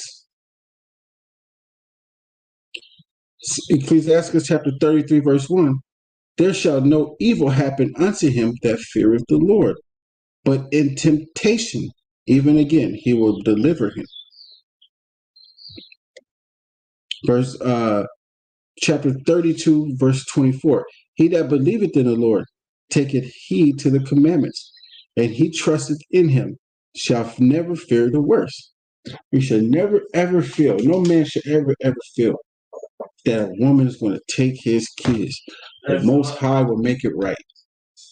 So, I wanted to ask you a question about this. What's up? So it says, Sirach 33 and 2 is like, a wise man hated not the law, but he that is an hypocrite therein is as a ship in a storm. And I was thinking, like a precept, like a counter precept or something. Not really a counter, but the opposite of that would be like Psalms 1 and 4. The ungodly are not so, but are like the chaff which the wind, like you know what I'm talking about, right? Yeah, right, he right. came with that one. Psalms 1 and 4. Yeah. Oh man, you gotta let me start from the beginning on that one first to get to that. Let me start from verse 1 on down. That is beautiful. But you see what I'm talking about, though? Come. This is the book of Psalms, chapter 1 and verse 1. Blessed is the man that walketh not in the counsel of the ungodly, nor standeth in the way of sinners, nor sitteth in the seat of the scornful. But his delight is in the law of the Lord, and his law doeth he meditate day and night. And he shall be as a tree planted by the rivers of water, that bringeth forth his fruit in his season. His leaf also shall not wither, and whatsoever it do shall prosper. The ungodly is not so, but are like the shaft, but the wind driveth away. Same thing. Like what I'm, yeah, like what A it's saying right hypocrite. here. A wise man hated not the law. Boom, and it's like to the contrary. You know what I mean? Ungodly. Yeah, kind. Ungodly. A hypocrite. Ungodly. Pretending to be somebody who they're not. But that will happen to you, and your wisdom will wither away. That's what it's talking about. And he shall be like a tree planted in the rivers. Here, but his delight, verse 2, but his delight is in the law of the Lord, and in the law doeth he meditate day and night. Now watch this. And he shall be a tree planted in the rivers of water. Say this man is going to be like a tree planted in the river, just planted, right? In the rivers of water, that bringeth forth his fruit in season. His leaf also shall not wither, and whatsoever he doeth shall prosper. His leaf shall not wither, his understanding shall not fall away. That's his leaf. It shall not wither, right? And whatsoever he doeth shall prosper. The ungodly are not so, but are like the shaft which the wind driveth away. That's wisdom. These doctrine drive his wisdom away. He can't remember it. And the same thing goes for the women, because they're not a tree planted in the river of wisdom. It's not that river is the wisdom. The water. That water is the wisdom. They're not planted in the wisdom. That's why their wisdom is blown out, because they're not listening. They can't take it in because of this society idolatry. Idolizes women, and they're used to that. That's crazy when you bring it back to Sirach, man. Yeah, it's just like that's exciting, man. It said, therefore the ungodly shall not stand in the judgment, nor sinners in the congregation of the righteous. For the Lord knoweth the way of the righteous, but the way of the ungodly shall perish. So when you go to Sirach chapter 33, verse 2, it reads,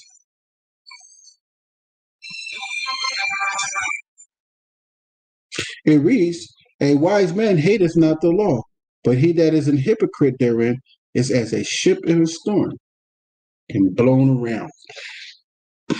Waves hitting the ship. Because all this understanding from over here, that understanding over here, from over back here, and they can't remember none of this. You don't know what to believe. Yeah, you don't know what to believe. Basically, you don't know what to believe. Because they're pretending to be somebody that they're not. That's why when you're out there, man, hey, my boss asked me, he's like, so what is your religion? I'm like, I hate religion. Dude, what is it? So I'm an Israelite. What is that? Kind of hard to tell you right now. It's funny when they tell me, oh, that religion, my heritage. I believe that I'm the children of God. That's how I explain it.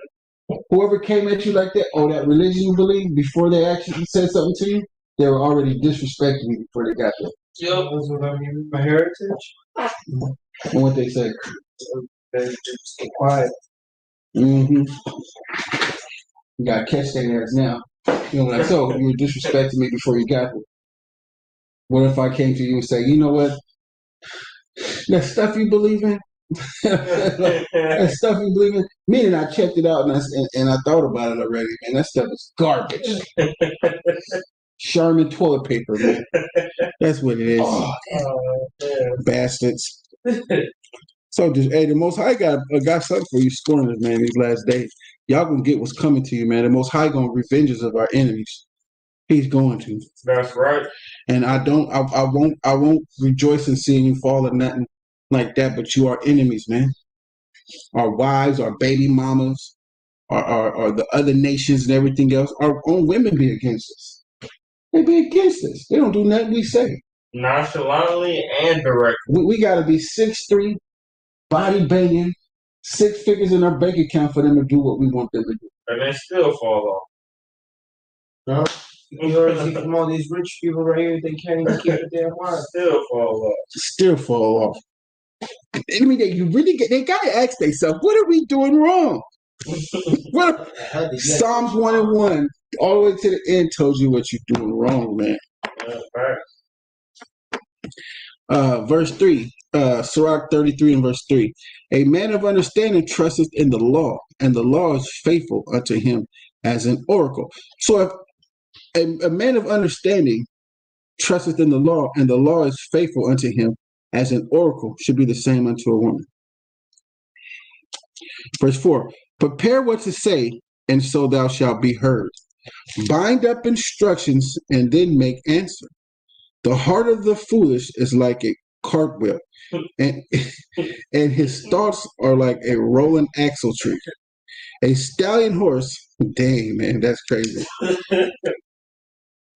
Just keep on running, man.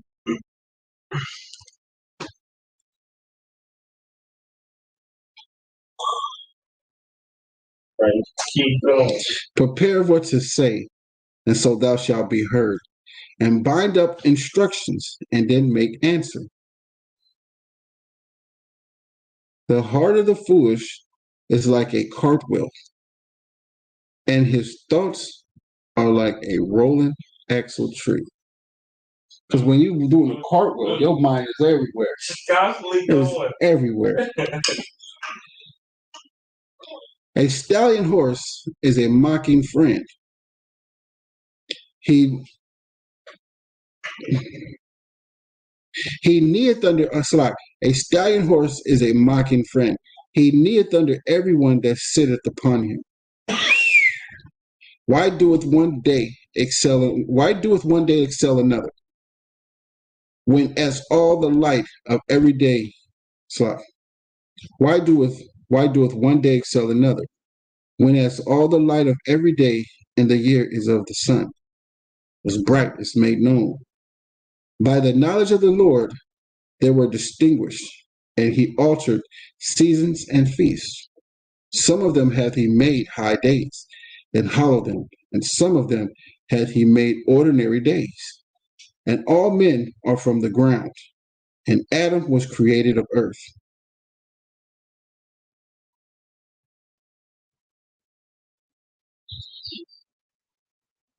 That one little verse is deep, man. Yep. That's deep too, Tim. In much knowledge the Lord hath divided them, and made their ways diverse. Some of them hath he blessed and exalted, and some of them hath he sanctified and set near himself. But some of them hath he cursed and brought low and turned out of their places.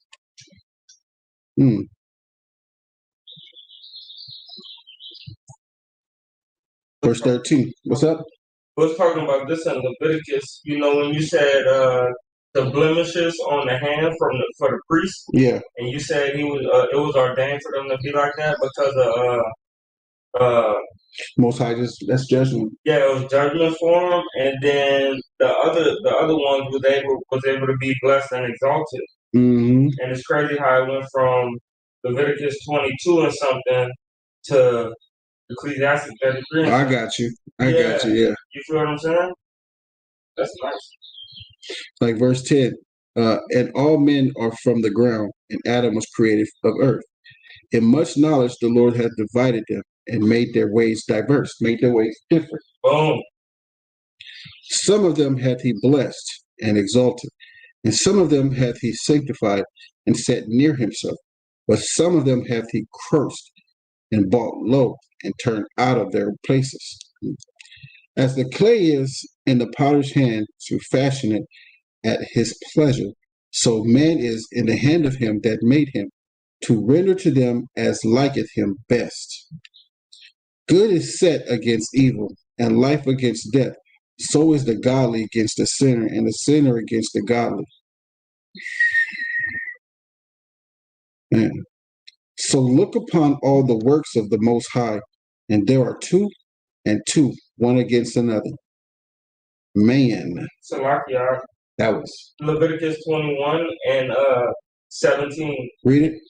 I'm gonna start at 16. And the Lord spake unto Moses, saying, Speak unto Aaron, saying, Whosoever he be of thy seed in their generations that hath any blemish, let him not approach to offer the bread of his God.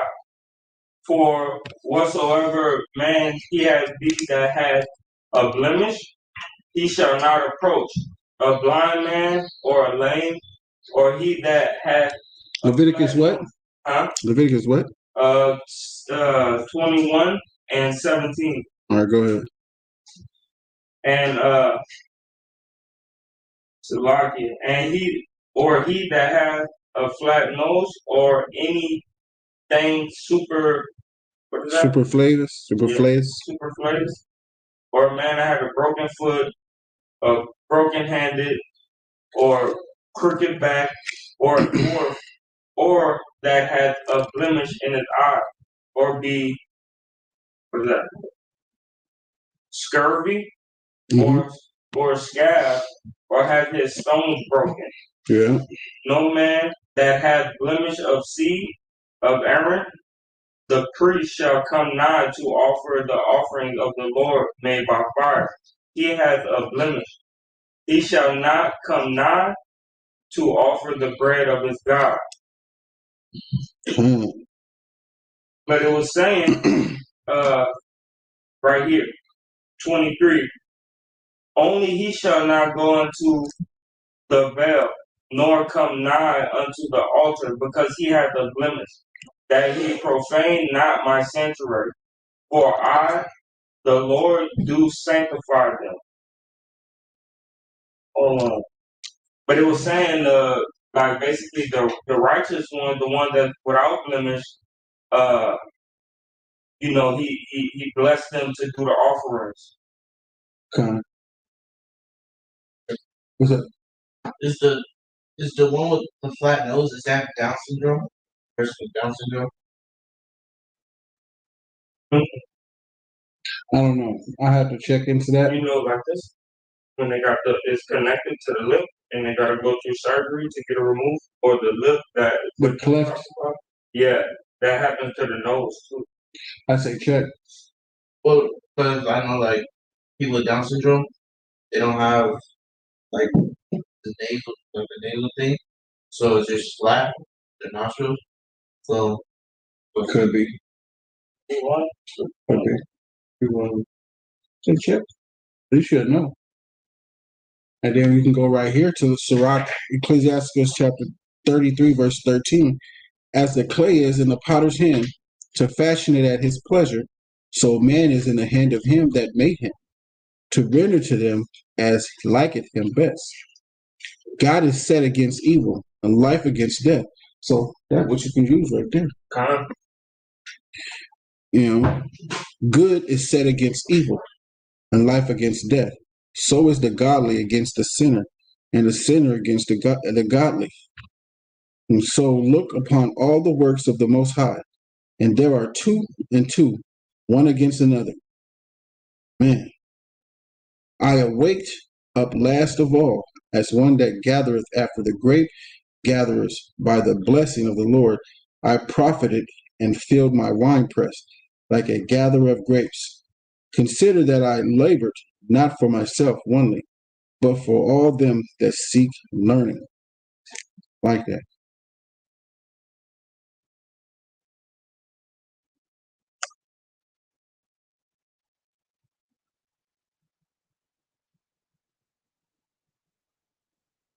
Verse 17, consider that I labored not for myself only, but for all them that seek learning.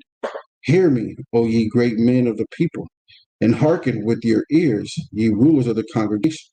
Give not thy son and wife thy brother. Give not thy son and wife thy brother and friend power over thee while thou livest, and give not thy goods to another. He said, repent thee. Don't give your authority to them to have authority over you. Don't do that. And thou entreat for the same again. So, Lisa, repent thee, and thou entreat for the same again. Right?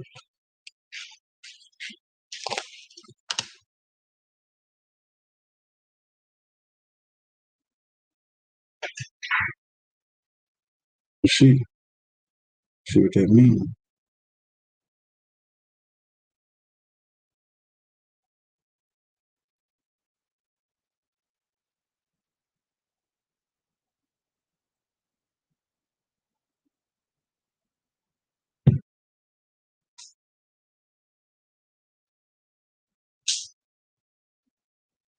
Entreat is to ask a person earnestly. At least verse 19, give not thy son and wife, thy brother and friend power over thee while thou livest, and give not thy goods to another. Lest it repent thee, and thou entreat for the same again. You're going to start asking earnestly for it again. As long as thou livest and hast breath in thee, give not thyself over to any. Don't give somebody authority over you. Don't do that. For better it is that thy children should seek thee than that thou shouldest stand to their courtesy. Ooh, for better it is that thy children should seek to thee than that thou shouldest stand to their courtesy. Like you're waiting for them to do something for you. In all thy works, keep thyself the preeminence. Again, in all thy works, keep thyself the preeminence. Leave not a stain in thine honor. And the time when thou shalt end thy days and finish thy life, distribute thine inheritance. Fod, a wand and burdens, and for the ass a bread, correction and work for a servant. If thou set thy servant to labor, thou shalt find rest. If thou let him go idle, he shall seek liberty. A yoke and a collar do bow the neck. So are tortures and torments for an evil servant. Send him to labor, that he be not idle, for idleness teacheth much evil. Set him to work, as is fit for him. If he be not obedient, put on more heavy fetters. And this go for every servant. Your kids, your wife, people who work for you.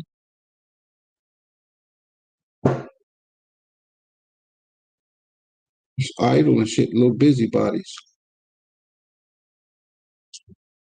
going everywhere.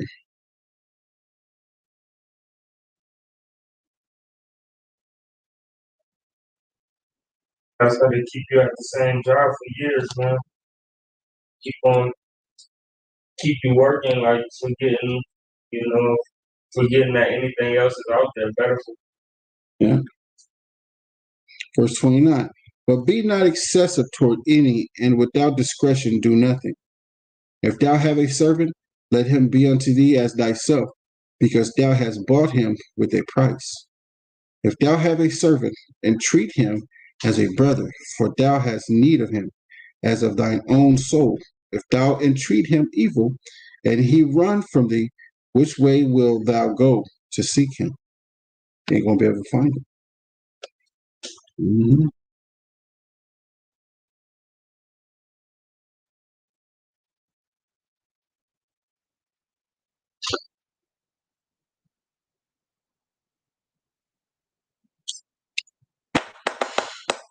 Last chapter.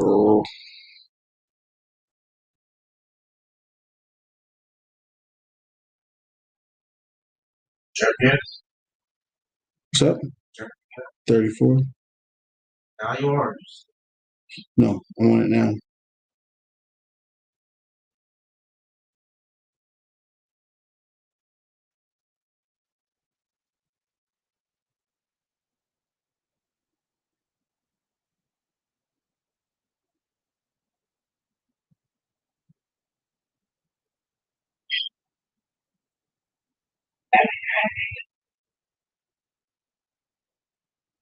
It's Solomon writing, right? Right. No.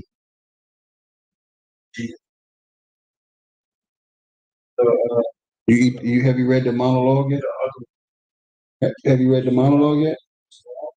Have you read the I monologue? did, but not recently. No. When you do it, write down the first name Uh-huh. and then the second names of who it is, like people, Yeah. and then you'll put it together. Who's it talking? Okay. It's like steps and steps. Yeah, that's what.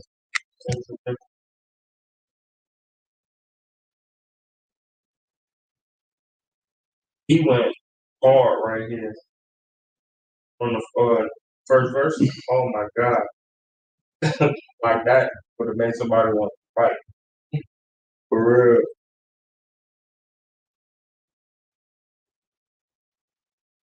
Okay. So this is Ecclesiasticus chapter 34, verse 1. The hopes of a man void of understanding are vain and false, and dreams lift up fools. That would make somebody want to fight. Ah, that's gonna cut the hell out of somebody. And dreams lift up fools. Oh man. Whoso regardeth dreams are like him that catcheth at a shadow and followeth after the wind. Damn. The vision of dreams is as resemblance of one thing to another, even as the likeness of a face to a face. Of an unclean thing, what can be cleansed? Man, that's how your dreams are. Because it's the will of the Most High. The Most High has a will for you. He created everybody. As the in verse chapter 33, verse 13, as the clay is in the potter's hand to fashion it as it pleases, as his pleasure, so man is in the hand of him that made him, to render to them as liketh him best. So when you go to verse 34, verse 1, the hopes of a man void of understanding are vain and false, and dreams lift up fools, because you don't know that the Most High is his will. Yeah. You gotta do his will. It is what it is. So it's like whatever you want to do, you think you want to do, is like, man, I want to do this, do that, but the scriptures tell you to do this. It's vain. Mm-hmm. It's like, I need you to do this. Go. Simple as that. Yeah, simple as that. Verse 4. Of an unclean thing, what can be cleansed? And from that thing which is false, what truth can become? Divinations and soothsayings and dreams are vain, and the heart and the heart fasteneth as a woman heart in travail. If they be not sent from the Most High in thy visitations, set not thy heart upon them. Man, I just got done saying it. It's just That's cold blooded. It's like that. Whatever you want to be, you know what I mean? Whatever you want to be is like it's fascinating as a woman's heart travail. Like you running after something that ain't gonna do you no justice at that. It's an ancient and soothsaying and dreams are vain. Like, hey man, I'm gonna be the best astronomer there ever was. verse 6. If they be not sent from the Most High in thy visitation, set not thy heart upon them. For dreams have deceived many, and they have failed that put their trust in them.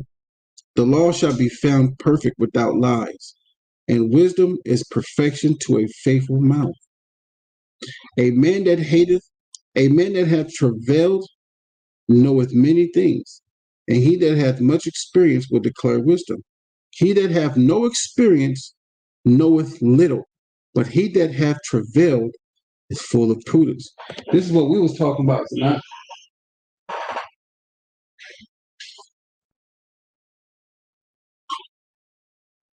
Remember what we was talking about? About the young man? Oh yeah. And everything else?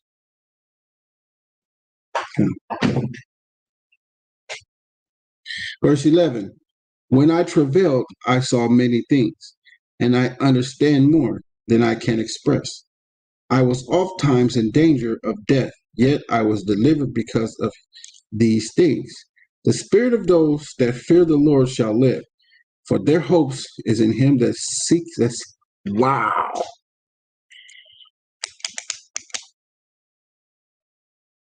Did y'all understand that? You didn't really finish I couldn't even get to the rest. it. Verse 11. When I travailed, I saw many things, and I understand more than I can express. That happens when people understand more than they can express. You can't find the words to explain. Yeah. I was oft times in danger of death, yet I was delivered because of these things. I was oftentimes in danger of death, yet I was delivered because of these things. The spirit of those that fear the Lord shall live, for their hopes is in him that saveth them. There's a lot of times you could be put to death, but the fear of the Lord, because the Most High know you fear him, he lets you live. He know you fear him. It's like we being like I don't know about you, but I was in the street and it was like sometimes I get this thing where man, I'm about to go smoke these fools, and the Most High put this thing on me where he like, nah, just chill out, just chill at the crib, you know what I mean, have a drink or something. Yeah. You feel what I'm saying? Yeah. Just like that, like how you were saying, what was it, 12? I was oftentimes in danger of death, yet I was delivered because of these things, because of the things went of 11. When I travailed, I saw many things and understood more than I could express. I couldn't explain it, but the Most High had me sitting down and not going to ride on the school. You know what I mean? And then back to 13, the spirit of those that fear the Lord shall live. Exactly. I got precepts to this, man. That's good right there.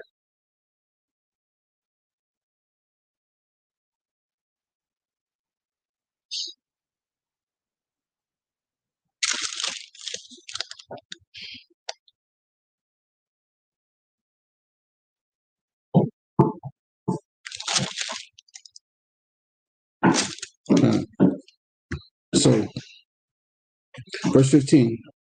Ecclesiasticus chapter 34, verse 15. Blessed is the soul of him that feareth the Lord. To whom doeth he look, and who is his strength? For the eyes of the Lord are upon them that love him. He is their mighty protection and strong stay, a defense from heat, and a cover from the sun at noon.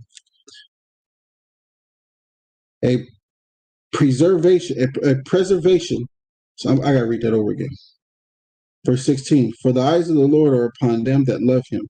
He is their mighty protection, a strong stay, a defense from heat, and a cover from the sun at noon, a preservation from the stumbling, and a help from falling. He raises up the soul and lighteth the eyes. He giveth health, life, and blessing. Man. Yeah. He raises up the soul, talking about a man, and lighteth the eyes, give him wisdom. He giveth health, life, and blessing. He that sacrifices of the thing wrongfully gotten, his offering is ridiculous, and the gifts of the unjust men are not accepted. The Most High is not pleased with the offerings of the wicked, neither is he pacified for sin by the multitude of sacrifices. I got a precept for that one.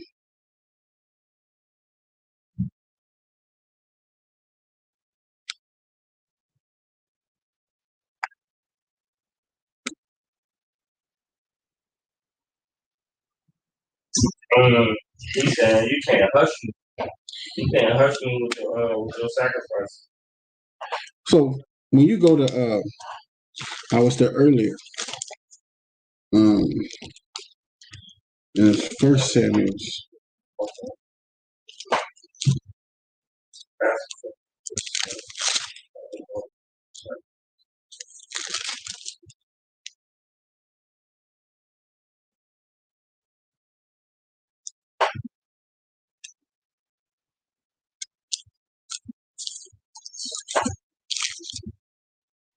Oh, I remember which one you talking about.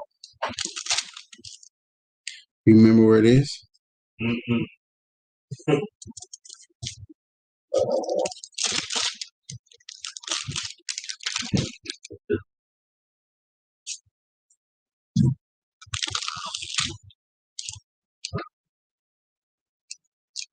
Was it when you was in Rome? No, Samuel. Well, 1 Samuel 15.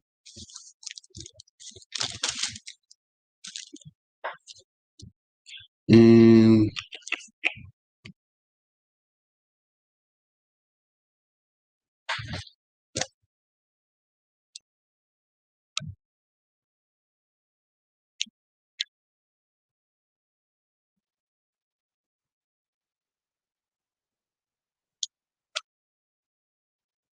right here, First Samuel 15 and 22. And Samuel said, "Hath the Lord as great delight in burnt offerings and sacrifices as in obeying the voice of the Lord? Behold, to obey is better than sacrifice, and to hear and to hearken than to fat of rams. For rebellion is as the sin of witchcraft, and stubbornness is as iniquity and idolatry."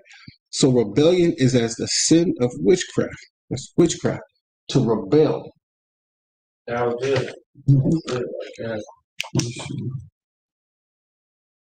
That's money.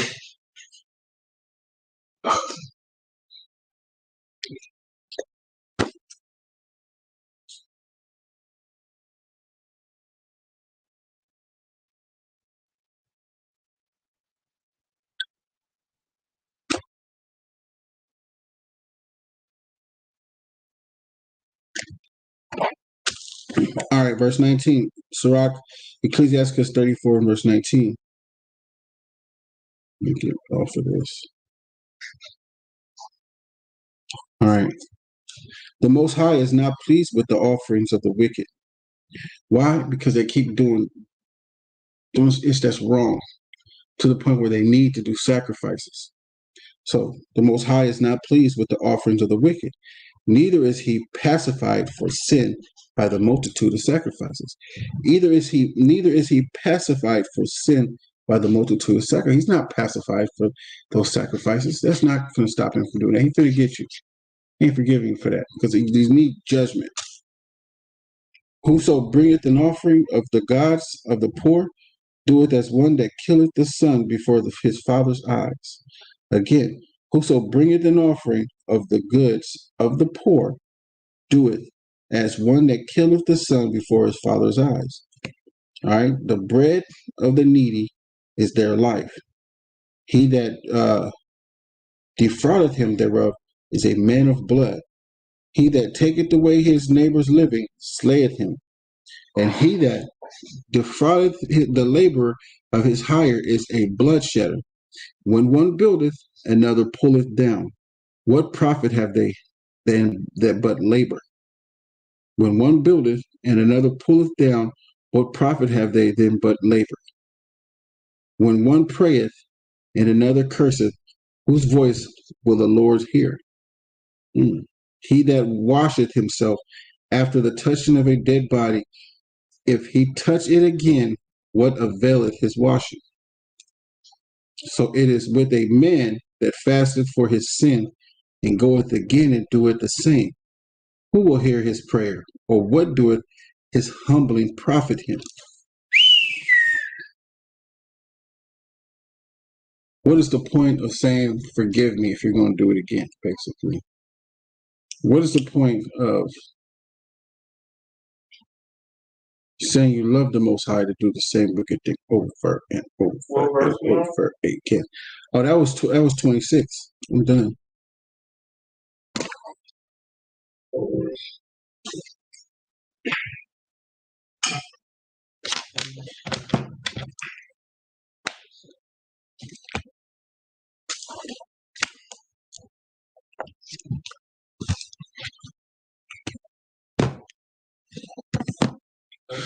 So what we're gonna do? We're gonna go into these prayers and we're gonna get out here to camp. All right. Give me 10 minutes. We're gonna start these prayers. 6:42. We'll be back. Be back. Be back. We'll be back.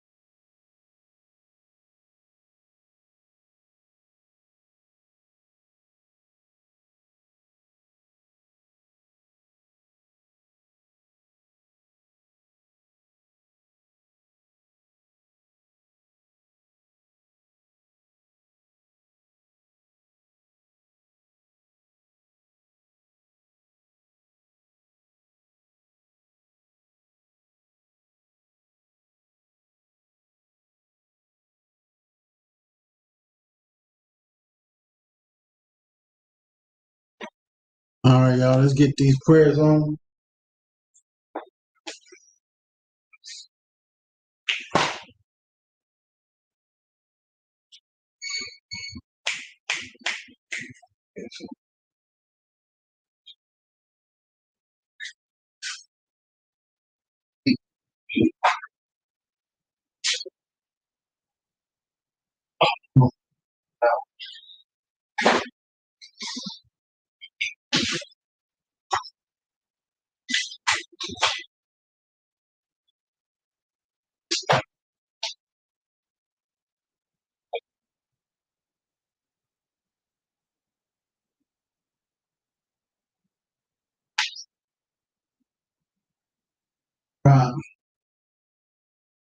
This is the Abanawa prayer found in the book of Matthew, chapter 6, verse 9 to 13. And it goes, Abanawa, Abanawa, Shabashmaya, Shabashmaya, Shaba, Haya, Shika, Shaka, Yahweh, Malaka, Nawa'a, Zaka, Haya, Aisha, Aisha, Paratiza, Kahaya, Hashemaya, Now, come, for your woman, Salakina, Kabawakina,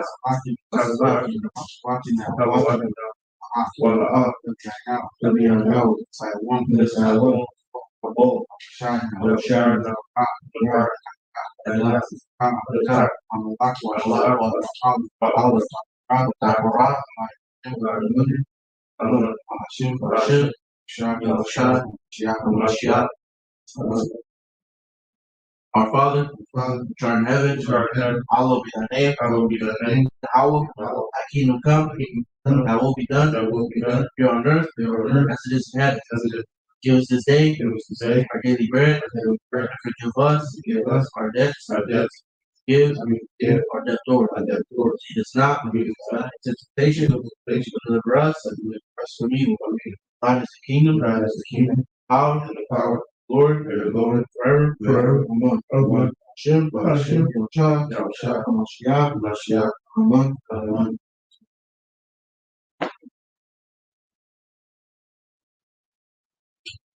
Padre nuestro que estás en el cielo, santificado sea, venga a nosotros, hágase soy nuestro Padre nuestro, Padre nuestro que estás en el cielo, Yahusha, Mashiach, Amen.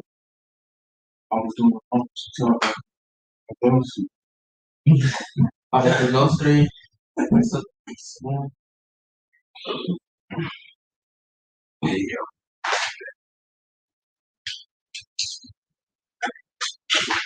All right, this is Asherah, found in Psalms, chapter 4, verse 4, chapter 1, verse 15, all the way down, chapter 5, chapter 5, chapter 1, 15, and it reads, Blessed are they that dwell in thy house, they will still be praising, say God. Happy is that people, that's such a day. Happy is that people, thou highest Yahweh. I will extol thee, my Lahayo, and I will bless thy name forever. Ever. Every day will I bless thee. I will praise thy name ever. Ever. Great is Yahweh, greatly to be praised. His greatness is unsearchable. One generation shall praise thy works to another, shall declare thy acts. I will speak of the glorious honor of thy majesty and of thy wondrous works, and men shall speak by might of thy terrible acts. I will declare thy great. They shall abundantly utter the memory of thy great goodness, and shall sing of thy righteousness. How is gracious, slow to anger, great mercy. How is good, all his tender mercies over all his works. All thy works shall praise thee. How thy saints shall bless thee. They shall speak of the glory of thy kingdom, talk of thy power, to make known to the sons of men his mighty acts, and the glorious majesty of his kingdom. Thy kingdom is an everlasting kingdom, and dominion about all generations. How it upholdeth all that fall, and raiseth up all those that bow down. The eyes of all wait upon thee. Thou givest them their feet season. Thou openest thy hand and satisfy the desire of every one. Yahweh is righteous in all his ways and holy in all his works. Yahweh is nigh unto all them that call upon him, to all that call upon him in truth. He will fulfill the desire of them that fear him. He will also hear their cry. Say, Yahweh presented all them that love him, but all the wicked will be destroyed. My mouth shall speak the praises of Yahweh, that all flesh bless his holy name forever and ever. For we will bless the Yahweh from this time forth, forevermore. Hallelujah. Hallelujah. Hallelujah. Hallelujah. Hallelujah. Hallelujah. Hashem. Yahusha. Yahusha.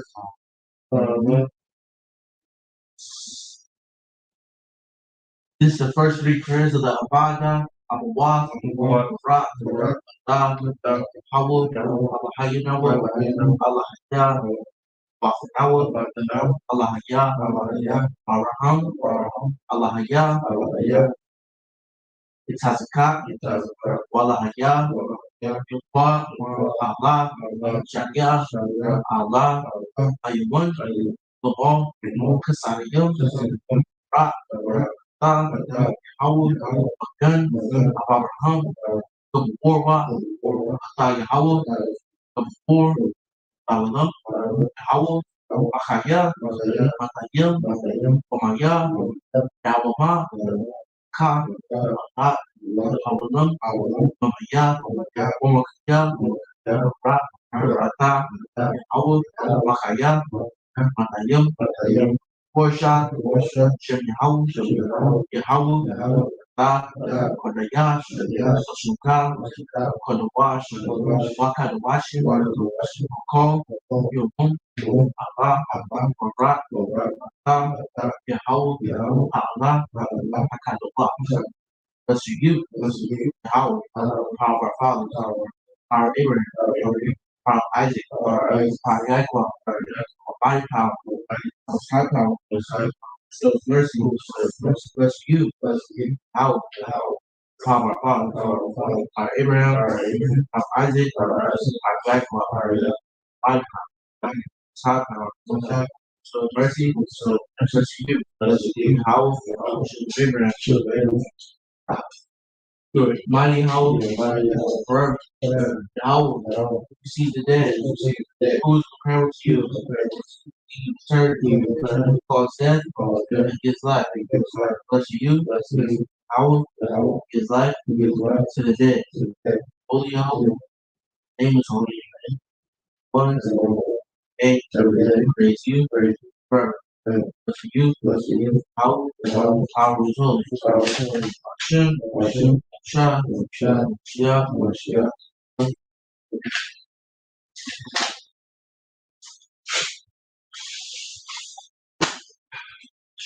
A song for the Shabbat day.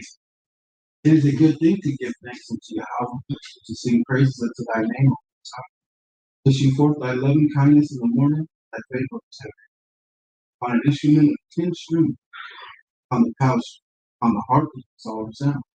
Thou Yahweh hast made glad in thy work. I will triumph in the works of him. How great is thy work, and thy thoughts are very deep. The foolish man knoweth not, neither will understand. The wicked spring as the grass, all the workers of the flourish. It is that they shall be destroyed forever. Thou Yahweh is high forever. For lo, thy enemies. Yahweh, for lo, thy enemies shall perish. All the workers of iniquity shall be scattered. But my horn shall exalt like the I shall be anointed with fresh oil. My eye also shall see my desire of my enemies. My ear shall hear my desire of the wicked that rise against me. The righteous shall flourish like a palm tree. It shall grow like a cedar of Lebanon. Those that be planted in the house of Yahweh shall flourish in the courts of Allahayah. They shall still bring forth fruit in old age. They shall be flat and flourish. The tree that Yahweh is upright. He is my rock. There's no unrighteousness in him.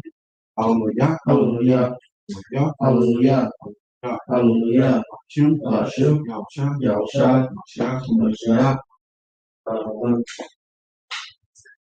It is our duty to praise the Master of all, to ascribe greatness to the author of creation, who has not made us like the nations of the lands, nor placed us like the families, who has not made our portion like theirs, nor our destiny like all their multitude, for they worship vanity and emptiness. Pray to a God who could not save, but we bow, worship and thank the Supreme King of Kings, the Holy One. Blessed be he who extends the heavens and establishes the earth. The throne of glory is in the heavens above, whose power is presence in the highest of heights. He is our God. There was no other. Truly, He is our King. There was none else. As is written in the Torah, He shall know and take to heart this day that the Yahweh is Elohim, heavens above, earth below. There was no other. Hallelujah. Hallelujah. Hallelujah. Hallelujah. Hallelujah. Shem. Hashem. Shem. Yahusha. Shia. Mashiach.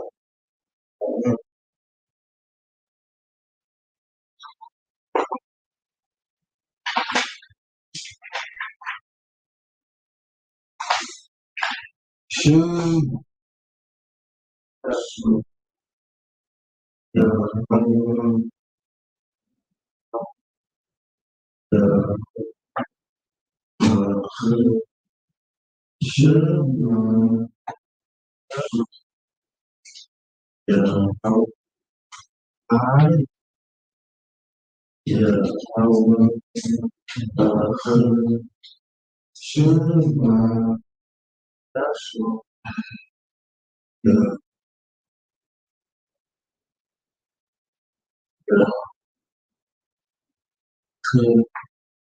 Shema, Yahshua, Yahweh, Elohim, Yahweh, Israel is the Lord.